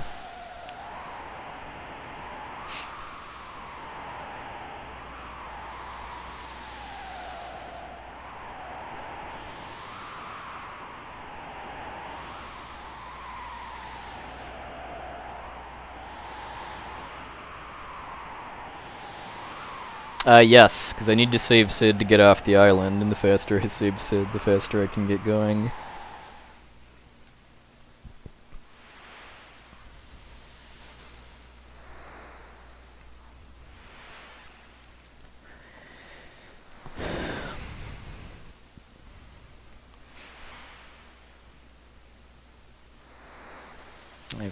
Let me make a note, actually. I really should time the speed difference in the Narapa strats, basically, because I don't actually know how much time I'm losing if I use Shiva instead of Thunder Rod.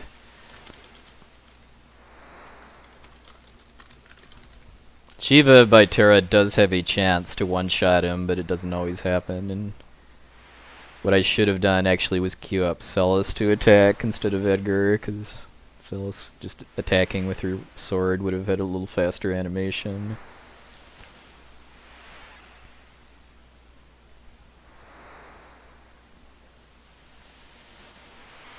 Oh, you'll probably find plenty of love for Chrono Trigger in the stream. Definitely for me, it's one of my favorite SNES RPGs.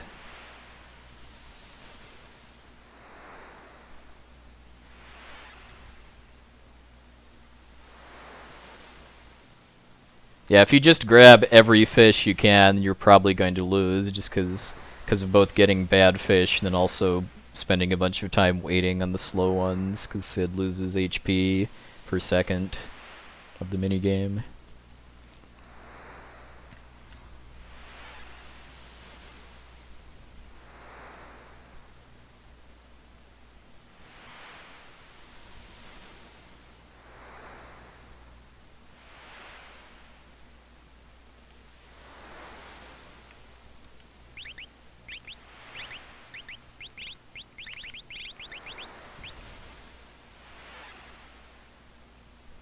Alright, so my PB had an 11 cycle fishing minigame, which is pretty terrible. Let's see if we can do better.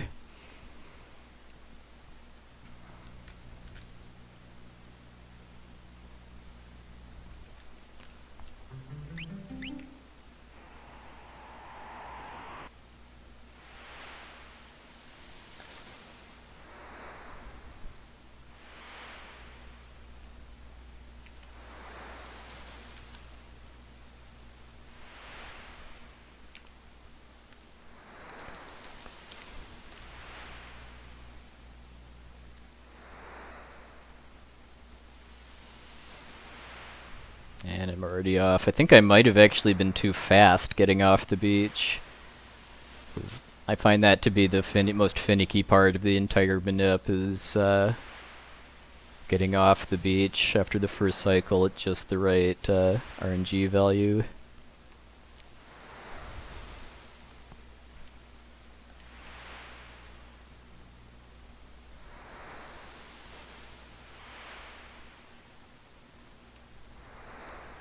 Come on.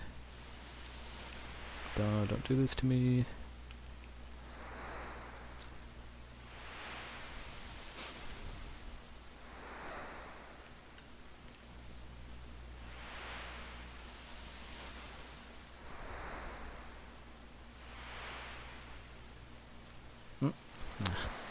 Thought I had it there.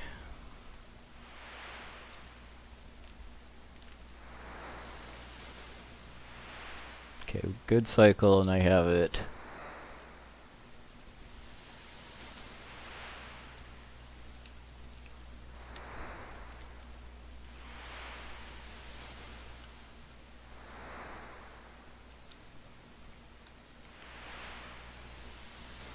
Ah, just barely missed it, I think, there. Come on, give me a good one. Good one.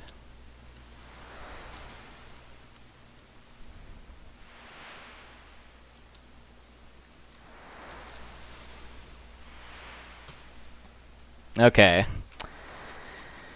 Could have been better, but much, much less horrible than PB's fish.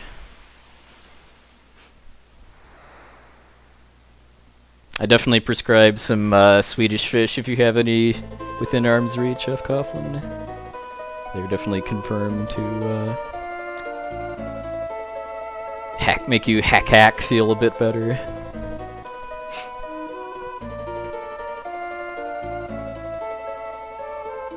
Dang.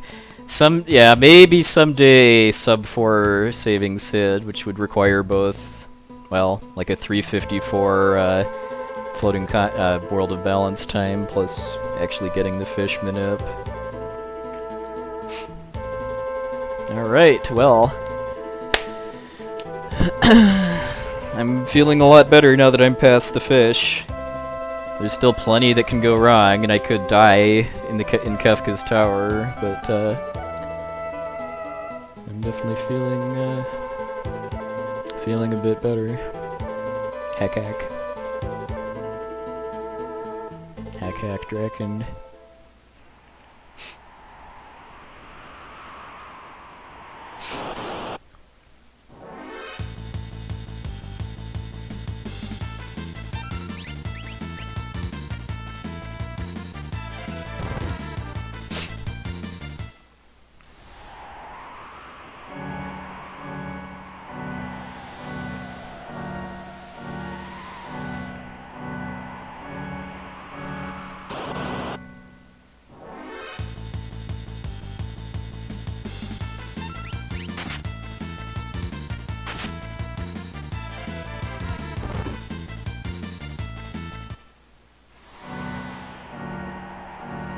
That was a lot of damage too. Should probably heal before the caves, because if I get pincered I could die, especially if I take any more damage.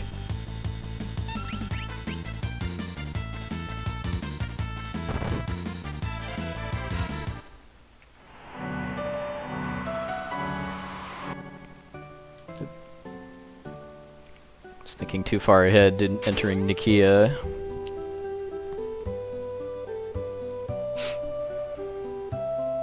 Alright, good night, Westlake Math.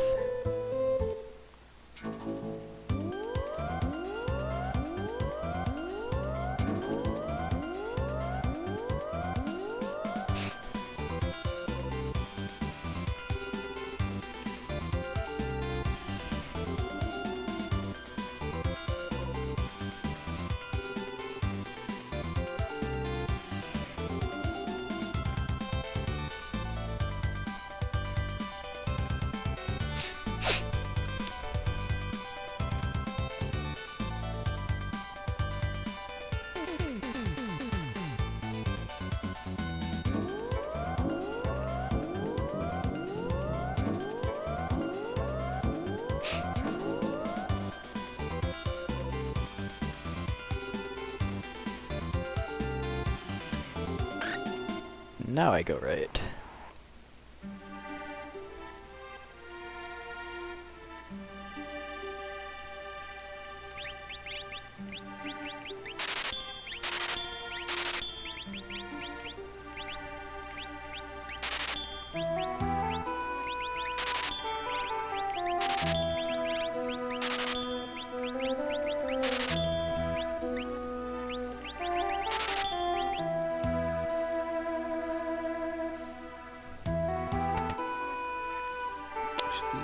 Okay, 9.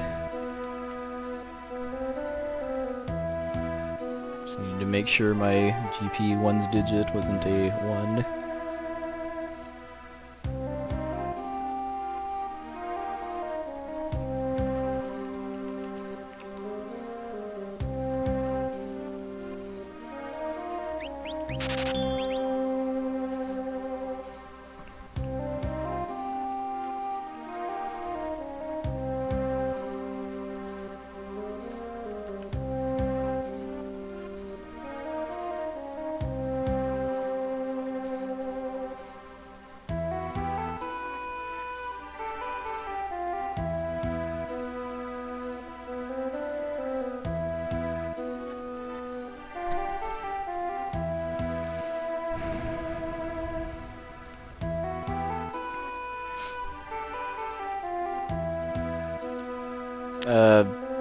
Getting really, really good at Blitzball is for getting Waka's ultimate weapon powered up.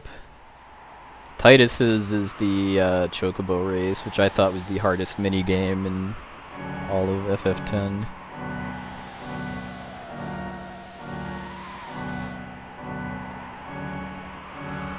At least as far as getting the score required for the weapon upgrade.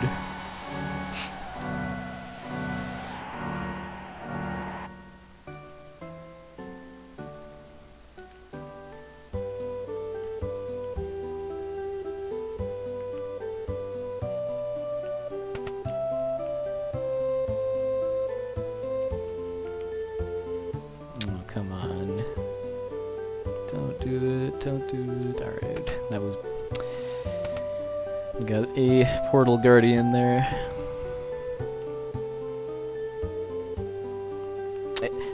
So I was pretty surprised that it actually only took me 2 attempts to get the lightning dodge. To get, like, what was it, 200, either 100 or 200 lightning dodges. Probably my background as a percussionist came into play there.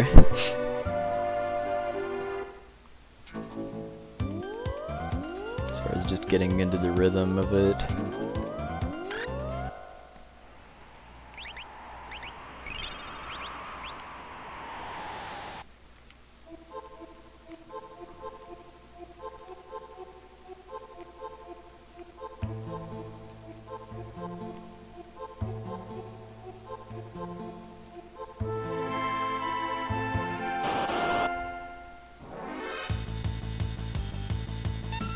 This was the fight I was most concerned about getting pincered by, just because I could get confused and or fire too'd and or killed.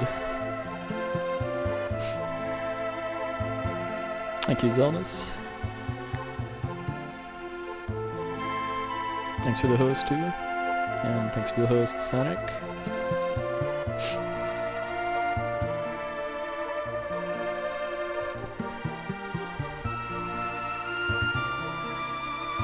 So the fishing pretty much exactly canceled out the time I lost on the floating continent.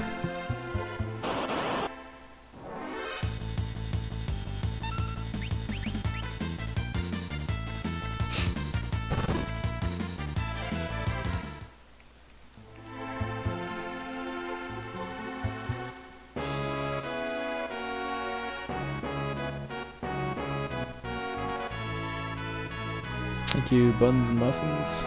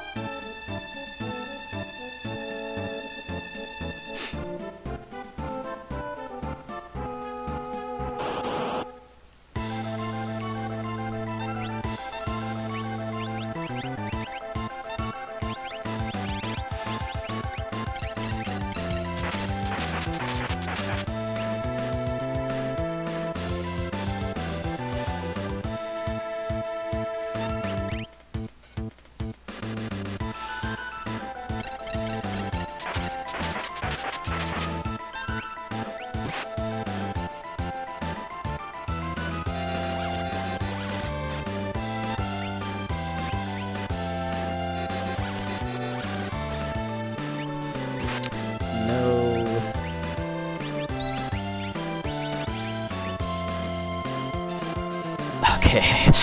I thought I was gonna die to poison damage there.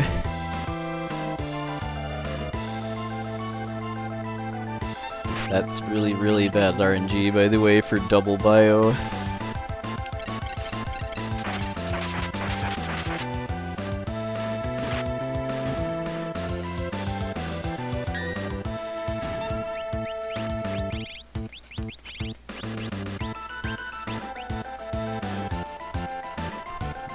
Still playing this so risky. If it bios me again, I'm dead.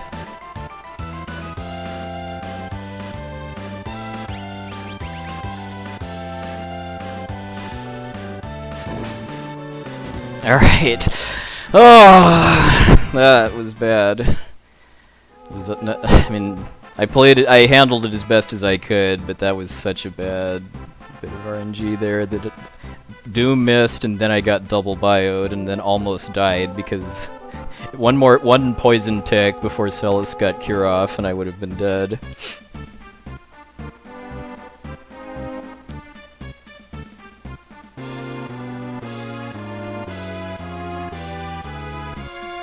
That's unfortunate, though. To lose that much time to tentacles.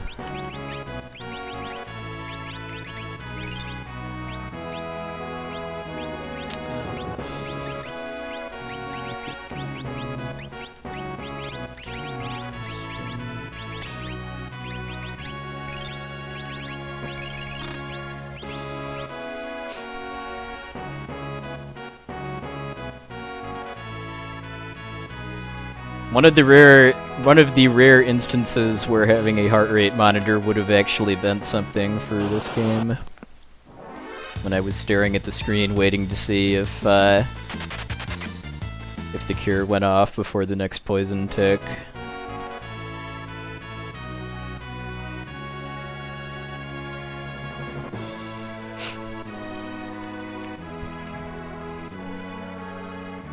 That feels like it's the first time I've been trolled that hard by tentacles since I switched back to level 19 Celis route for World of Ruin 2.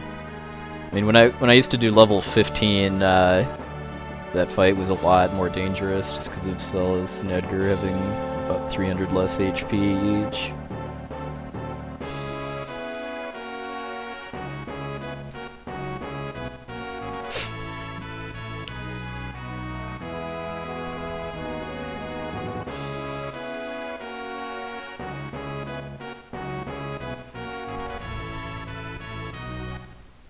Thank you, Mr. Jeffy Boy.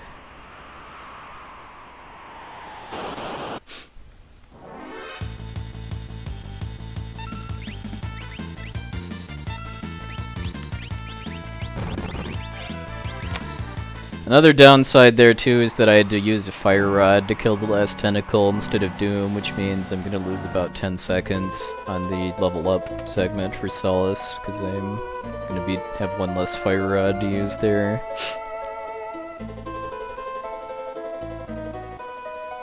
But I do actually have that run that failed primarily because of Edgar not getting Doom that made me figure out a backup for tentacles if I either don't have Doom or I can't use it because of missing, and then Edgar getting killed before he can cast it again, which is just to use a single target fire rod. Thanks for the host, Aaron.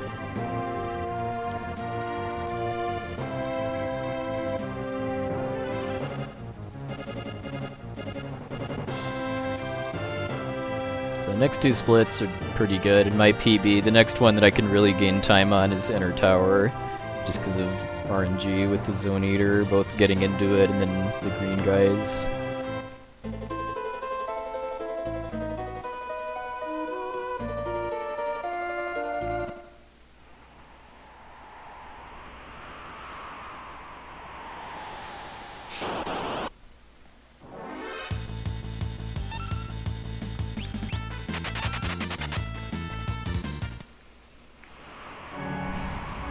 Yeah, yeah, I had very little attention on chat during that fight after it started to go south.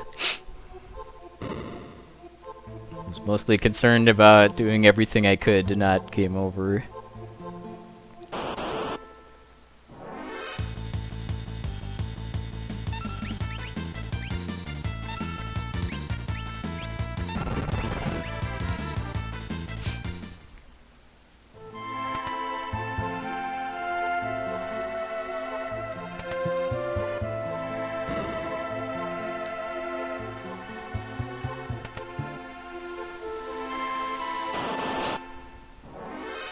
Yeah, if I game over, the run's definitely over. I mean, like if I get into the tower and I'm definitely not on PB pace, I'll do safety saves just to make sure I can finish. But if I am on PB pace, then it's all in. I used to know what the odds were. It's pretty low.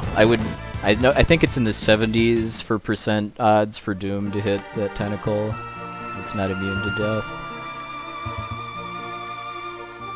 Dang it! I didn't get the. I did not get the crystal mail.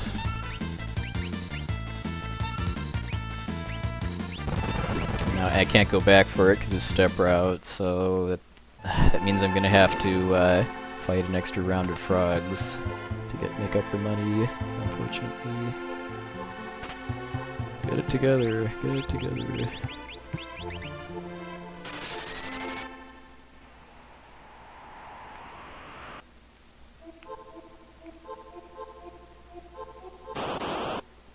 Probably doesn't help that it's been 2 weeks since I've played this part of the game, just because my run last week died to, well, I didn't actually continue past Kefka and Nourish.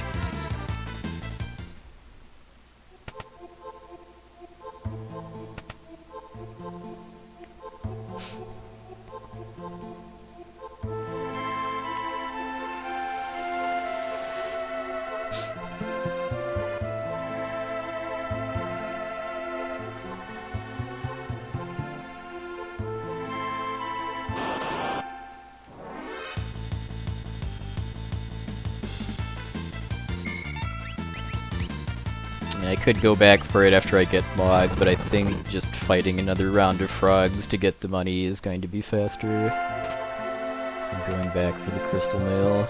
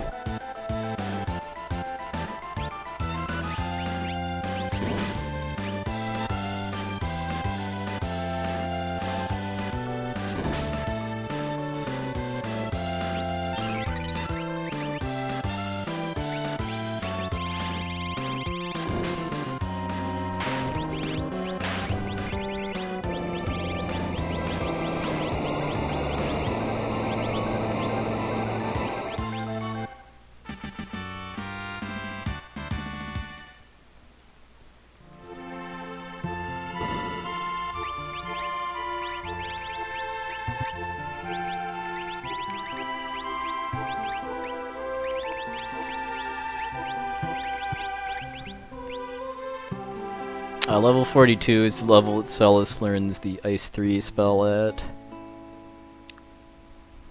Celis and Terra both naturally learn spells at different levels. So I know. So yeah, that fight confirmed something I suspected too, which is that Celis's magic stat is actually too higher than my normal route here because she didn't hit level 15 on the Air Force because of dying to one fight and me getting a lot of 2 armor fights, which is a pretty rare situation. So that meant that she got the Zone Seek Esper bonus for level 14 to 15, which isn't normally the case. That's not the only real place where I could see that making a difference is in Guardian, actually, because she'll do a bit more damage per hit. If I wanted to risk it to, well, not even really for a reason to, that would give me a better shot at one-shotting frogs during the grind before I get to level 36 too. Yeah, I mean that is one thing I do very much love about this run, though, is just that every run is just so unique and the more you know about the game mechanics and everything, the easier it is to adapt to all the different situations that can arise depending on randomness. I use slots on one boss, the cranes, to use Chocobop, but other than that, no. Because Joker Doom is banned in this category, which is the main reason to use slots for a speedrun.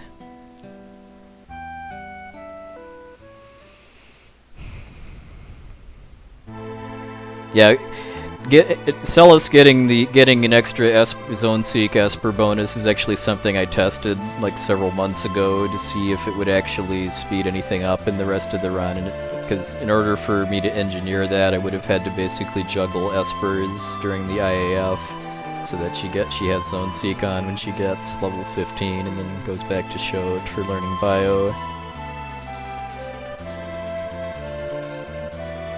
3 Swan... Oh, you mean Mega Flare? They're actually dragons, even though, yeah, I do agree they kind of look like birds on the slots reels.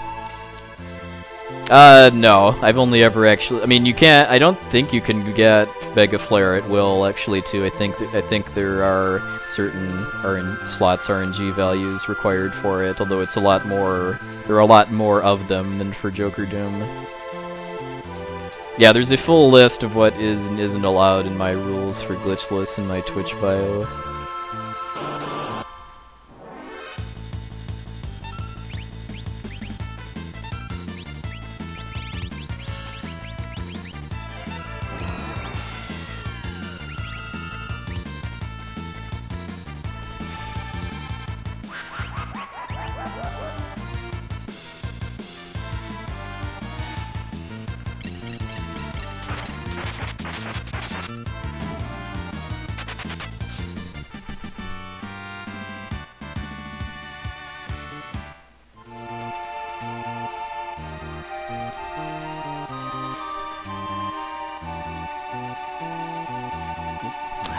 Careful there. If I get a fight outside the forest, then that throws it off.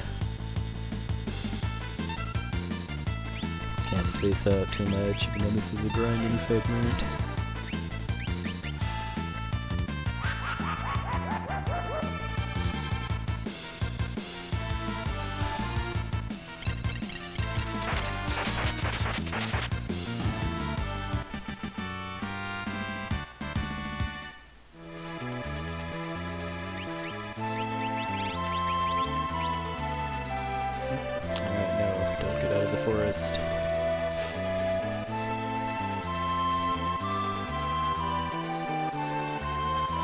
I mean, the backstory is just that this rule set, by and large, is how Japanese FF6 runners pretty much all play, and I've watched a couple of their runs and thought it looked like a lot of fun. So I basically just copied them, with the exception of there being rules about the battle speed setting.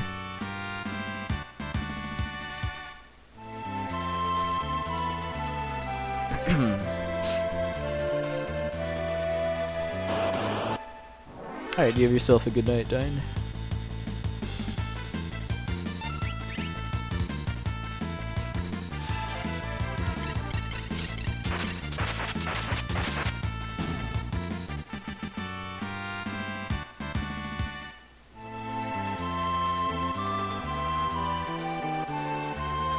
I mean, yes, there are definitely some inconsistencies, like the fact that I can abuse the fact that Magic Evade is broken, but given that there isn't a non-stupid way to disallow that, it's just allowed. Because I do want to have Magic Evasion in order to evade magic. In fact, most of the nasty attacks that the final bosses use that I want to not get hit by are magic. Yeah, I've heard some suggestions to rename this to No Major Glitches, but I do not like that just because it's going to generate more questions than answers about what it means. Alright, so this next fight right here is I'm gonna lose 10 seconds on because of having to use a extra fire rod on the tentacles.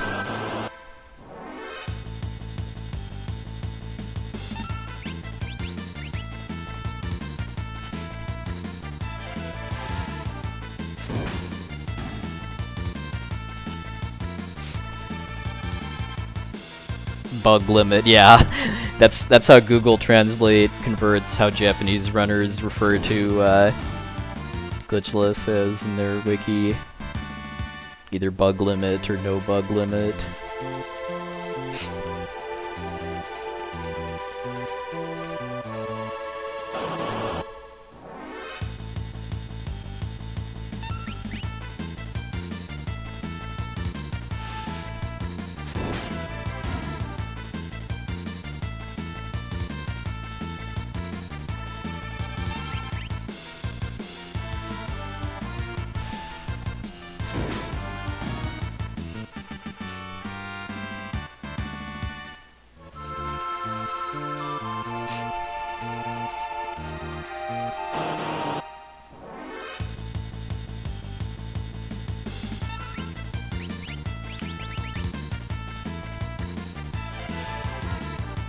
No up and A, no pressing up and A.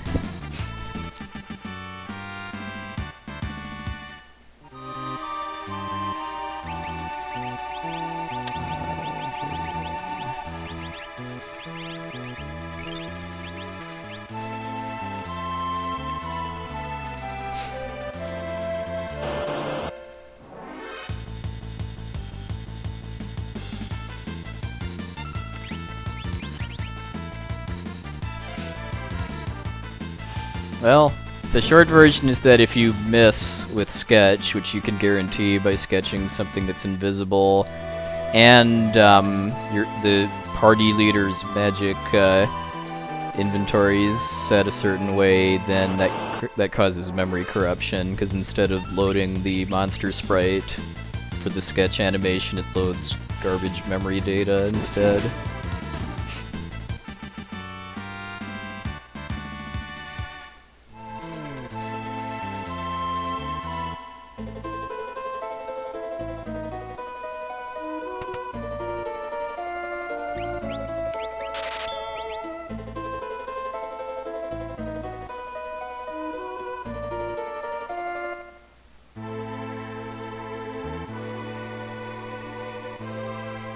Dang, I'm feeling so tempted to just roll with it too and get well. Actually, you know, yeah, I think actually, you know what? I'm not going to fight an extra battle. I'm just going to grab the magical brush and Zephyr Cape and the Zone Eater, and then hope that's enough money to make up for the not having the crystal mail to sell.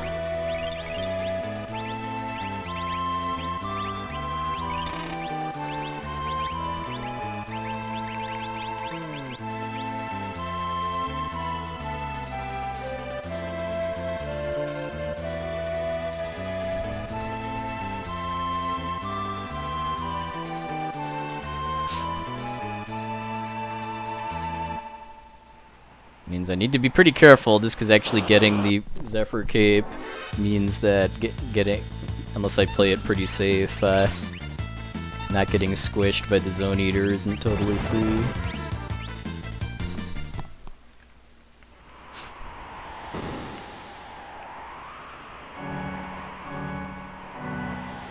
Either way, I will definitely be pretty low on funds for potions for the tower, but just gonna try to roll with it.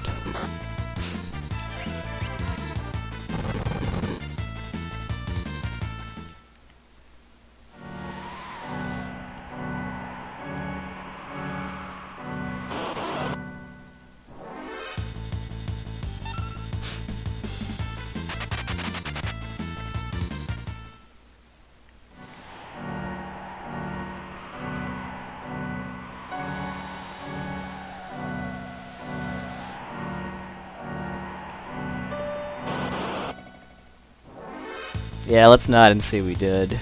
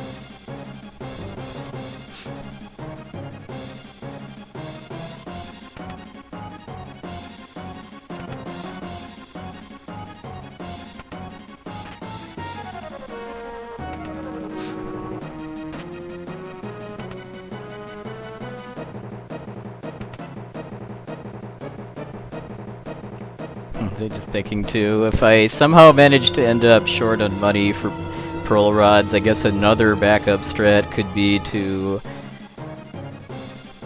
hope that the thunder rod I still have and the fixed dice and Kefka's tower can do 3,000 damage or more, which would be enough to kill Doom. It would be slower than actually having the right number of pearl rods, though. Especially if I get bad luck with the dice.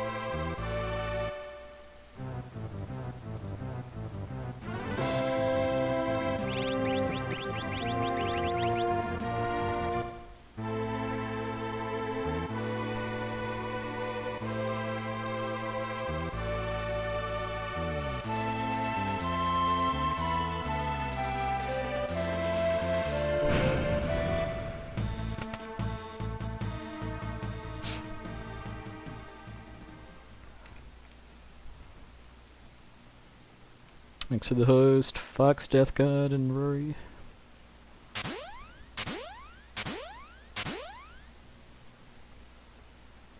Teach us how to bum rush.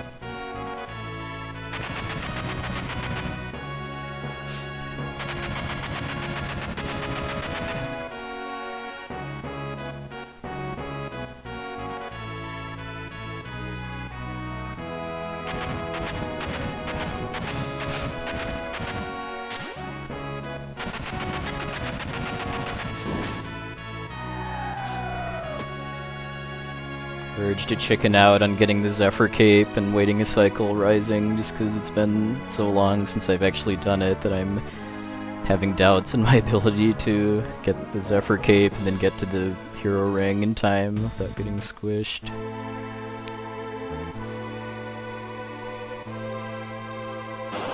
Hey! Hello. Somebody really doesn't want me to PB.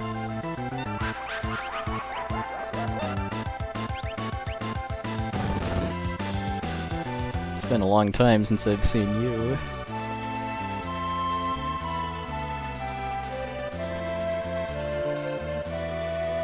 Threw me off as far as where I was, too.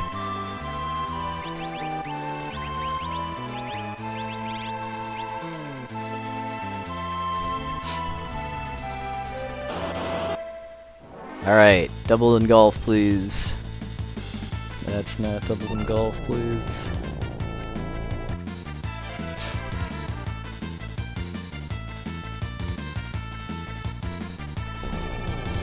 The game doesn't want me to PB. Each one of these dummies is 1 out of 3 odds, by the way. Although it usually, from my experience, when it rains, it pours.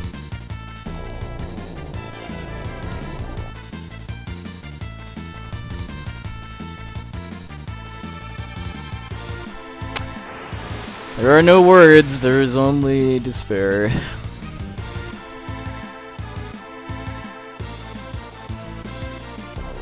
What are we up to, 5 or 6 now?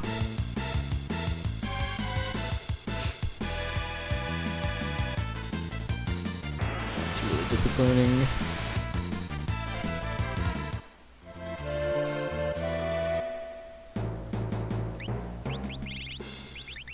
I mean, in theory, I could go back onto the airship and have Mog go solo, but I pretty much just take a gamble that I get engulfed fast enough for that to be faster than party changing to just Mog.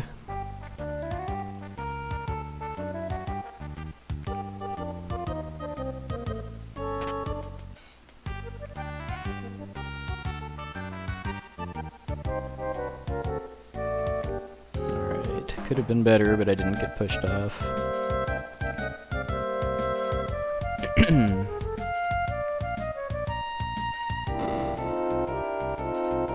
Alright, I'm gonna just play this safe.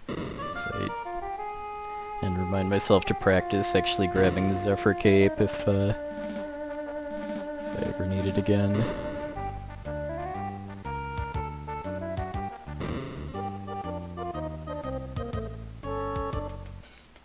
I'm just getting that to sell for Bunny to make up for not hitting the Crystal Mail in Daryl's tomb because I was a dunce.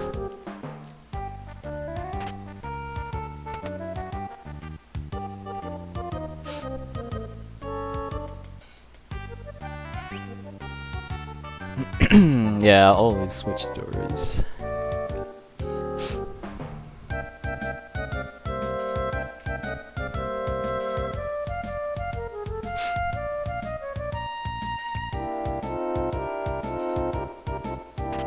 Definitely losing time on this now, mostly just because of Zone Eater being Zone Eater.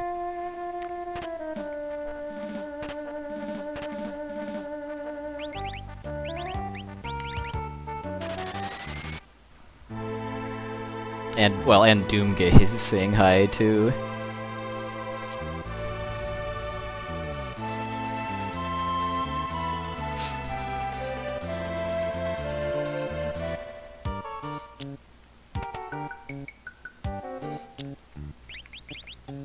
Alright, so I can solve that.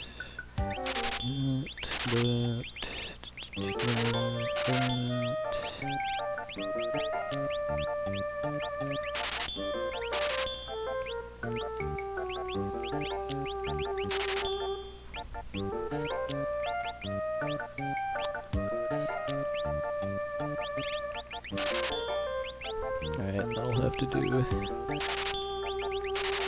Definitely going to be somewhat short for healing items, but... Are we going big or we're going home?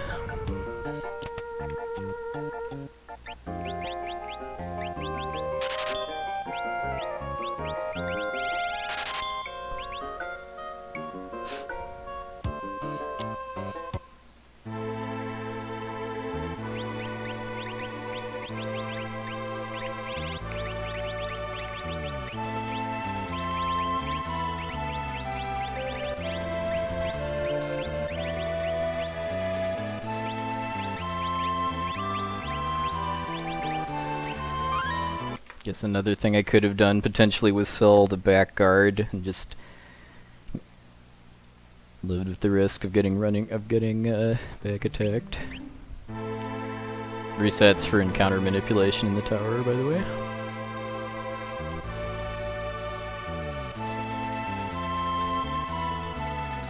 Alright, that's unfortunate given that I had a previous attempt where I gained 52 seconds on this split just from getting really good luck with the Zone Eater.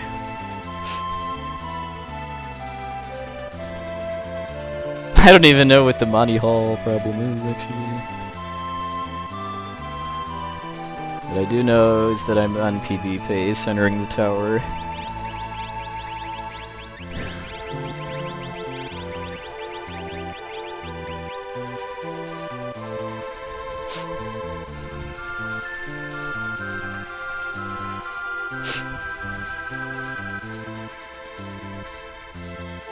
Alright.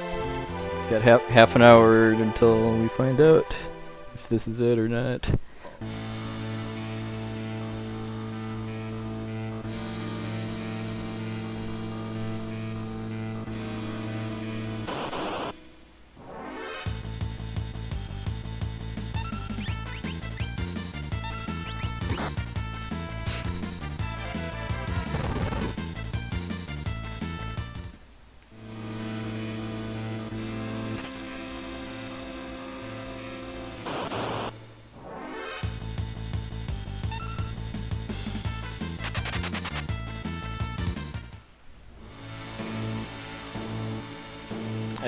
Hey, are you implying that goats are a bad thing?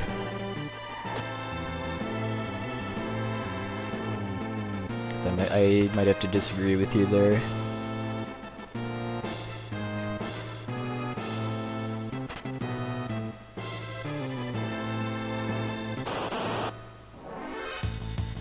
Good, another preempt to keep them coming.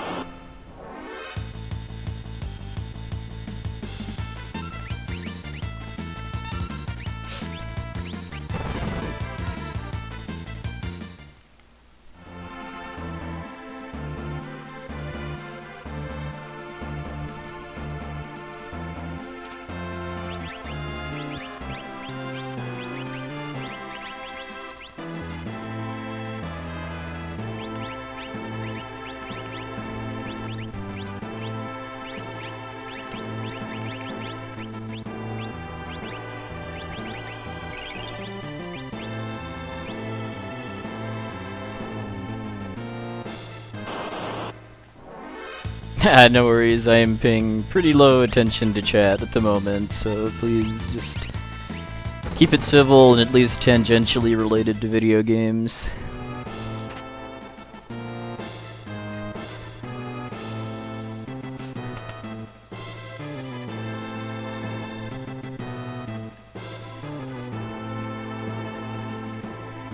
When you first started talking about doors, I thought you were meant like Mario RPG doors too.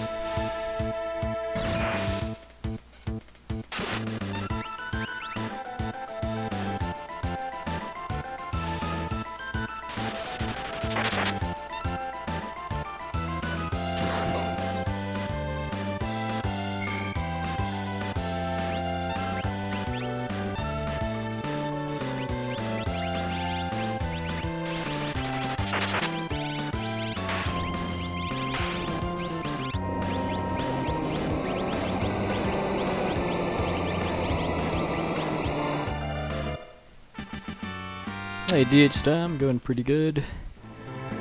I've had some pretty terrible luck in the World of Ruin so far, but still on PB pace.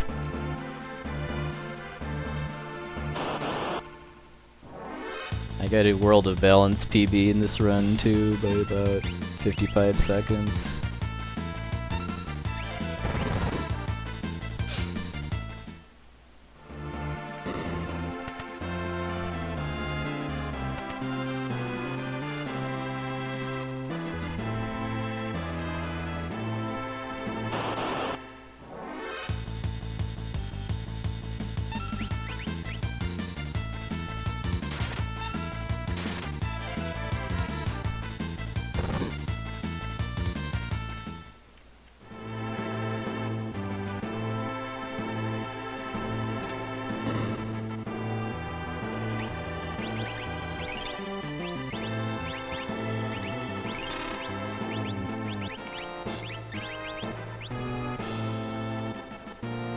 Oh, thank you, Cole. Appreciate it.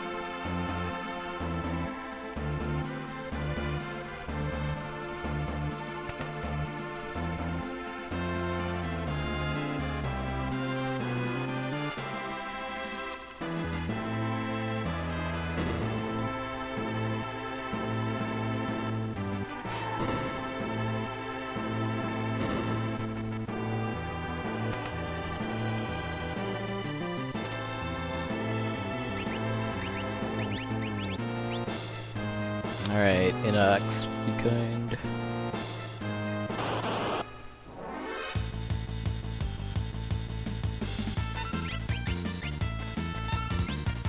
Alright, nice. This fight can be a little scary if they confuse me before I get the smoke bomb off.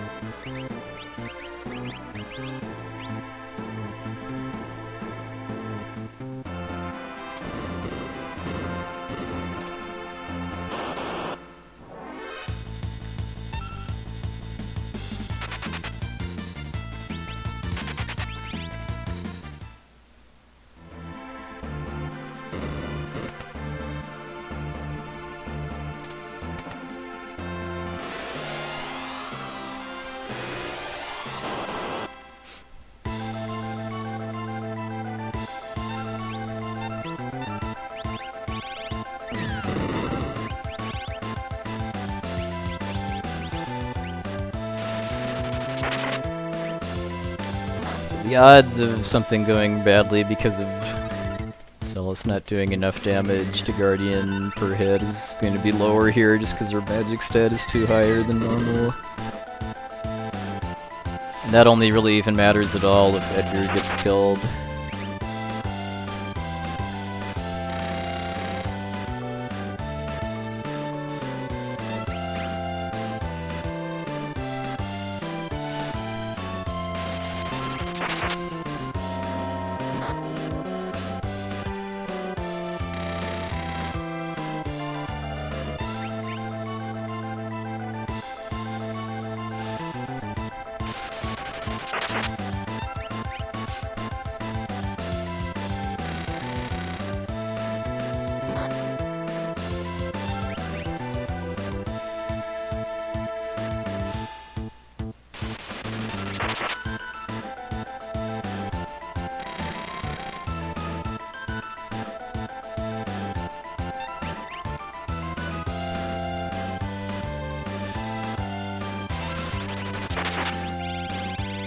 Alright, good. Didn't go into Ultras mode.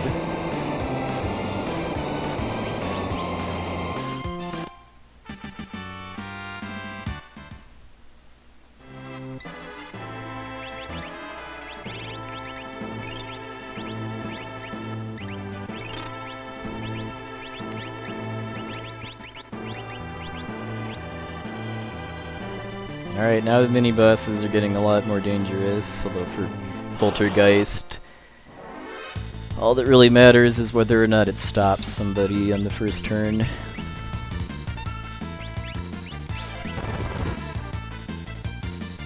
There we go.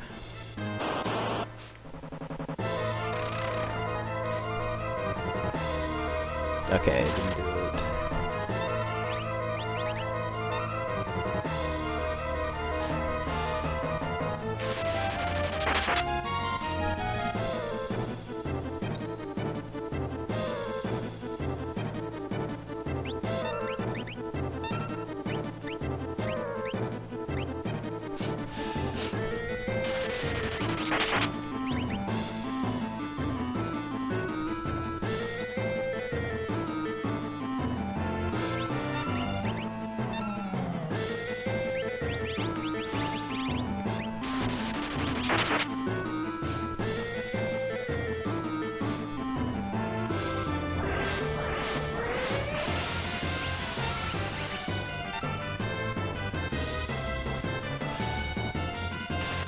Oh, sorry to hear that. Fizz plays games.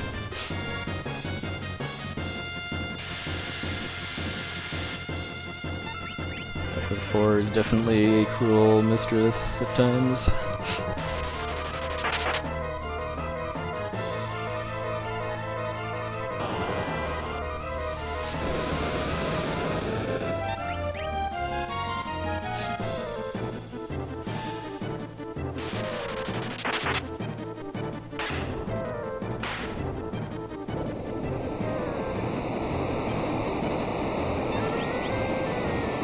Well, that happened in my FF4 PB as well. I failed the Fiend skip because of a sky-high nuke roll that I didn't know how to handle properly.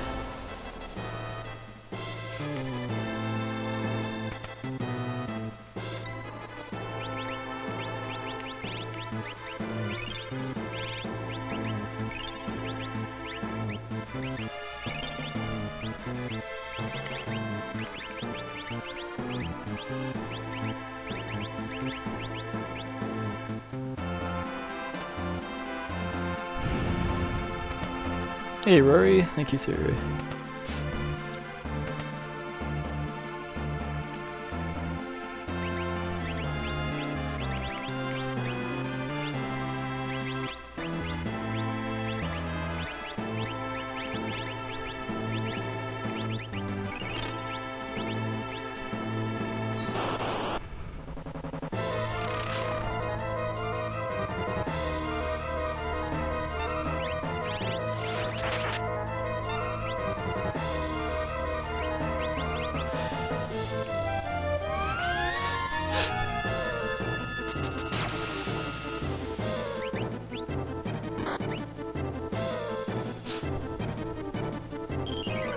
Check my Twitch bio FAQ for my favorite Final Fantasy.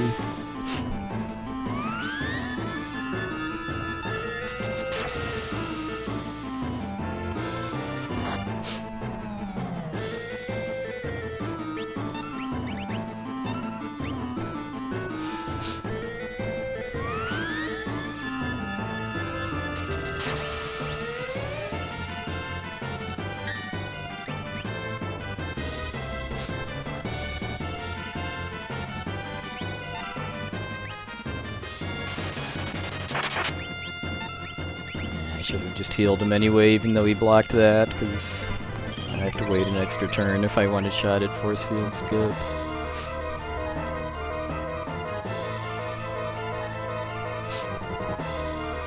Don't freeze Mog, don't freeze Mog. Right. Yeah, I should have just thrown the X potion, even though Mog blocked the attack.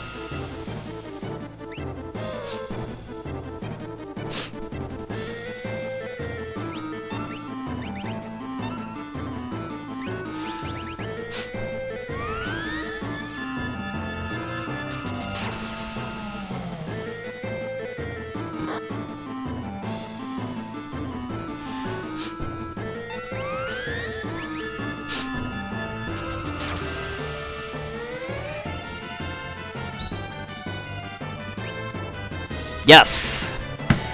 Force field skip! Shame I had to burn a turn setting it up, but no matter what, I want my PB to have force field skip, just because it's one of the strats for this run that I'm the most proud of coming up with.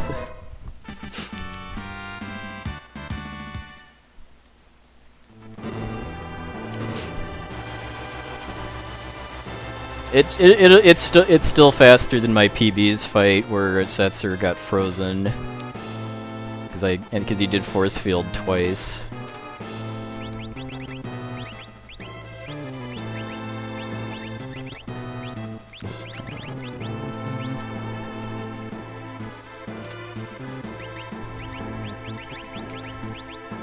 All right, you know what time it is. Wish I was on pace for sub 5 goddess potentially, because that would be pretty sick.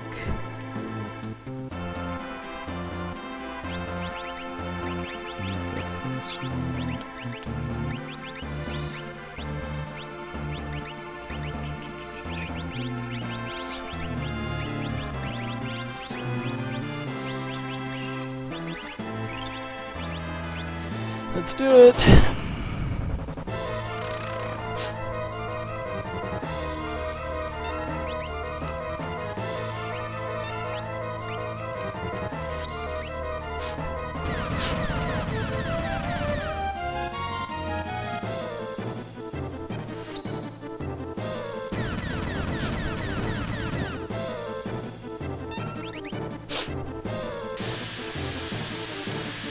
I want to see Flash Rain.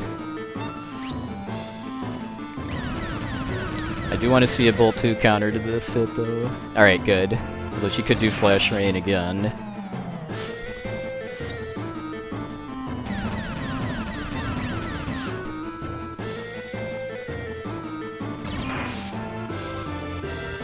Okay.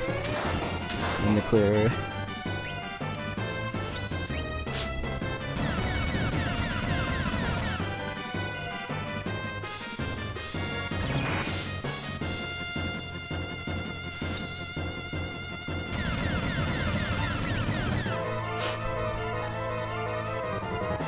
Alright.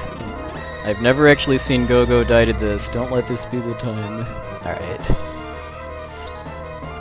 This is actually good too, just because now both Gogo and Sabin are starting the final battle in critical HP. Hey! Gold tower split too.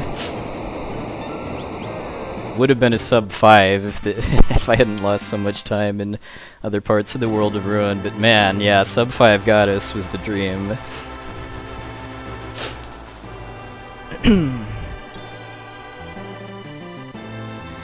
Alright, it's just up to Kefka now.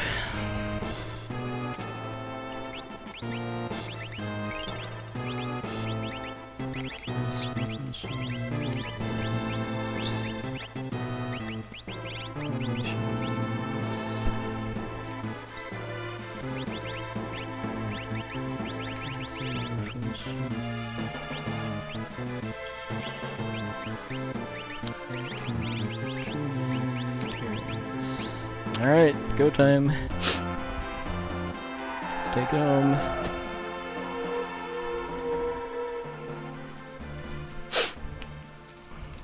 Really good Kefka fight. This can be a fight 14. I'd have liked to have had more of a buffer, but that gold on Goddess definitely helped.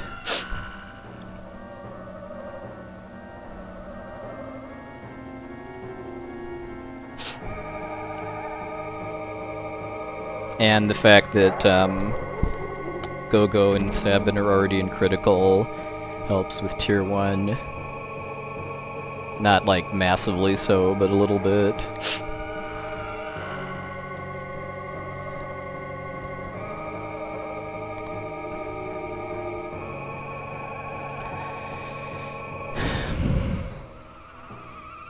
Yeah, I changed up and had both characters on the same side of Goddess now, just because of split. It's to make it less likely for Sabin to die Basically, because in order to survive Quasar, Sabin needs to be alive, and then Gogo needs to be at max HP, and then them both being on the same side means that if she does Bolt 3, it's generally going to be multi-target, which means it does half damage to Sabin, and it heals Gogo because of the Thunder Shield. Yeah, are we gonna get the 515 skip? I certainly hope so. The final battle in my PB wasn't that. I mean, it was good, but it could have been better, just mostly because of Bum Rush targeting in Tier 3. It took me long enough to kill the left head that they killed some characters, and I had to revive them and waste time.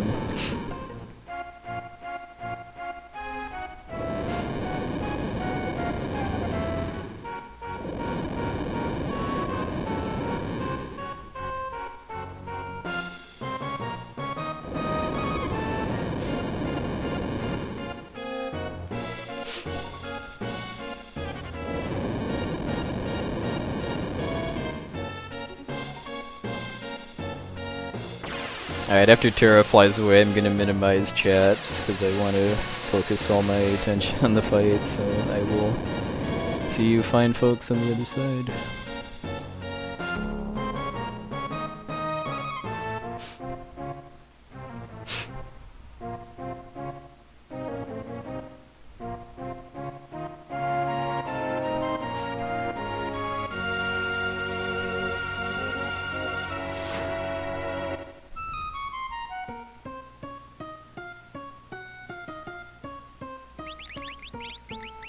Here we go, dancing red.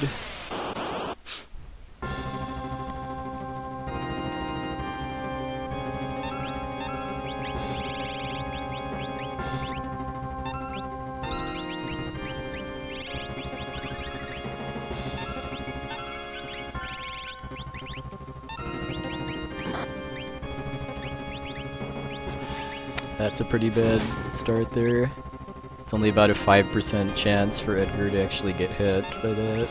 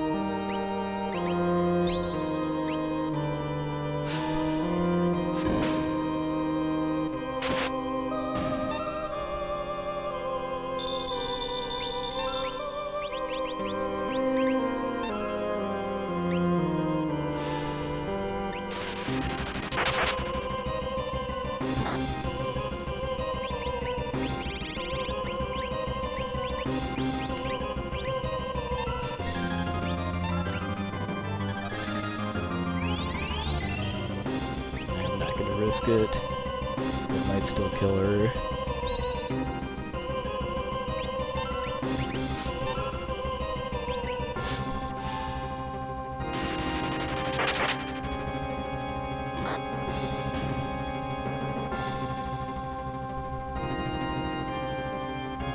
Alright.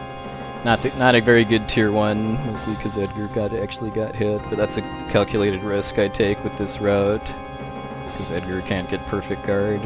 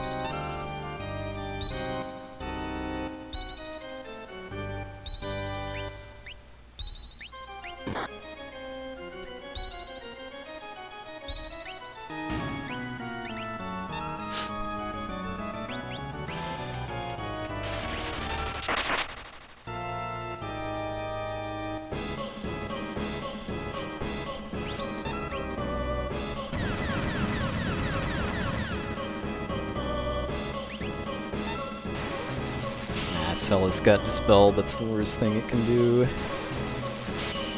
have to redo haste on tier 3. Or else Celis won't be fast enough for my strats on tier 3 in Kafka.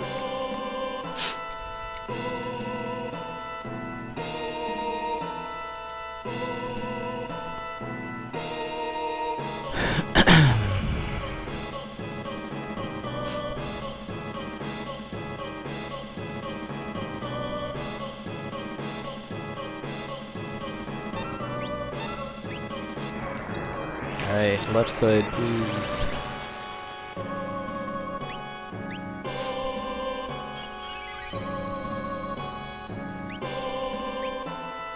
Left side please.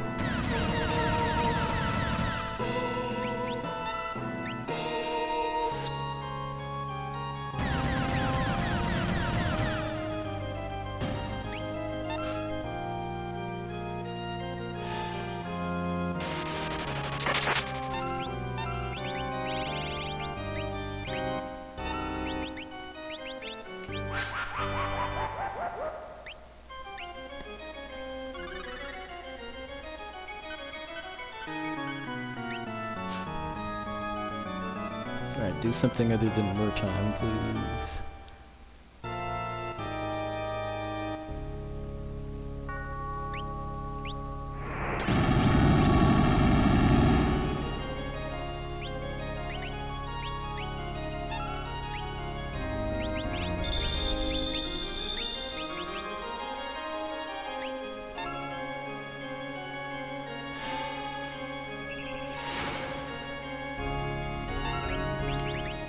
Yep, dang it, misclicked.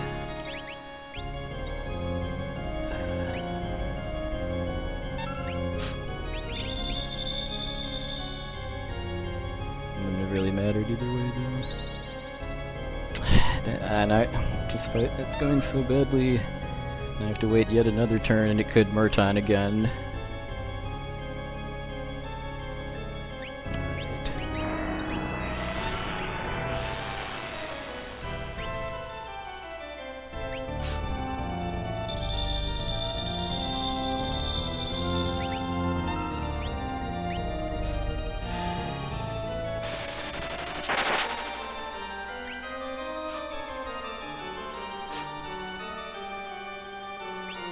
Oh, did I miscount HP? I didn't actually hit it. Well, now it's at least it had mercy on me there and didn't do something worse there.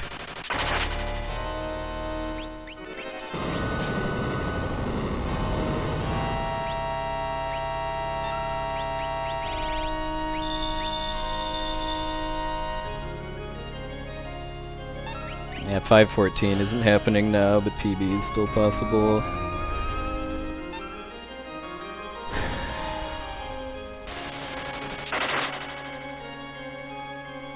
I was so distracted by the issues I was having that I forgot to actually hit the right head a second time. This was so close to being it, but well, PB is still possible. Should be about the 1 minute PB, I would say.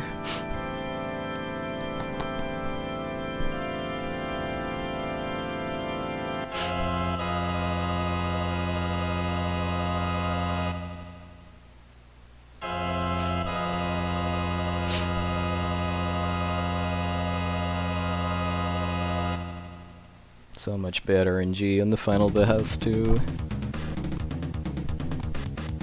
But I made it through.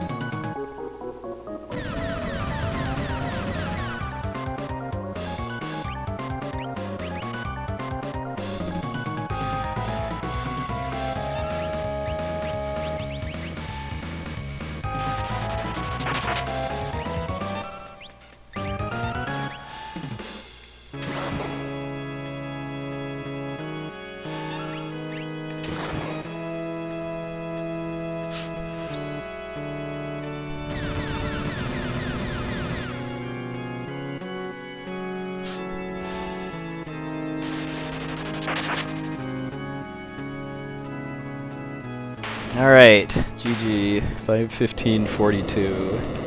Almost a full minute loss to the final boss. But, first PB in 3 months.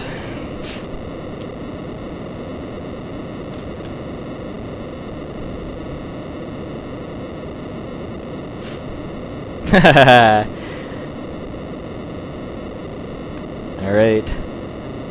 Kishira is making do with her promise to attempt to get globaled. Thanks for the GGs, everybody. That's a pretty disappointing finish, but it's a PB. And there we go. Alright. Thanks, everybody.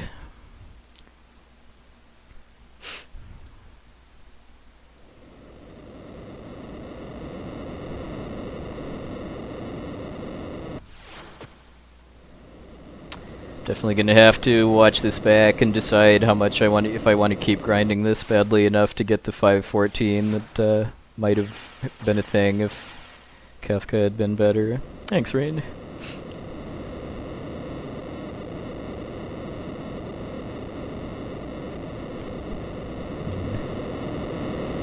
Last input, so time to look at the splits. Alright, so as is pretty typical running against these splits, I lost time in the first hour just because I was up against a low 59 Phantom Train, which is pretty good. Although 58 is always possible too. Let's see what else. Oh, I got off the step route.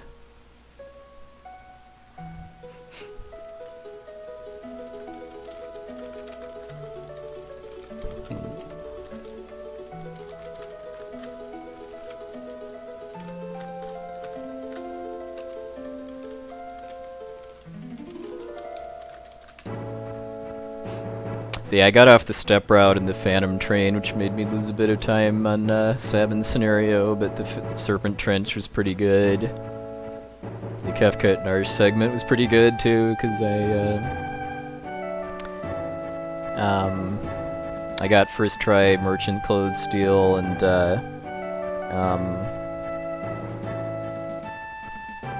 what else? No extra fights on the River and Terrace scenario. Alright, you have yourself a good night, Blue Imp. Let's see, I got Dodaluma quick kill. I got 3 rats in the Opera House. One was a pincer and one was a preemptive. Magitech Factory was pretty good, except for that I screwed up the extra encounter I fought for learning sleep. Sealed gate key. I actually got the fastest zone seek manip that I've ever gotten before, so that was good. Although I made a silly mistake and was holding the right button when I was mashing text, and that managed to buffer saying yes to repeating the airship controls tutorials. That cost me a bit of time. The Flame Eater segment was really good. I had really good Burning House and stuff. Esper Mountains were good. Air Force was really good. Floating Continent was good, but not great because I got 1 ninja and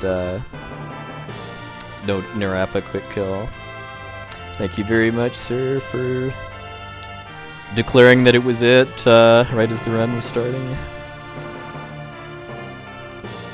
Oh, cool, BDR. Yeah, the FFL games are a lot of fun. For sure. Don't be afraid to look at a guide or something to understand how the monster evolution system actually works, because it's not explained very well in the game. So yeah, 355 flat World of Balance is a really good time. I'm really disappointed that that didn't translate into like a 514 or better final time because of just so much that went wrong in the World of Ruin. Even if the tentacles hadn't wrecked me, that would have been a 514. I mean, it's just running against these splits is pretty much just going to be hoping that I'm not massively in the red at the end of World of Balance so that I can make it up in World of Ruin. Alright, later, Sasuke. So yeah, fishing was good. Well, it was okay. It can always be better. I didn't get manipulation. And then the tentacles I almost died to because of because Doom missed and then I got double bioed. So it was a miracle that I even survived that fight, just because at one point Edgar was dead and Celis was at 2 HP and was poisoned. In addition to highlighting this whole run, I'm probably gonna have to highlight that specific fight too, because of just how clutch that was. Yeah, my heart was pretty much pounding while I was staring at the screen, waiting to see if Celis got the cure spell off on herself or died to the poison tick first. So that was terrible. Daryl's Tomb, well, other than forgetting to get the crystal mail, was good. That didn't really affect my split time for Dullahan. The grind was good. Got a preemptive on the first fight, which is nice. I mean, I was thinking about fighting an extra round of frogs to make sure I had enough money for pearl rods, but it turned out my backup strats of getting extra loot and the Zone Eater ended up being just enough. Oh yeah, and then entering the tower, Doomgaze said hi. I got like 5 or 6 dummies, and then, then I waited an extra cycle on the Crusher ceiling because of, not being confident enough in being able to get the, Zephyr Cape for extra money, and then not get squished.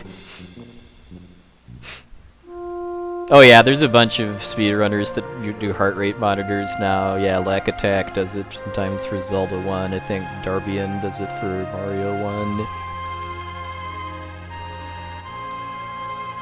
I have no interest in doing that if anyone's curious. I mean, most of the games I run don't really get my heart pounding, just because they're a lot more...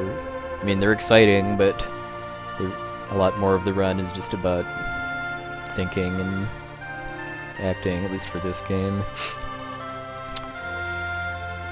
So yeah, I mean, yeah, I lost a lot of time to enter tower because of the Zone Eater mostly, but also Doomgaze. The tower itself was pretty darn good. I mean, yeah, pretty much every mini-boss in the tower was good. But then the final boss, yeah, I lost 55 seconds, and what, my PB is only 15 seconds behind my gold, so I don't remember it being that good of a final boss fight, mostly because of Tier 3, but this one was, I mean, so every tier trolled me pretty much. Tier 1 killed Edgar, even though it's only got a 5% chance to actually hit him. Tier 2, let's see, I missed with Doom once. I think I had to revive somebody at one point. Tier 3, I thought I was in for past Tier 3 after hitting the left head first, but then it started to kind of started to go south from there because of Condemned pretty early, and what else? I choked a little bit too as far as miscounting Tier 3's HP, and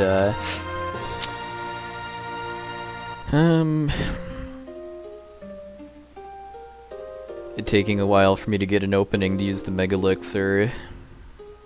But the RNG was just so bad. I mean, it did Condemned and then Murton. I mean, if it hadn't done Murton after Condemned, I would have been fine, because I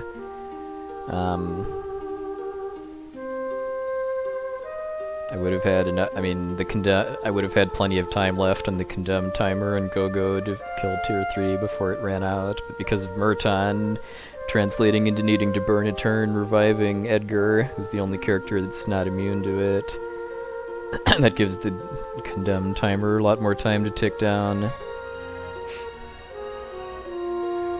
Yeah, and then that was it, because yeah, Kefka is 100% consistent unless I drop a Bum Rush.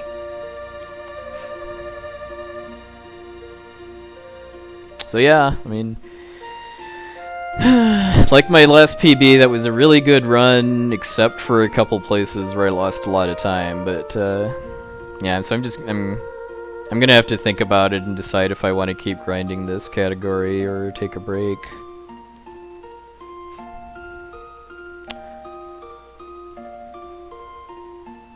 Another option could be to take a break for a bit and run 100% a few times, and then come back to this while I still have all the glitchless World of Balance strats fresh. But not that. I'm gonna have to sleep on it and think about what exactly I want to do next, because I mean, this could have been the 514, then I would have almost certainly been ready to move on for a while, but I just feel so unsatisfied with how that final battle went. I feel very, very satisfied with how that tower went, though.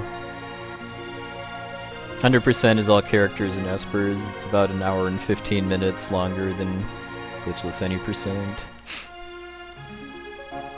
Well, if I do 100%, I'm definitely going to be starting earlier, because if I was running 100%, I'd still, even at this point, I would still have over an hour to go, so I would be finishing at 3 AM my time, which isn't really a good idea, so yeah. I need to start at least an hour, preferably 2 sooner if I want to do 100%. Hey, Expo. Oh, appreciate it. Thanks for your support, too. And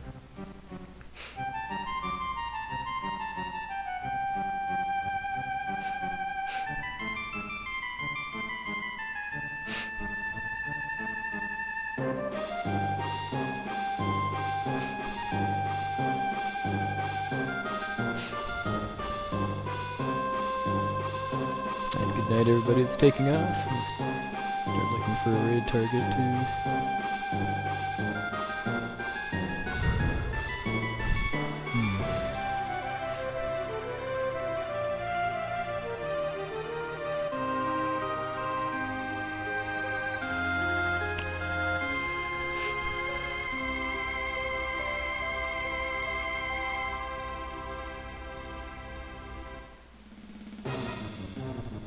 Oh, there is definitely a speed run for Mystic Quest.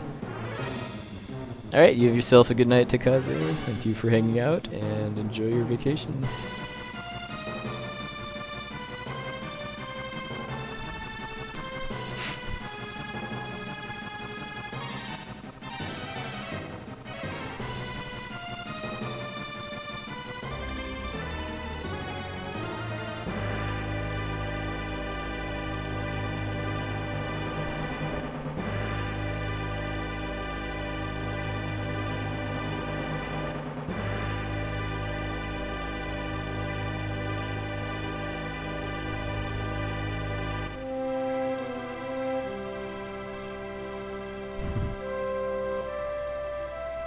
Well, Mystic Quest is a great speed game in the sense that it's extremely easy to pick up, and just to go from nothing to actually having a PB added.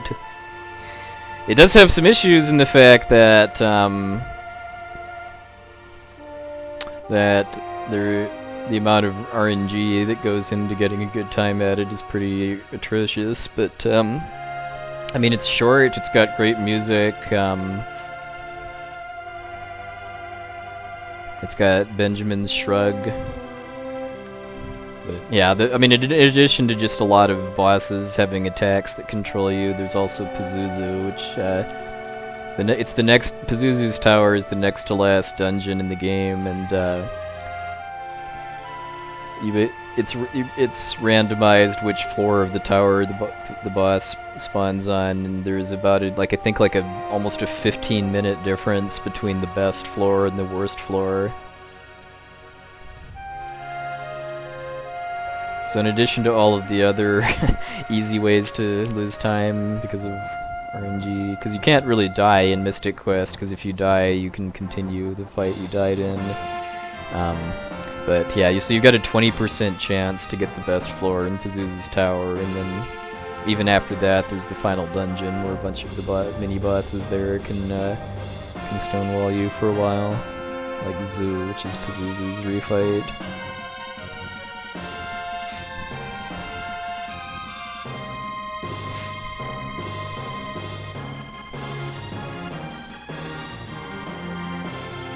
Yeah, the canonical name for the Mystic Quest hero is Benjamin.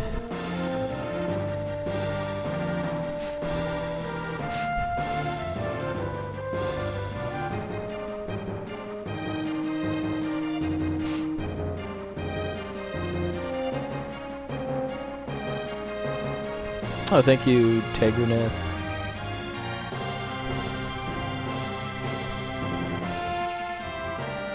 Even if I'm not completely satisfied with how this run turned out, it definitely feels good to PB with as good of a time as I'm up against and as risky of a endgame route as I'm using. I mean, it's not like Sabinless for any % no sketch, but every boss in Kefka's Tower I have a calculated risk of dying to if enough bad luck comes together in the right or wrong, depending on your perspective way. Cause yeah, my last PB was about 3 months ago. Hey, Ghost King.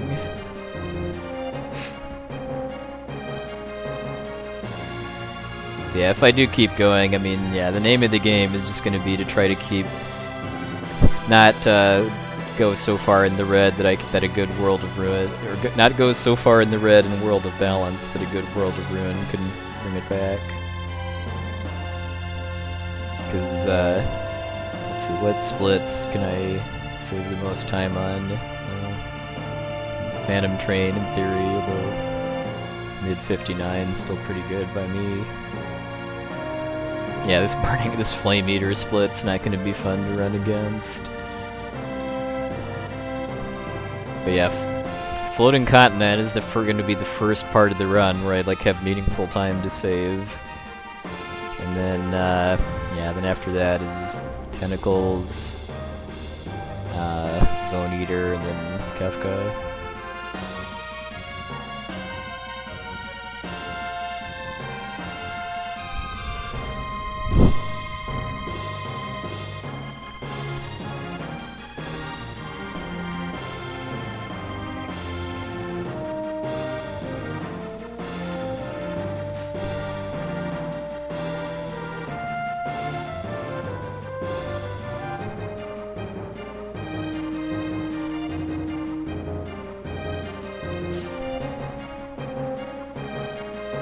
Yeah, this is a PB, Chief, look out. First one in 3 months. This run almost hit my goal time for this category too, which is sub 5:15, but then I had a lot of stuff go wrong in the final battle. I mean, the fact that I was able to work with it and still minimize the time loss to about a minute definitely speaks to how prepared I am for it, but that's still pretty disappointing.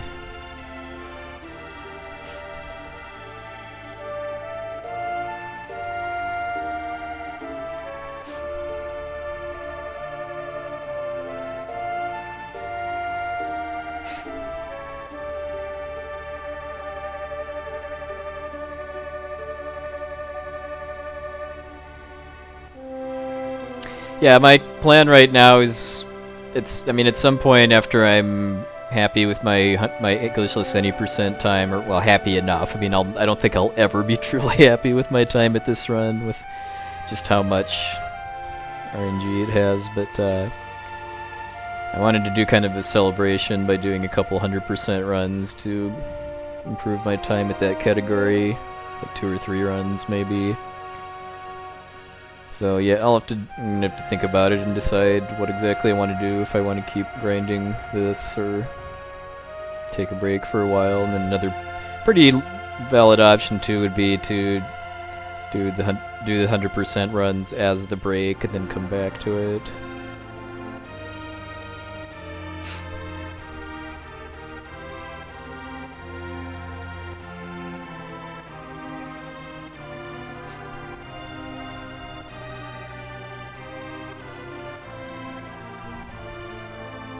But yeah, having a PB that has force field skip again is pretty satisfying though.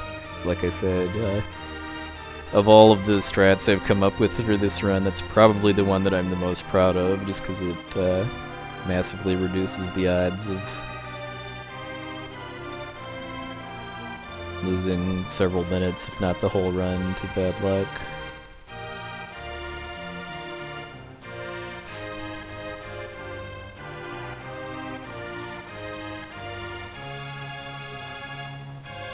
People miss the explanation. 100% is all characters Jaspers. My current PB is 652, and the one run of that I've done since rerouting it was almost like almost some kind of sub 630, and then I died to Kefka when he had 8 hit points left because of bad luck. Yeah, and I get to kill Doomgaze in 100% too.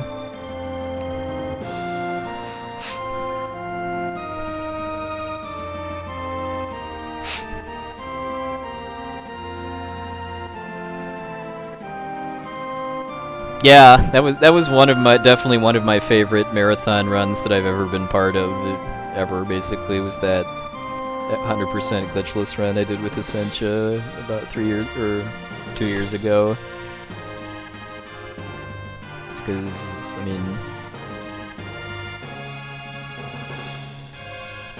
we did really well. We had a lot of fun both preparing for the run and doing it.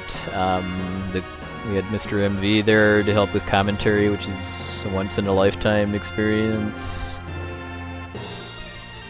And Brosentia and Village in there too. I mean, pretty much the only real kind of negative thing about that run for me was just the fact that it was super late. Like, we didn't start until about 1 in the morning, and it was a 7.5 hour run.